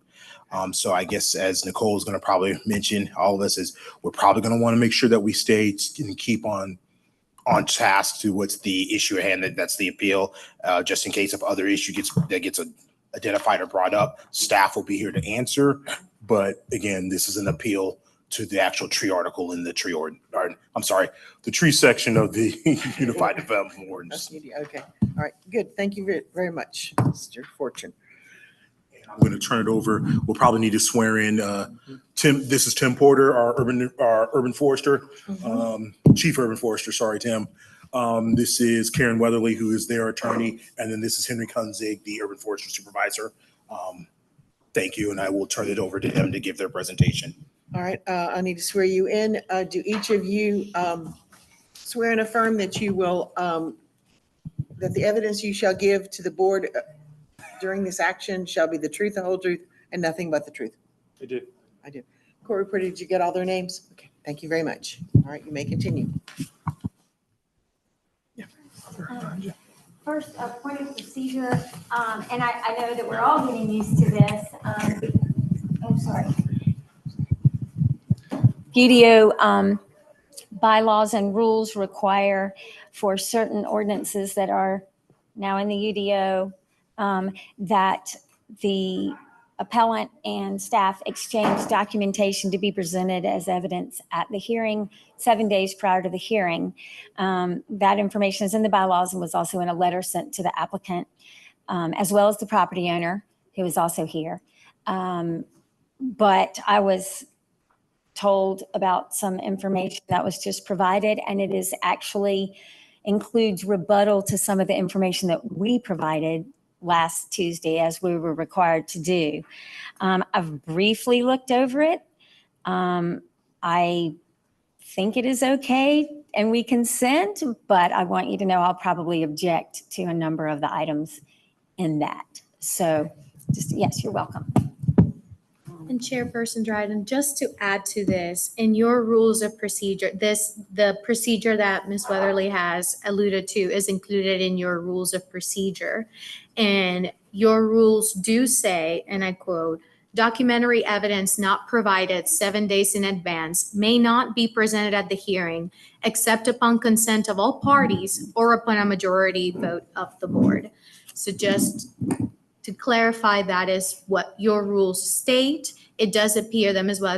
Weatherly does consent to a portion of the information has been provided, but to the extent that there is any information that they object to, if the board would desire to hear that, you would have to take a vote to determine whether or not you would hear any of that additional information. I have a question on that.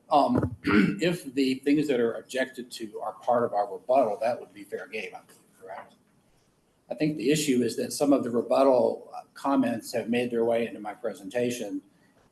I didn't realize we weren't supposed to do that, so I apologize. But if I were to rebut some of the city's case verbally, or if it's on the screen, it seems like that would be fair. I don't think she could object to bullets that are part of a rebuttal process. Is that fair? And maybe I need to clarify, when I say object, there's some information that I hadn't seen, obviously.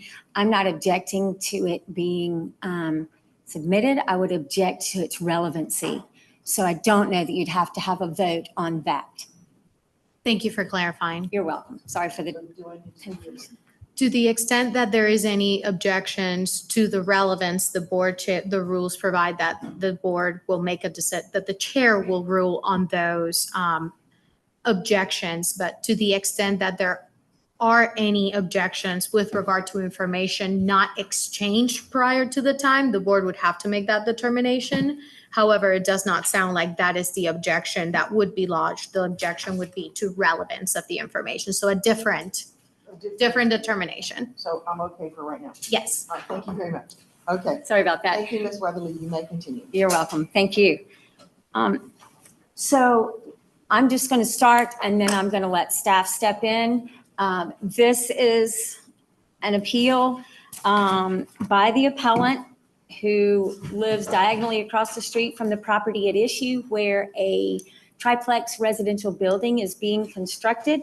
They are appealing the portion of the approved plan where urban forestry allowed as they can under the UDO to remove 4 city trees and 2 heritage trees in the back.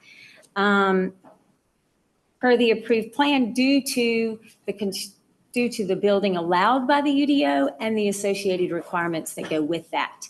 That having been said, I wanted to initially put forth, if someone could go to the next slide. Oh, me? Yeah. Oh, now we're in big trouble. You just have to roll that. Uh-huh. Yeah, it's not working now. Uh-oh. So you. There you go. One down. click down, Uh-huh. unless you want me to do that. Click, just click. No, just roll it down. Uh-huh. You're talking to a technology, whatever. Okay, so, oh gosh, I gotta do it again. All right, there we go, I got it.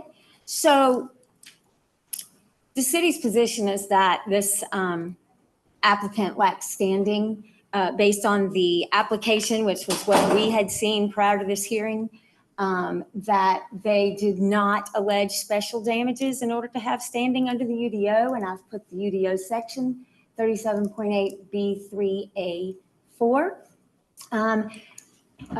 It's also required by 160D 1402. And just to be very clear, in order to have standing to challenge this approved development plan, they have to own, lease, or contract to buy the nearby or adjoining land that is the subject of this. As far as I know, they do not. They have to show an unlawful or illegal approved plan. They have not alleged that either. They have to allege and show an injury distinct from the rest of the community as a result of the unlawful or illegal approved plan. They have not alleged that either. They have not alleged any injury distinct from the rest of the neighborhood. I believe he may be presenting some of that maybe in his rebuttal, but at this time they have not. I've cited the case law that controls in that matter. Okay. And then the next, oh gosh. I'm sorry. I could be here all day doing this. I'm sorry. Could you put it on the second slide? Yeah. And then when you just say next, that would be great. Yeah. Sorry, y'all. So the reason that that's the argument, and that the city shows that they have not alleged anything specific or distinct. There is no injury that is applicable to this applicant, unlike the rest of the neighborhood, is that if you'll look at the first and the fourth citations of the UDO section, the applicant talks about suffered by the neighborhood due to the destruction of tree canopy, ecosystem habitat, and shade. This is all about the neighborhood and not their distinct property. The next two ordinances cited do not apply to that. The fourth one, they talk about the woodland character and the natural setting of Governor Square's neighborhood. We're concerned about risk of erosion from increased groundwater runoff, which trees might help to mitigate, but they have not alleged that this would affect their property. And under the state law and case law, they have to allege that this would affect their property uniquely and distinctly from the rest of the neighborhood. So next slide. So they do own nearby land, but they have failed to allege that the approved plan is unlawful or illegal, and they have failed to allege special damages as required by law, that they have an injury different and distinct from the rest of the community as a result of that unlawful or illegal plan. So they don't have standing to appeal in this matter, and our ultimate motion is to dismiss for lack of standing. I don't know if you want the applicant now to address that. We are ready to proceed with the hearing regardless. Wanted this on the record that we don't think they have standing under the law. Could we rebut that position at this point? Just 1 second. And again, okay. Madam Chair, a couple of things to consider. Under 160D, objections to jurisdictional issues such as standing, the board requires the board chair to make a determination.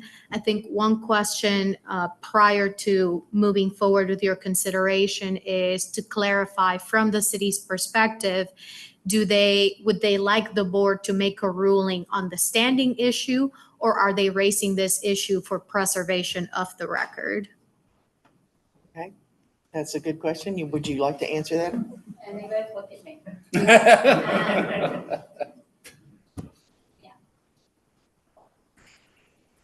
Will you give us just a moment, please? Sure. Tell me again what you said. They're requested. What are the two choices?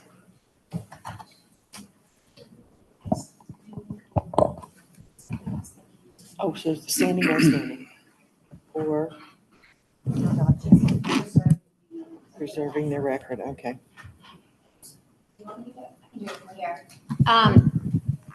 I think because, at this time, we were not aware that they were going to rebut. They presented no allegations in their application that would make this make them qualify under the law for standing. We'd like for you to rule on what's been presented in the application.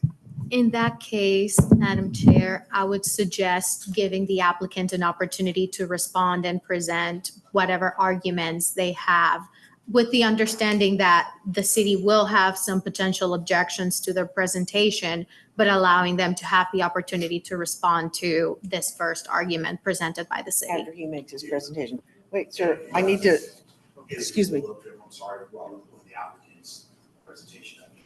I'm just going to swear him in. All right, sir, do you solemnly swear to and affirm the evidence you shall give in this board is in this action shall be the truth, the whole truth, and nothing but the truth? I do. And would you please state your name and spell it for the court reporter? Christopher D. Jones, Jones. Okay, thank you very much. Thank you. And Madam Chair, just to be clear, this portion of the presentation is limited to the issue of standing. Anything with regard to the actual merits of the case will be decided later on. So just So it's those cautioning the three things that she talked about, the unlawful and the direct, okay. All right. So the board understand that we're only dealing with standing at this point? Okay. Okay, sir. So thank you very much. So my name is Chris Jones. Thank you very much. I'm a resident of Governor Square. It was covered. We have learned a lot today. I've learned a lot today in terms of process, et cetera. In terms of standing, the issue that we believe is most important, which actually is addressed in the original appeal, and ironically, that was covered probably better in your document than it is in mine, but it's the detailed appeal that has the language in there that we filed on February the 10th. And the fourth reference that you referred to a minute ago is section 20.13. And 20.13 is about tree protection. And one thing I've learned today is that it's very important to read into the record anything that is important, especially if it's not on the screen. So let me just read, it's just a brief sentence at the start of section 20.13. This is part of the UDO. This is law, right? The purpose of the tree protection provisions of this article are to preserve, protect, and promote the health, safety, and welfare of the public by providing for the regulation of the planting, maintenance, and removal of trees that are located on property owned and controlled by the city and on new developments and alterations to previous developments on private property within the city and the ETJ. There's no mention of city trees and there's no mention of heritage trees in that section. This is talking about trees. If you think about trees as part of an ecosystem or a canopy or part of a neighborhood's character, we believe section 20.13, which is referenced in our original appeal from February 10th, took the position of we do not agree that this approval for this property development is in keeping with section 20.13. And 20.13 goes on to state and talk about property values, importance of trees for physical buffer. Number 4, reduce the harmful effects of wind and air turbulence. This is all in the UDO section 20.13. And that was the basis for our appeal. So I think in terms of standing, we're absolutely on solid ground here. I don't see why we would be denied the opportunity to appeal. Any questions?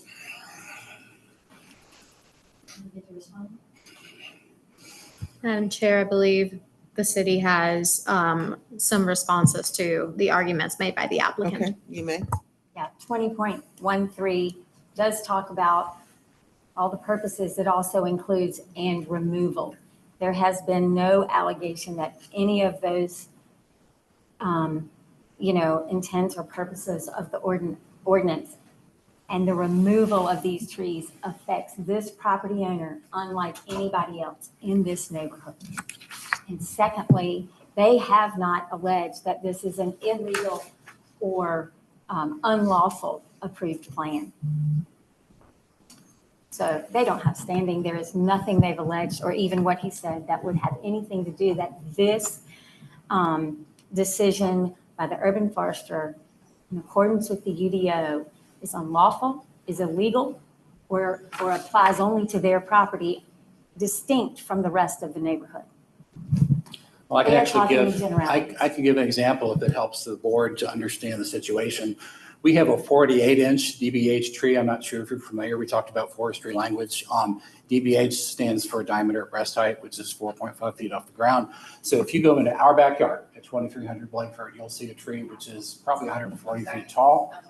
You slow down a little bit. Oh, I'm so sorry. I'm so sorry. I'm just getting going. A little warm up. Just a caution for everybody, please speak loudly and clearly into the microphone and slowly. We do have a court reporter and she's making sure that she can capture all of what is being said here for the record. Thank you very much. Can you hear me better too? I'm by the mic now. So we have a tree in our backyard, which is very, very tall. It's a willow oak, 48-inch DBH, was far in excess of a heritage tree. And by taking down the 4 frontage trees, and we have all this information and some photos in our deck, by taking down the 4 trees on the subject property, the windscreen that protects our tree is lost.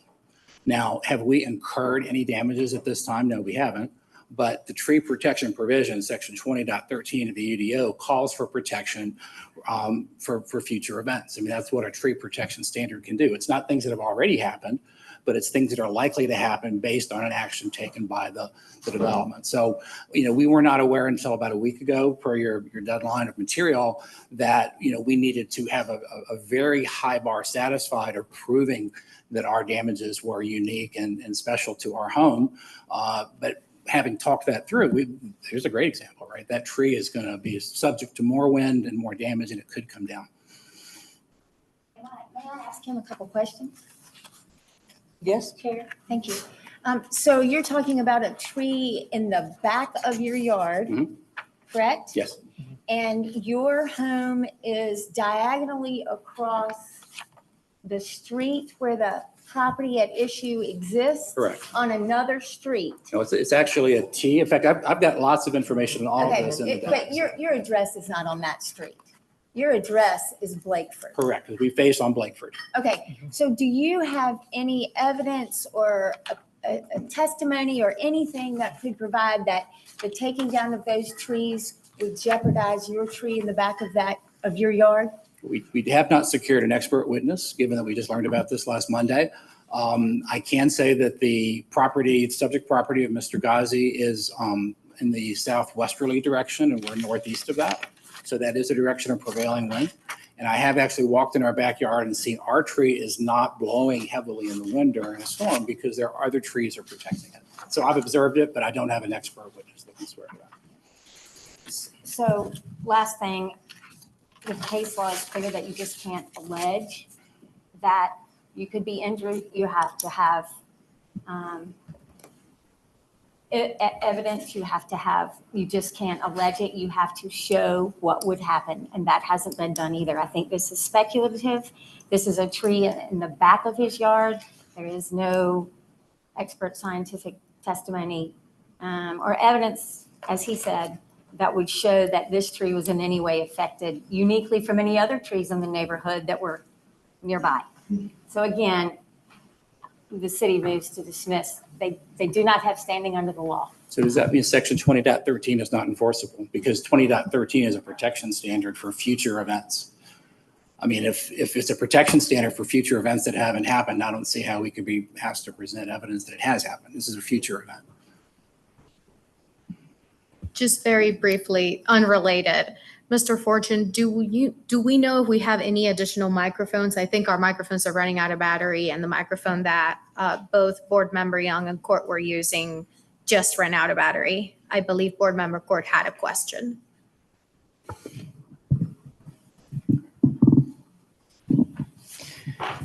Madam Chair, I don't know if this is appropriate time, but before we move any further, I'd like to hear whether the appellant, is that an appropriate word? The appellant has any allegations of unlawful approvals. Well, that was our second point. We've kind of skipped to the third point because of the standing, but the second point in our discussion was around the city's efforts, if any, to look at alternative solutions. Because we believe that whether it's city planning or urban forestry, it's not clear to us who has jurisdiction on this. But we felt like because of the 20.13 standard, which is pretty strong in the way we read it and the way I read it to the record, the city had some obligation to say, are there other alternatives that might pass We didn't see any effort by the city. Of course, we have not been involved in historical efforts, right? I think a lot of the activity around some of this took place September and October. I think Mr. Ghazi took ownership of the property in February, and we heard about this a couple of weeks after that. So we're responding in real time to information that we're getting. But we don't see anything in the city's evidence that says these are all the considerations or the scenarios reviewed that might have been acceptable. We just see, let's go ahead and clear cut these trees. And that's what set us into kind of motion. I have a question. With the city and looking at bullet point number 2, build on our work and dialogue with multiple stakeholders, including Mr. Ghazi, would the city be open to any solutions came about between the two parties? Or are you a hard stance about what you're? So at this time, the only thing before this board is whether the urban foresters applied the UDO in error. And so that's not what's before the board. Understood. At this time. Could be later. I mean, it's our intention to discuss that a little bit later on, because Mr. Ghazi and I have talked several occasions, and there are some proposals that we would like to get on the table. I understand that, but before we can ever get to that, we've got to determine whether you as an individual meet any of those criteria for standing. Correct. And the 3 criteria for standing are, refresh my memory, I thought I wrote them down. Would it be helpful if staff pulled back up the slideshow? that Yes. had the criteria? Yeah, that would be good. If I could look at that, then I know where my thoughts are, I just don't know what to call them. Also, could I get a replacement microphone? Mine just died too.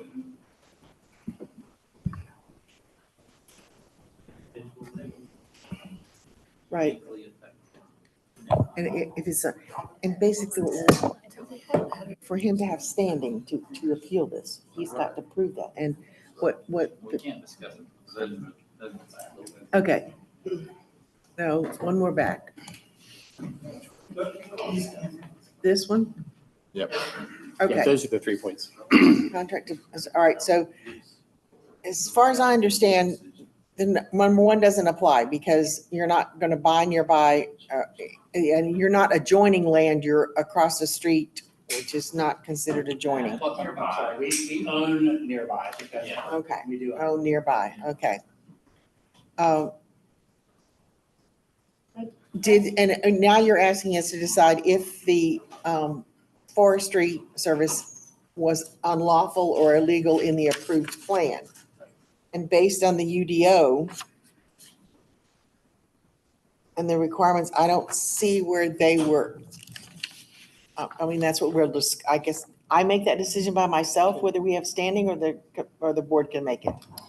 Pursuant to 160D, when there's an objection that's raised about those jurisdictional issues, the language says the board chair shall make a determination subject to, if there is an appeal to that, the full board can then go ahead and vote on your determination. One thing to consider, based on the testimony of the applicant in regards to standing, they mentioned that they had not secured an expert that could provide them with information. However, they didn't present any information as to whether they could. I don't know if that is something that the board would like to know or the board would like to explore. Yeah.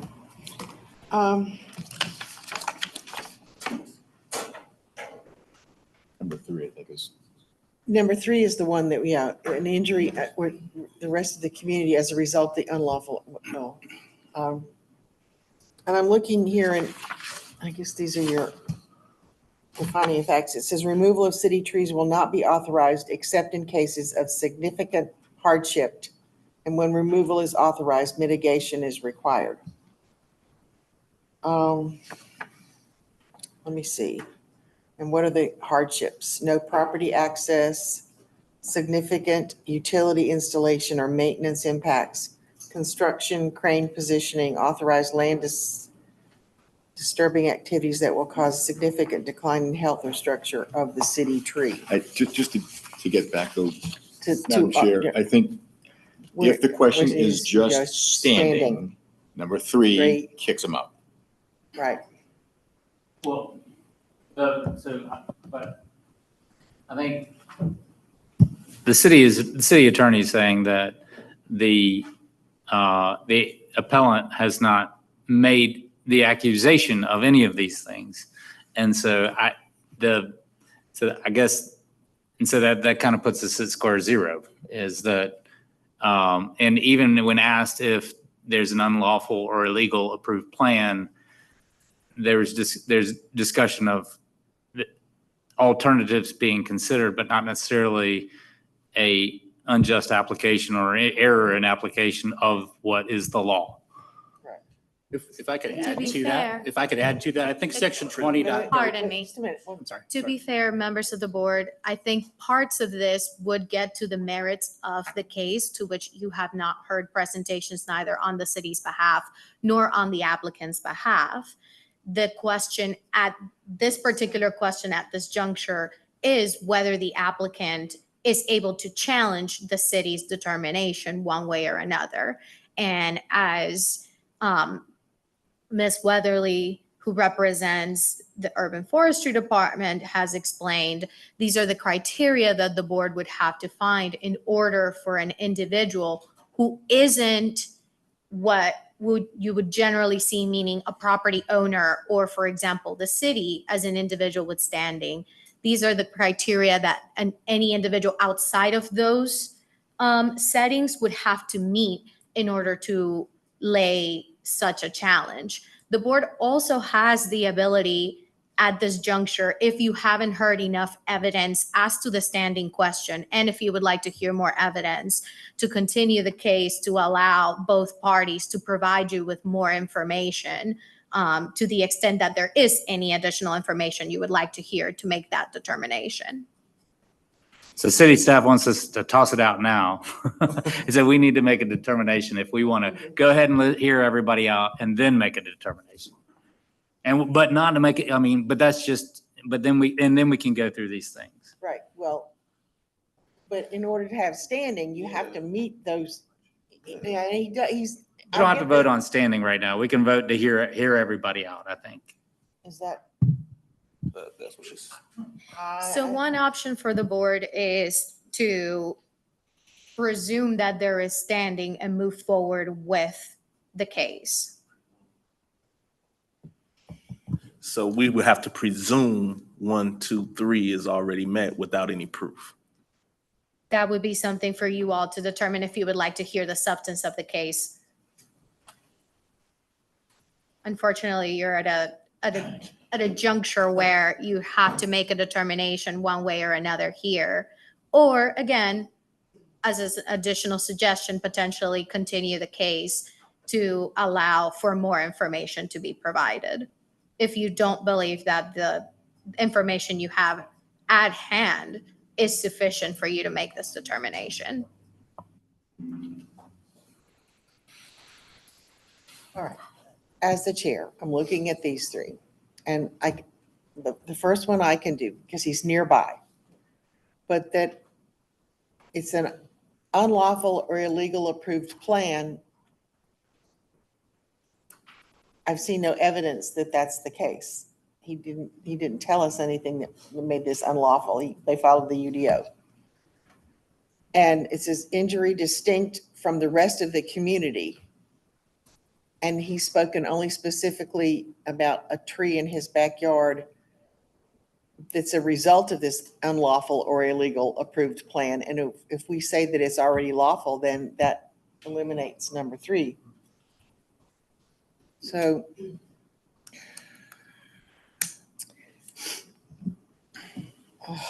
Madam Chair, could I suggest that the board reserves the right to decide on standing at the end of the other presentation? I think that's where council was going. And if we at least, because to Mr. Fortune's point, this is the first of many cases of its nature. And I think as a citizen, as a resident who believes to be both personally and a neighborhood level impacted, laying out the foundations of that appeal is important. I think it's important to the city. It's important to us. But if I believe it's very relevant. I'm trying to make it relevant. I'm trying to to stick to the law. And I understand how adamant you are about this, and I understand that. But as a board, we tend to want to hear both sides of an argument.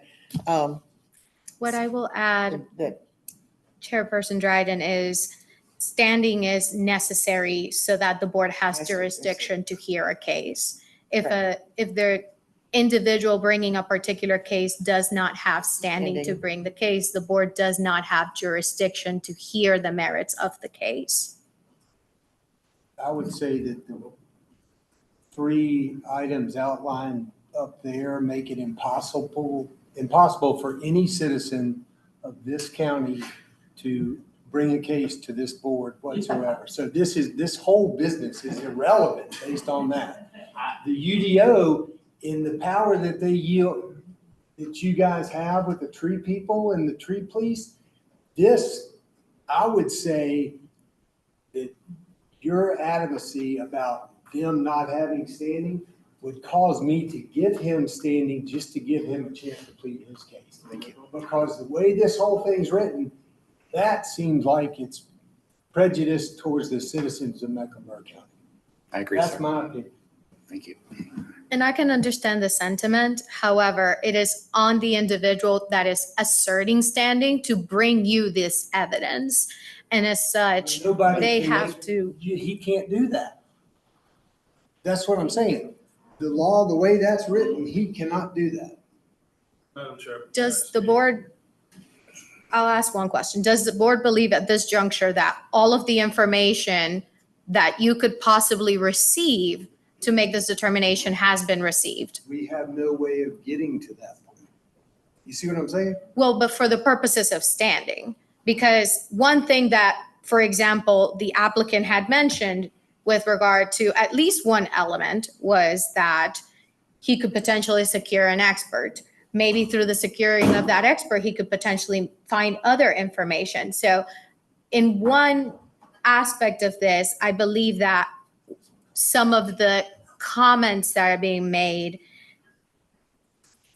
probably follow the information you've been presented at this point.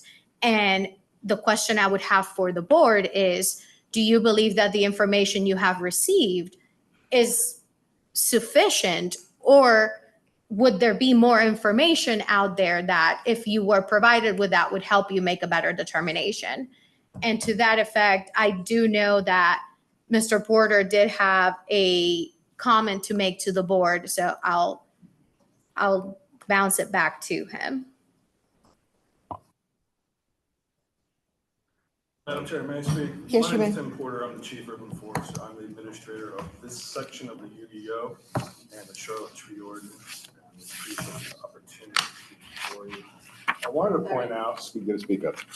I wanted to speak out that, to my knowledge, that the petitioner is not even alleging item number 2 up there.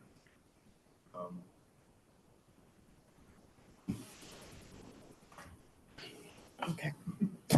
Can I attempt to restate my position on item number 2? Section 20.13 of the UDO is about tree protection. We did not see the city or the UF demonstrate any interest in ensuring that tree protection standards could be either met or pursued through alternate means. Is that illegal or unlawful? Well, if section 20.13 is the UDO, and that's the law, and the city did not do those things, then I would think that that would be considered unlawful. That's the logic that I'm bringing to the story. It makes sense to me. I'm sorry. That's just a layman's. I'm not an attorney. I'm not a tree person. Mr. Ghazi? Can I yield to Mr. Ghazi to develop? So I think I'm glad somebody. be very careful here because again, Yes. I don't want to, as it says to someone from the city, I don't want to disrespect a citizen of the property of the right. So I guess there may be, I'm not sure if we want to think about going the continuous route. So that way both parties have time to go and gather information because again, I think we want to get this right because we are setting the standard going forward of how we're going to be hearing these things. So you're probably, just in case, the staff will try to hope that you don't get a lot of appeals, but just in case, and again, we do want to make sure that every party does have the ability to have their voice heard so you guys can make a fair and rational decision. That was my recommendation too. Well, and that's where I was leaning. I feel like that as the applicant, you possibly could bring us some additional information with a tree expert with a little more time to research this and figure it out. And be mindful of these three things. And I understand your adamancy about the Article 20, but I need proof in that Article 20 that you are indeed the aggrieved party, and where is it illegal or unlawful, and not just because you presume that that's what it's saying.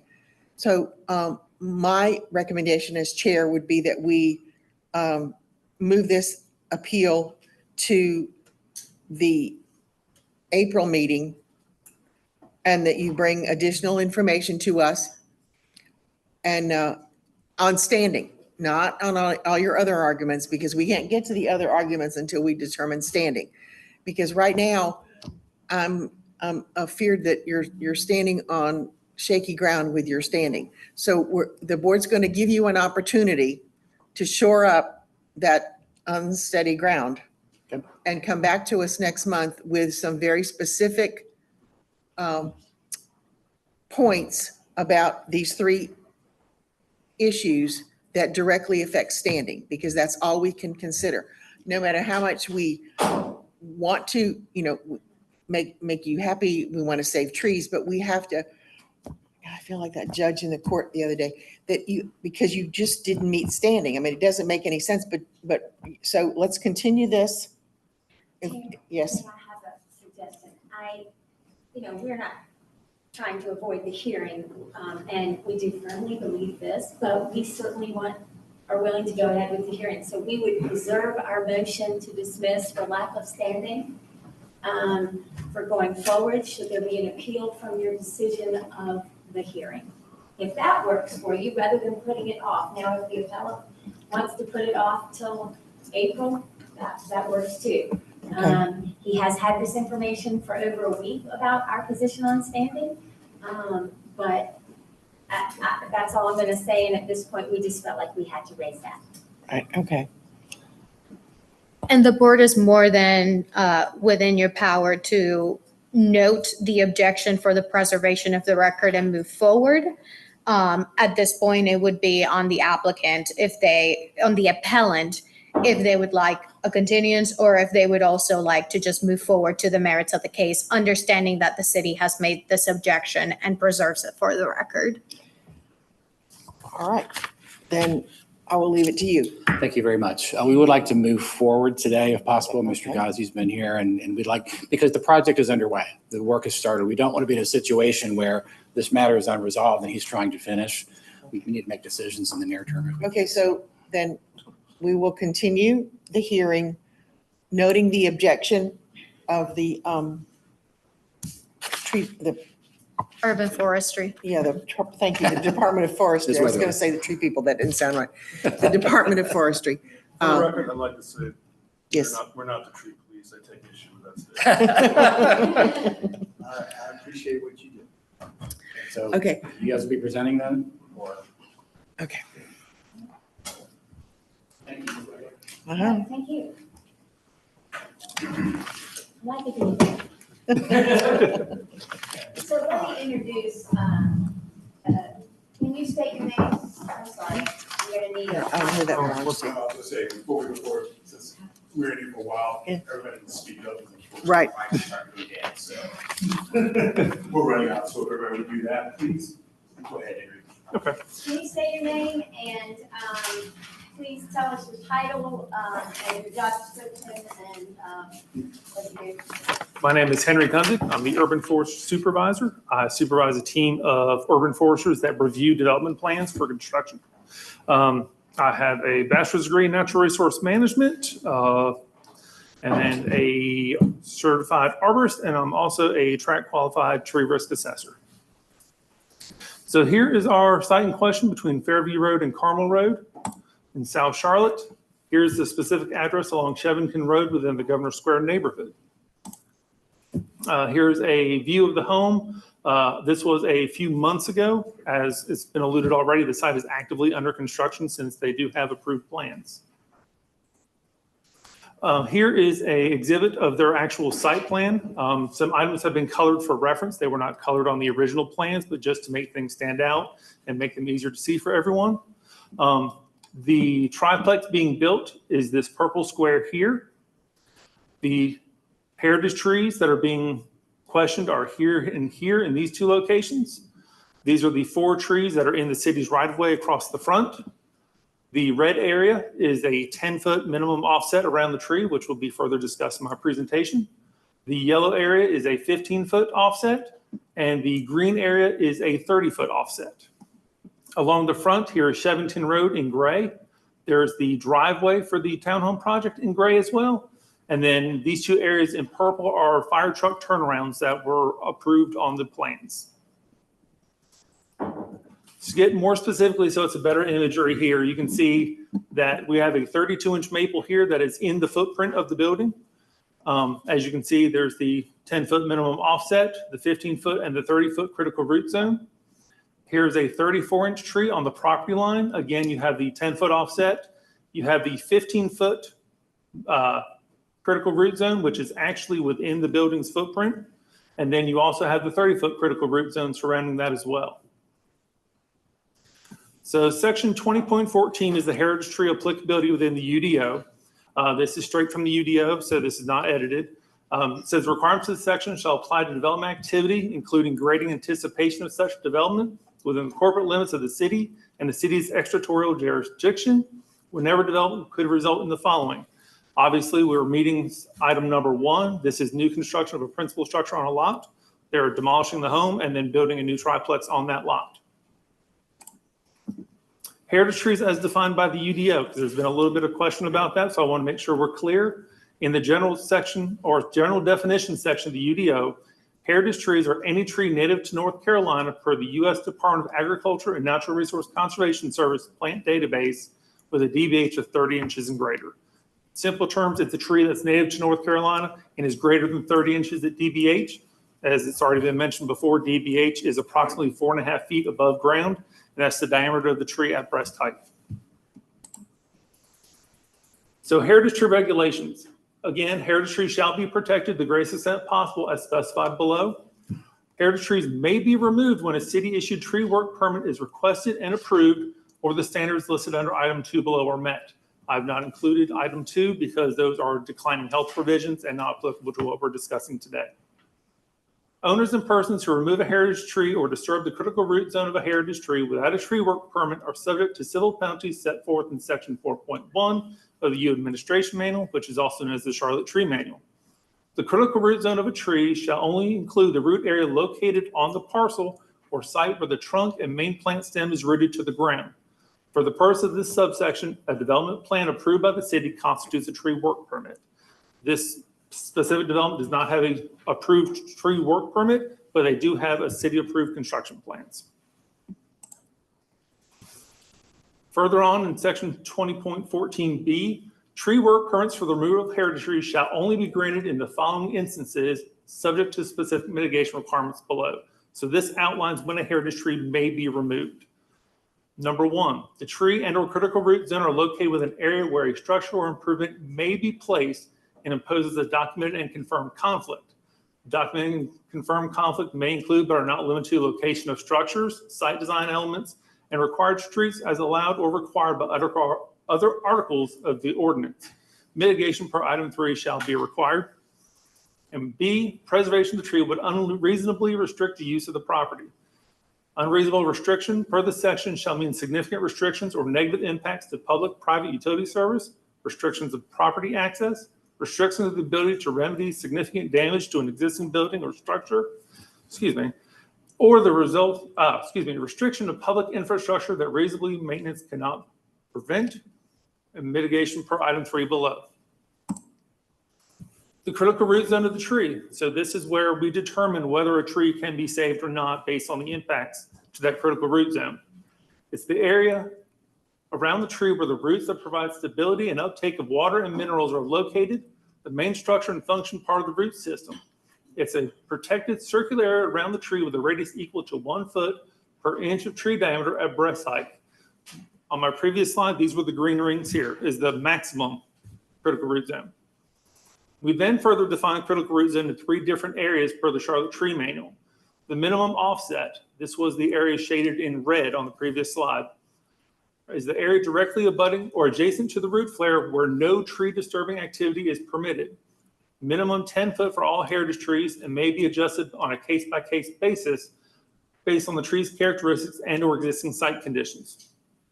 Some trees greater than 30 inches may require a greater offset. The inner CRZ is the root zone directly adjacent to the root flare equaling half the DBH in linear feet. This overlaps with the MOA to some degree, and up to 25% of that area may be disturbed. This was the area that was highlighted in orange on the previous slide. The outer CRZ is the zone outside of the inner CRZ equaling half the distance of the tree of the tree's DBH in linear feet, and up to 50% of that area may be disturbed. That was the green area in question on the previous slide. Here's a visual example of what this looks like. So assuming this is a 30-inch tree, we have our 10-foot minimum offset with no disturbance here. We then have a allowable of 25% disturbance, and then we have up to 50% disturbance in this area here. Our interpretation for section 20.14 does not provide urban forestry with the ability to require modifications to building design in order to protect heritage trees. When a structural improvement is located within the critical root zone of a heritage tree, urban forestry refers to the Charlotte Tree Manual to determine if a tree will need to be mitigated for or can be protected based on the amount of disturbance that's going to occur with the critical root zone. The 32-inch maple on site is completely within the building footprint, so preservation of that tree is not possible whatsoever. The 34-inch pin oak located on the exterior of the site, the exterior of the wall is within 15 feet of the tree. I believe I measured it out at 14 feet. While the building is not within the MOA, tree disturbing activity would be within the MOA, and the building itself would exceed the acceptable levels of disturbance within the CRZ. Now we're going to move on to the city's right-of-way trees. These were the trees located across the front of the property. City trees and right-of-way trees are a term that's used together. It means the exact same thing. On the original approved plans, 1 tree was originally identified as being within the right-of-way, and 3 trees were identified being within the property. After a field verification, all 4 trees were identified as being within the right-of-way, and all 4 are subject to the city tree mitigation policy. The location of these trees, as well as the required mitigation, was updated on a revised plan and was submitted and approved by the city. While 2 of the 4 trees are greater than 30 inches and are native to North Carolina, the Charlotte Tree Manual clearly identifies that city trees and trees located within alleyways are not heritage trees, so they're subject to a different set of rules.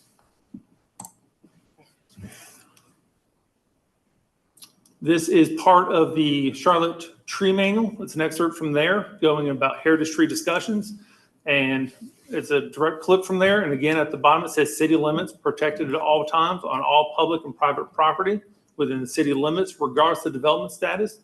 But again, I've highlighted that city trees and trees in alleyways are not considered heritage trees, so they follow a different mitigation policy.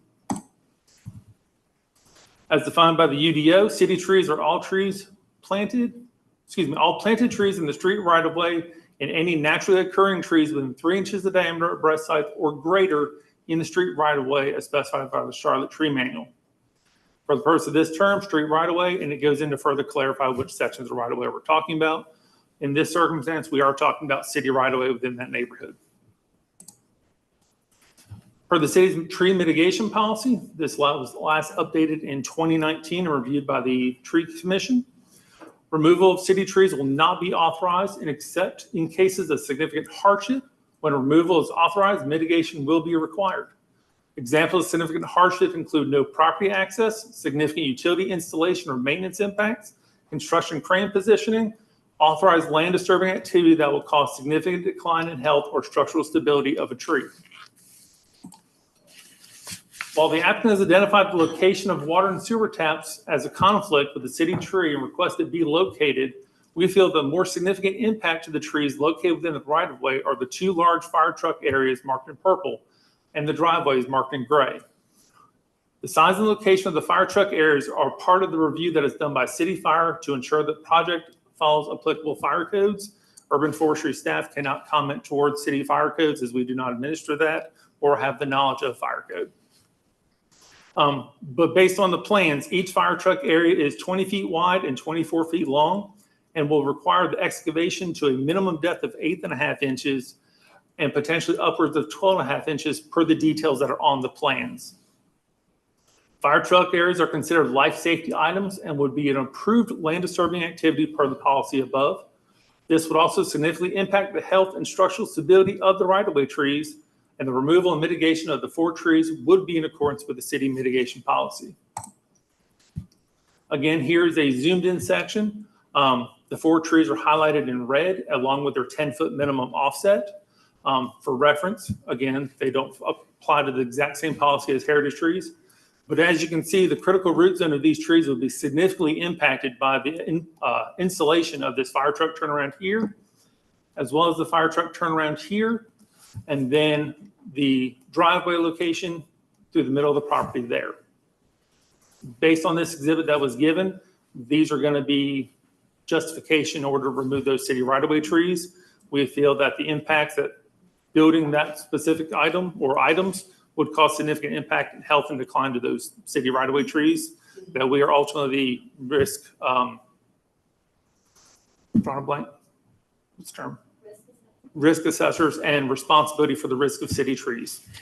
While you got that slide, may I ask, I mean, and I know you don't have anything to do with fire, but are those pads for the fire trucks, is that unique to triplexes and duplexes? Because I don't think I've ever seen them in just single family developments. So do you know? So what's happened is due to the fact that the home, that structure's being pushed so far back, fire has to be able to get around with a 150-foot hose pole. And right now, the way that structure's sited, they can't meet it, so fire needs to be able to provide access to around the back of the building. And so they need 2 to do that. So yes. And they're like concrete pads, is that? So it's called like impervious pavers. What's gonna happen is, it's kind of like, there's grass that goes in the center of them. Oh, okay. So it's gonna kind of like grass, but deep down, you're still gonna see some sort of. In order to construct them, they have to excavate a minimum of 8.5 inches and potentially up to a foot, put in a base layer of stone, then put the pavers on top, and then they're able to backfill, and grass can grow on top of that. But they are designed to, I believe one of the other sheets of the plan said they're designed to withhold, I believe it's 85,000 pounds.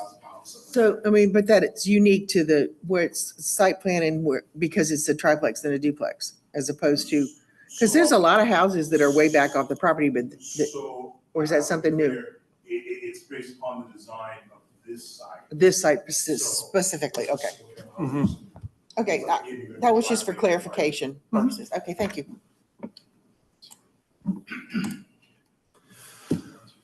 Again, we must follow the quasi judicial procedures for reviewing the appeal. Our main focus is that upon finding an error of the application of these regulations on part of the officer rendering the order, requirement, or decision or determination, we feel that urban forestry applied the city's policies as they're written in the UDO that allowed for the removal of these trees and did not require urban forestry to go through a review process to modify their site in order to gain compliance. Conclusion of law. Again, we reserve the right that the applicant lacks standing. We feel the UDO board should uphold urban forestry administrator's determination that the heritage trees and city trees on the subject property can be removed due to the above referenced language in the UDO, specifically section 20.14 and the city tree mitigation policy, and requirements providing mitigation fees and mitigation planting requirements, which were met on the approved plans. And that Thank you very much. A couple more questions about the fire access roads. I guess there's also, I mean, there are 3, is it 1 property or 3 properties? From my understanding, it's 1 single property. 1 single property? Yes. And so, but there are 2 drives instead of 1 drive? I mean, the fire hose can't use the same driveway or the North same? Carolina Fire Code has specific requirements. Right. To my knowledge, I can't speak to those requirements. I think if we wanted to bring those up, that we would need someone from City Fire to be a representative to speak on behalf of that. Well, Dixon, that hasn't been appealed. Yeah. As far as I know, yeah, they haven't appealed whether the fire department made the right decision. Yeah, from what forestry did, forestry acted appropriately for the plan that they have. Right. Ask questions as well. Or should I wait? No. No? Yes, you may. Yes, yes, you may ask questions. So, actually, we'll get to this in just a moment, when we share our information. Fire pads, we agree, are very important and certainly a safety item. We have neither talked to the fire department and to understand, what options we may have in terms of placement of those pads. So if there is in fact continues after the session to get tree expertise and additional information, I recommend we talk to the fire department as well. Both parties are lacking their scope. I will say that Charlotte Fire is involved during the review process, so they review this process and make comments. No. We're not contesting if that's the plan. I'll let them have to see how that would work, but we did not have a chance to discuss options. So that would be. That vote is sailed. That's a That separate vote matter. is Right, sailed. yeah, That vote's that's sailed. separate and apart from, but I appreciate your comments. Again, from urban forestry's perspective. Right. And the requirement to see. Correct. Alternative options. Can I chime in? What?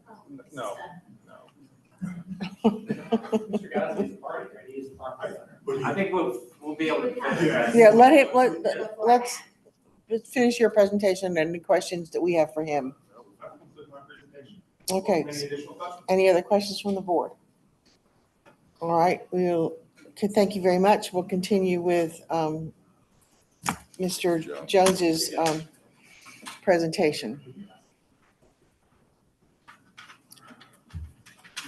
Excuse me, Madam Chair, may I Yes. ask just a couple of questions? Yes. For clarification? Sure. Mr. Jones? Yes. On the application that you submitted, it's got that Allison Cooksey Jones is the applicant and Christopher Jones is the agent. That's correct. Is Allison Cooksey Jones present? He was here for 6 hours. She had prior to- Okay, and last question, are you an attorney? I'm not.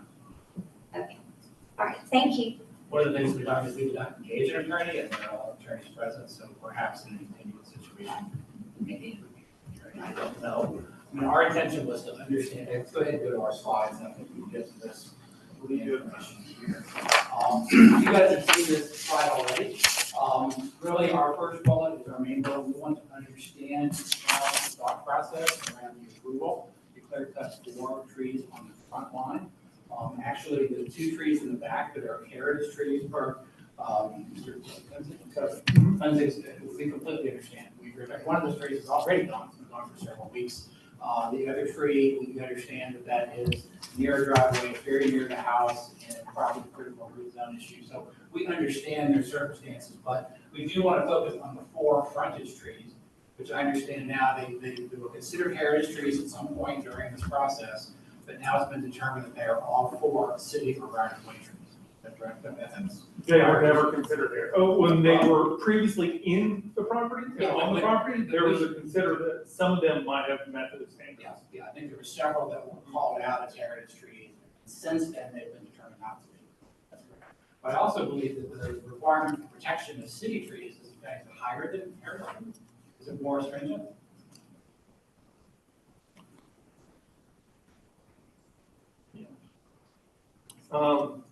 We have to review and apply the ordinances that they're written and the policies that they're written. That's right. Just want to understand. And again, we're trying to move forward with a collaborative solution. So Mr. Gazi is here. We're very glad he's attended. We want to work with the city staff and urban forestry to see if there are options that may reduce the need to clear cut the 4 heritage trees at the front. So we talked about most of this in the discussion of standing. This is basically some talking points about the standing issues. I won't rehash all of this. We've discussed this already. I will call attention here to number 2. We don't think the city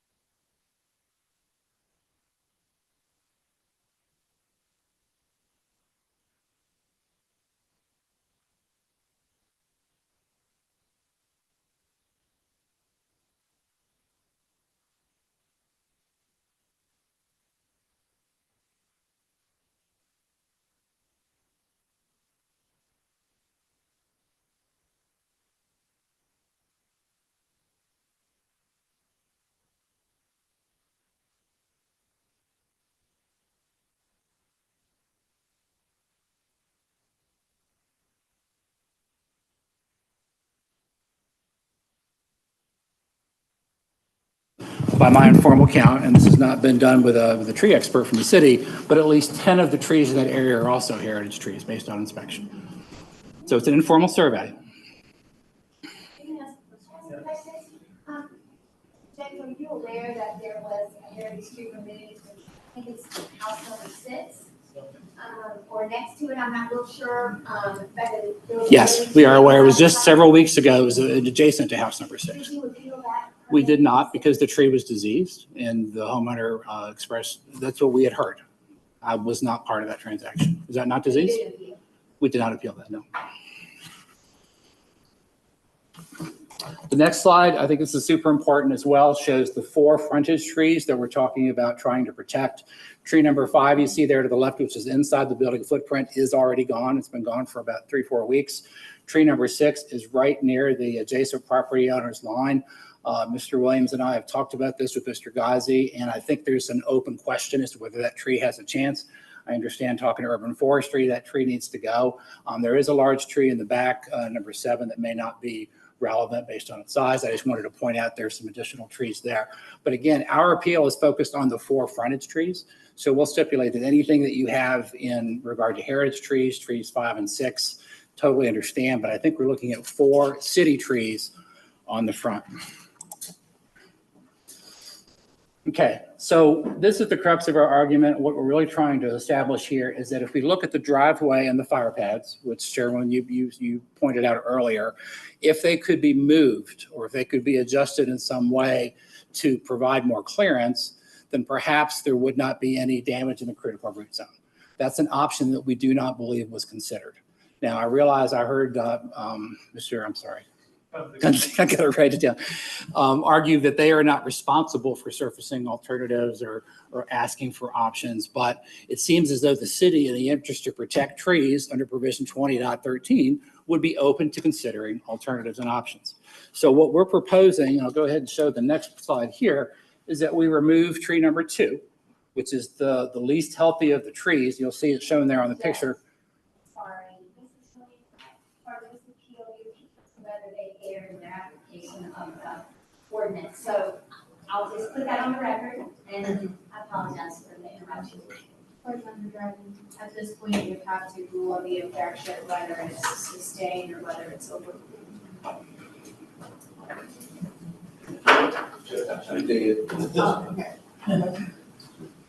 This is the basis of our case, I will sustain the objection. which means I can't speak to, what can I not speak to now?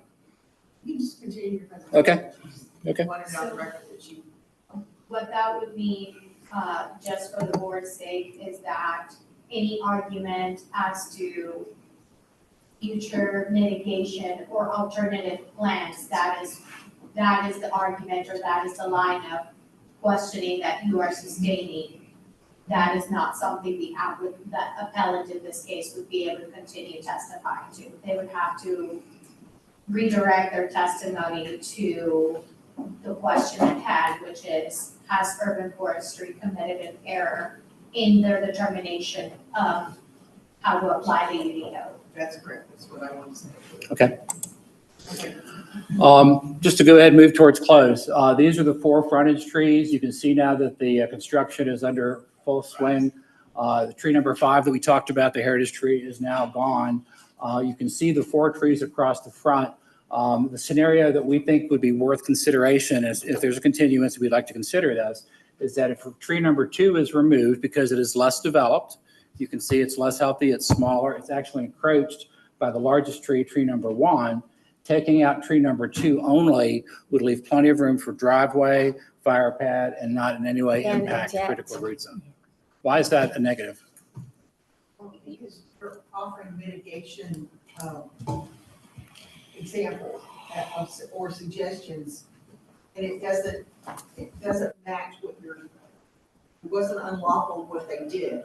All you're asking for is that they look at some other alternatives. Right. But it doesn't address the issue of the unlawfulness or the incorrectness of the original.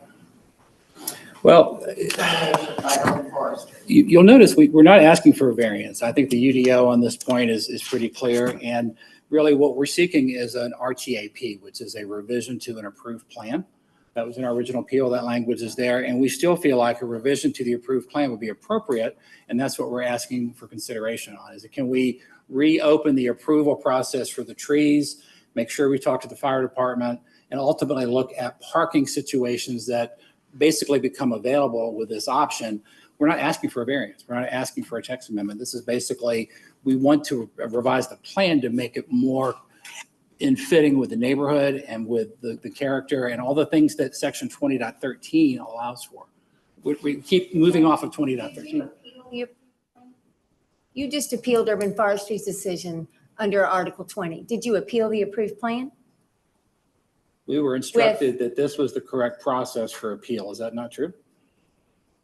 Not for if you're appealing the plan. If you're appealing this decision as part of the plan under Article 20, which is what you cited. We're appealing the city's approval of the plan, which I think is correct. I feel like that's appropriate. For members of the board, just to be clear, the understanding today of your role is that there's been an appeal by Mr. Jones by the applicant of a section of the UDO as that pertains to urban forestry. And that particular subsection, your determination has to be whether or not city staff committed an error in applying that. It does sound from the applicant or from Mr. Jones's information as he has provided that he is seeking to appeal something different, but I would leave that up to the board to ask him further questions about that. However, just want to remind the board that it is not within your purview to reopen approval plans as it pertains to this particular appeal. Your only question is, did urban forestry commit an error in applying the UDO? Correct, and that's why I sustained the objection, because that's outside of our purview. Okay. For us to grant you the right to talk to somebody, and I agree, if you want to appeal the plan, then if we decide to continue this, because we determine that you do, about standing, then you might want to think about getting an attorney that deals with this area that can better advise you about what you want to do. Okay. Right now, we can't entertain your suggestions of mitigation because that's not our purview. Understood. Our purview is to determine if your appeal is to say, did urban forestry make an incorrect assessment? And at this point, you haven't convinced us that they did. Understood. Based on the information, the facts that they had. Right. Thank you very much, Madam Chairwoman. I do understand there may be an alternate process for plan. I would need to talk to staff, understand what that is.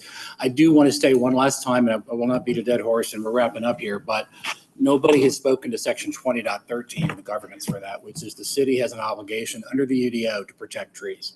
And nobody's spoken to that here. And it's in our original appeal. So I understand that the site plan itself may be solved a different way.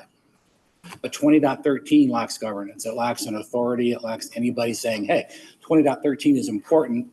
How do we apply that to this plan approval? And I think that's a fair question. I'm still left with that as potentially in scope to this board. But again, I'll take your advice. The default is for the city to do what it can in all its power to protect trees, but not at the expense of the developer being able to use his land. Right. Or an owner to use his land. Correct. And I think urban forestry has proven that they have done exactly what they're supposed to do. And the repercussions here, we just can't assume anything. Right, Like right. I said, you can't assume anything. If there's an expert, blah, blah, blah, that will help. But as far as we're concerned, I think this is very black and white. Okay. Mr. Shea, one comment. I would say that this urban forestry did what they were allowed to do. There's no question that they acted in a way that they fulfilled their responsibilities of what they should do. But is there a better way that protects trees and provides a better environmental impact under 20.13? I don't know where else to appeal that to. It sounds like there is not a court of appeal for that, to get to a better plan. I think there's a plan that is viable. There's no doubt. But the question becomes, is there a better plan? And if so, where can we get that resolved? Perhaps that's between planning and Mr. Ghazi and us on an offline. So, thank you. Thank you. At this time, the board may allow the city to make any additional comments for our final closing statement if they so desire. Really quick. I just want to point out that 20.13 about tree protection, setting forth that, we're here to protect trees, et cetera. Also, as Mr. Jones stated, says removal. And removal is per the UDO. And that is what urban forestry has done. There's been nothing to show that. The status of these trees at this time under an approved plan, if not allowed to be removed, if if they're required to remain in place, number one, that is putting on urban forestry the determination of how the owner of the property uses the land, which they have no authority under Article 20 to do, like he stated. This is a situation where they have just not erred in their application of the ordinance, and that hasn't been shown. Thank you. I appreciate your comments. Anything else?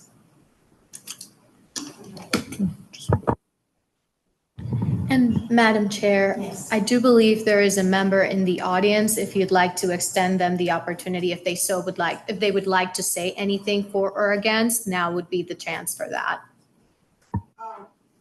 Mr. Ghazi, I will afford you the opportunity to speak if we're not going to repeat anything that Mr. Jones has said. If you can add something new and different, then we would like to hear from you.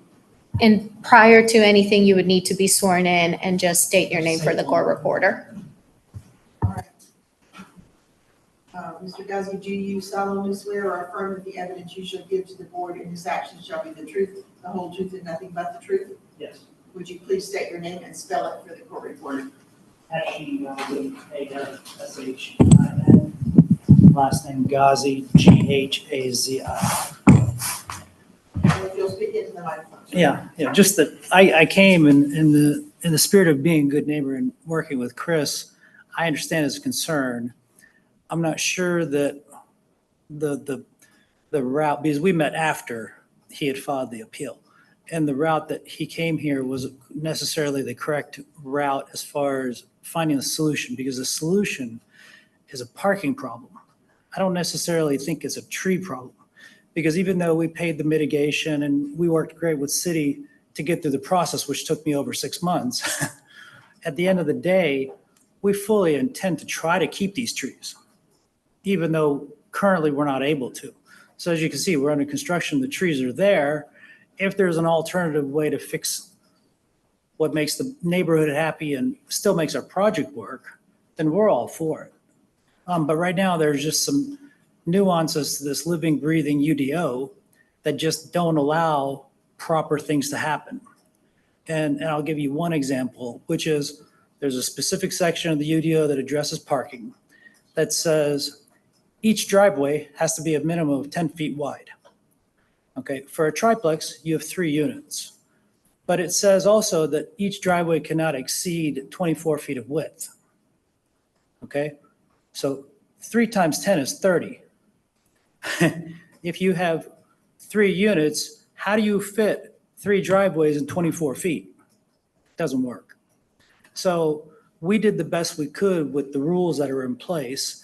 And it's not a perfect document. It needs help. It needs work. You guys are going to see a lot of this in the future.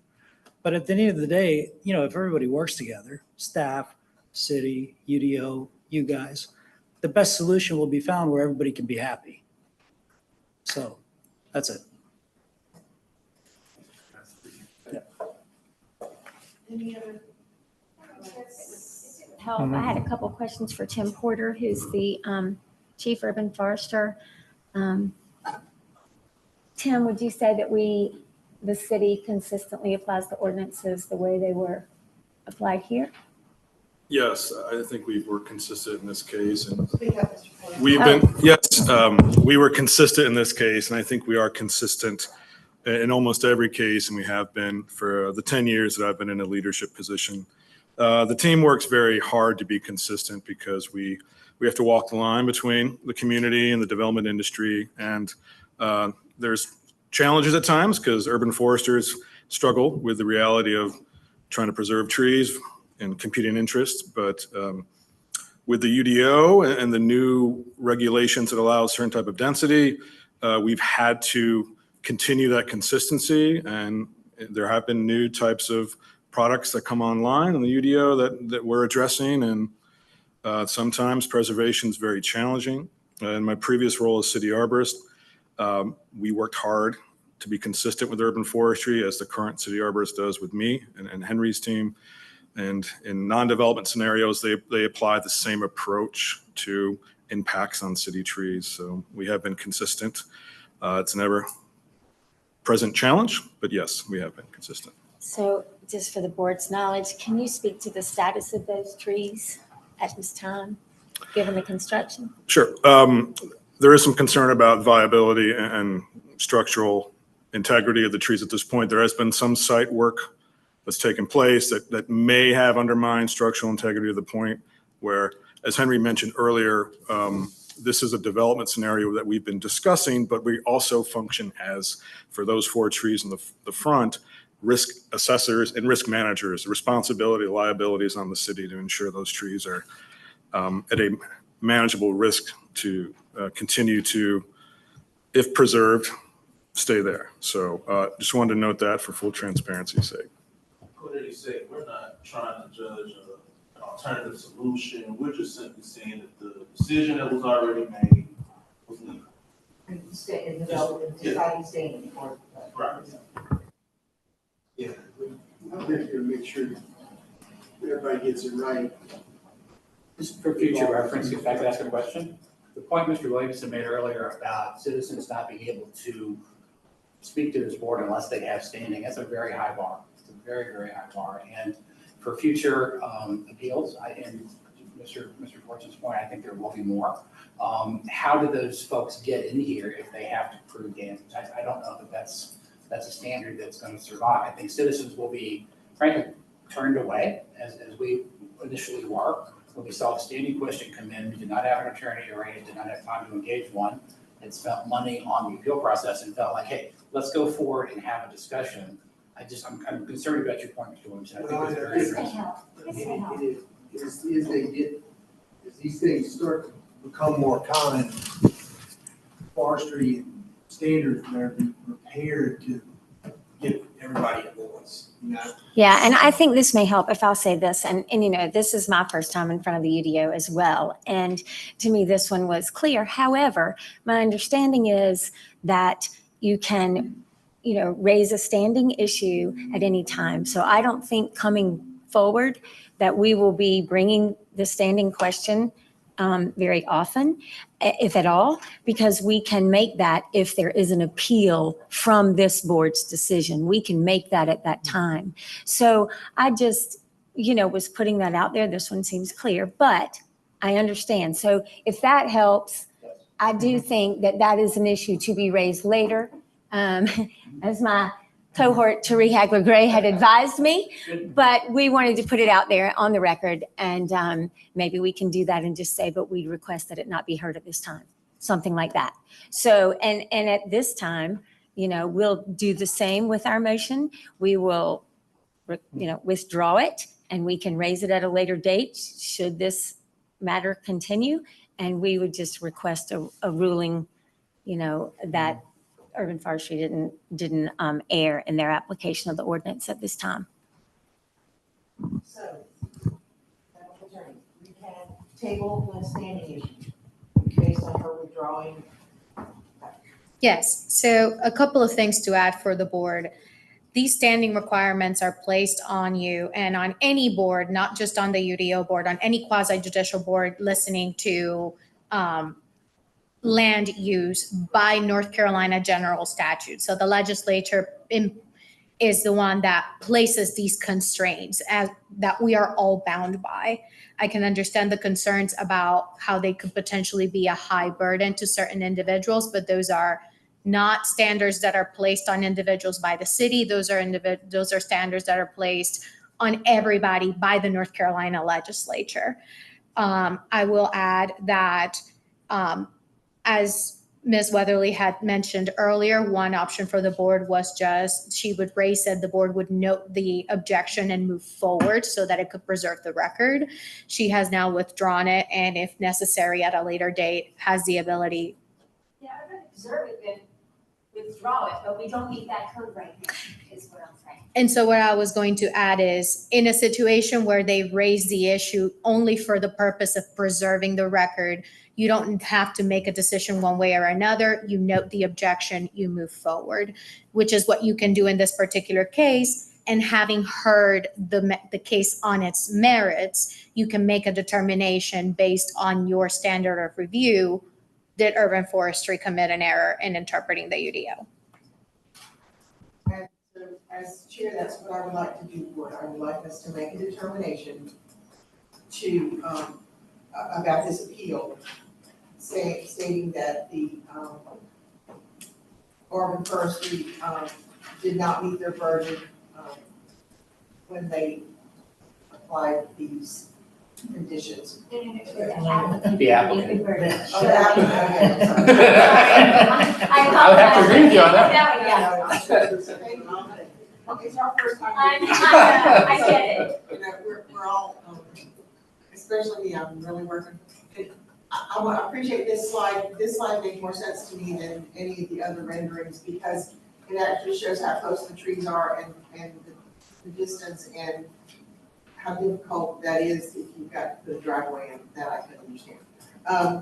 Okay, so board, we're gonna go into deliberations now and we're gonna talk about this and we're gonna make a decision.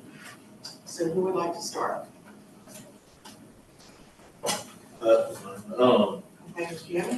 Based on the hearings and what we heard from both sides, I don't find anywhere where the forestry division actually made any illegal recommendations based on the current UDO. I'm agreeing with that. Mr. Williams, any comments? Ditto. Okay. And just to be clear, the standard is not whether they made an illegal determination, it's whether they made an error. Two completely different, two very different standards. No errors. Okay.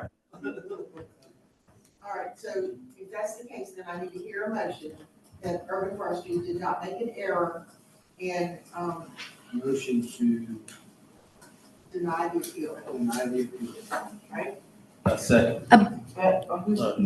Just as a suggestion on crafting your motion, based also on previous appeals generally, what the board has done is move to uphold the city staff or the urban forester maybe or the Department of Urban Forestry, their determination. That could be one potential form of your motion. Just wanted to make sure with our urban foresters that is correct, that I'm naming your department correctly.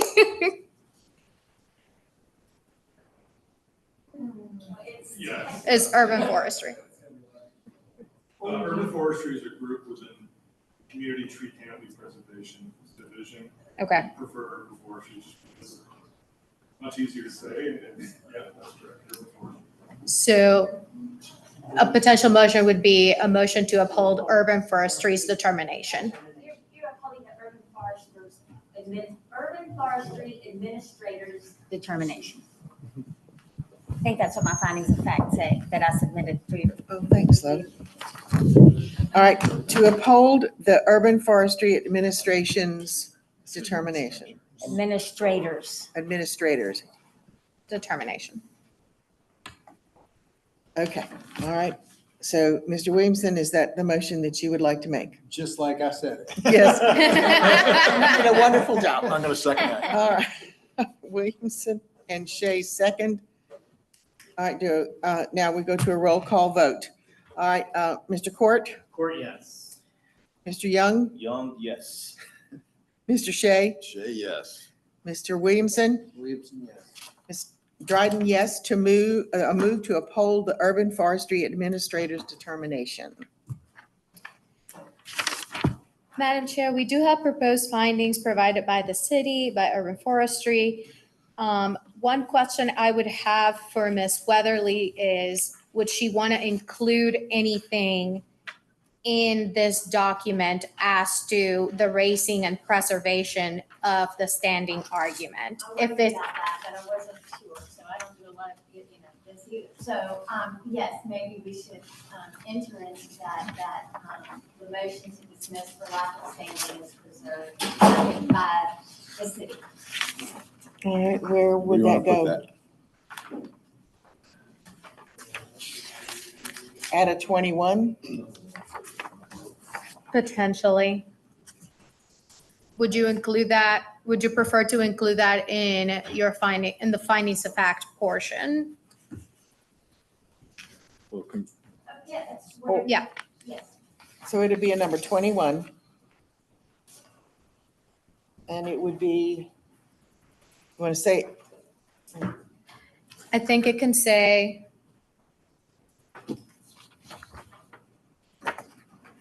the city has made a motion to dismiss based upon standing. Was made and preserved by the city.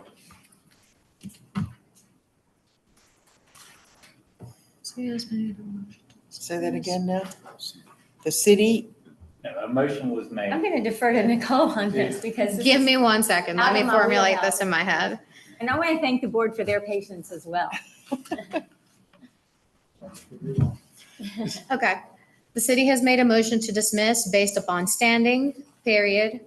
The board has noted the motion and preserved it for the record. Period. city has made a motion to Dismiss dismiss. based upon standing. I can't write that fast, based upon. I Did you used say to based could. on lack of standing or just based on standing? I'm just say based. I said based on standing, but we can say based on lack of standing. Okay, that's fine. Either way. Okay, period, and then, The board has noted the motion.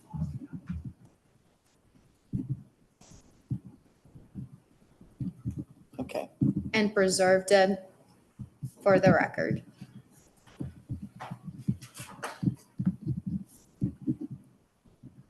Okay, good deal. I don't know if this matters, but to me, if I was rewriting this again, I would add that the appellant testified that urban forestry, did what they were supposed to do, is what he said. I would add, yeah, we could add finding of fact 22, just to add the appellant was present. No, the appellant is not present, Oh, well. actually. It's the appellant's representative that made that. Yeah, actually, the appellant is not present. Oh, well, there you go. Yes, she actually is, yeah. Thank you for joining me. Yes, I was here earlier. So what did you say, the appellant? Yeah. You want to repeat that, Ms. Weatherly? Yeah.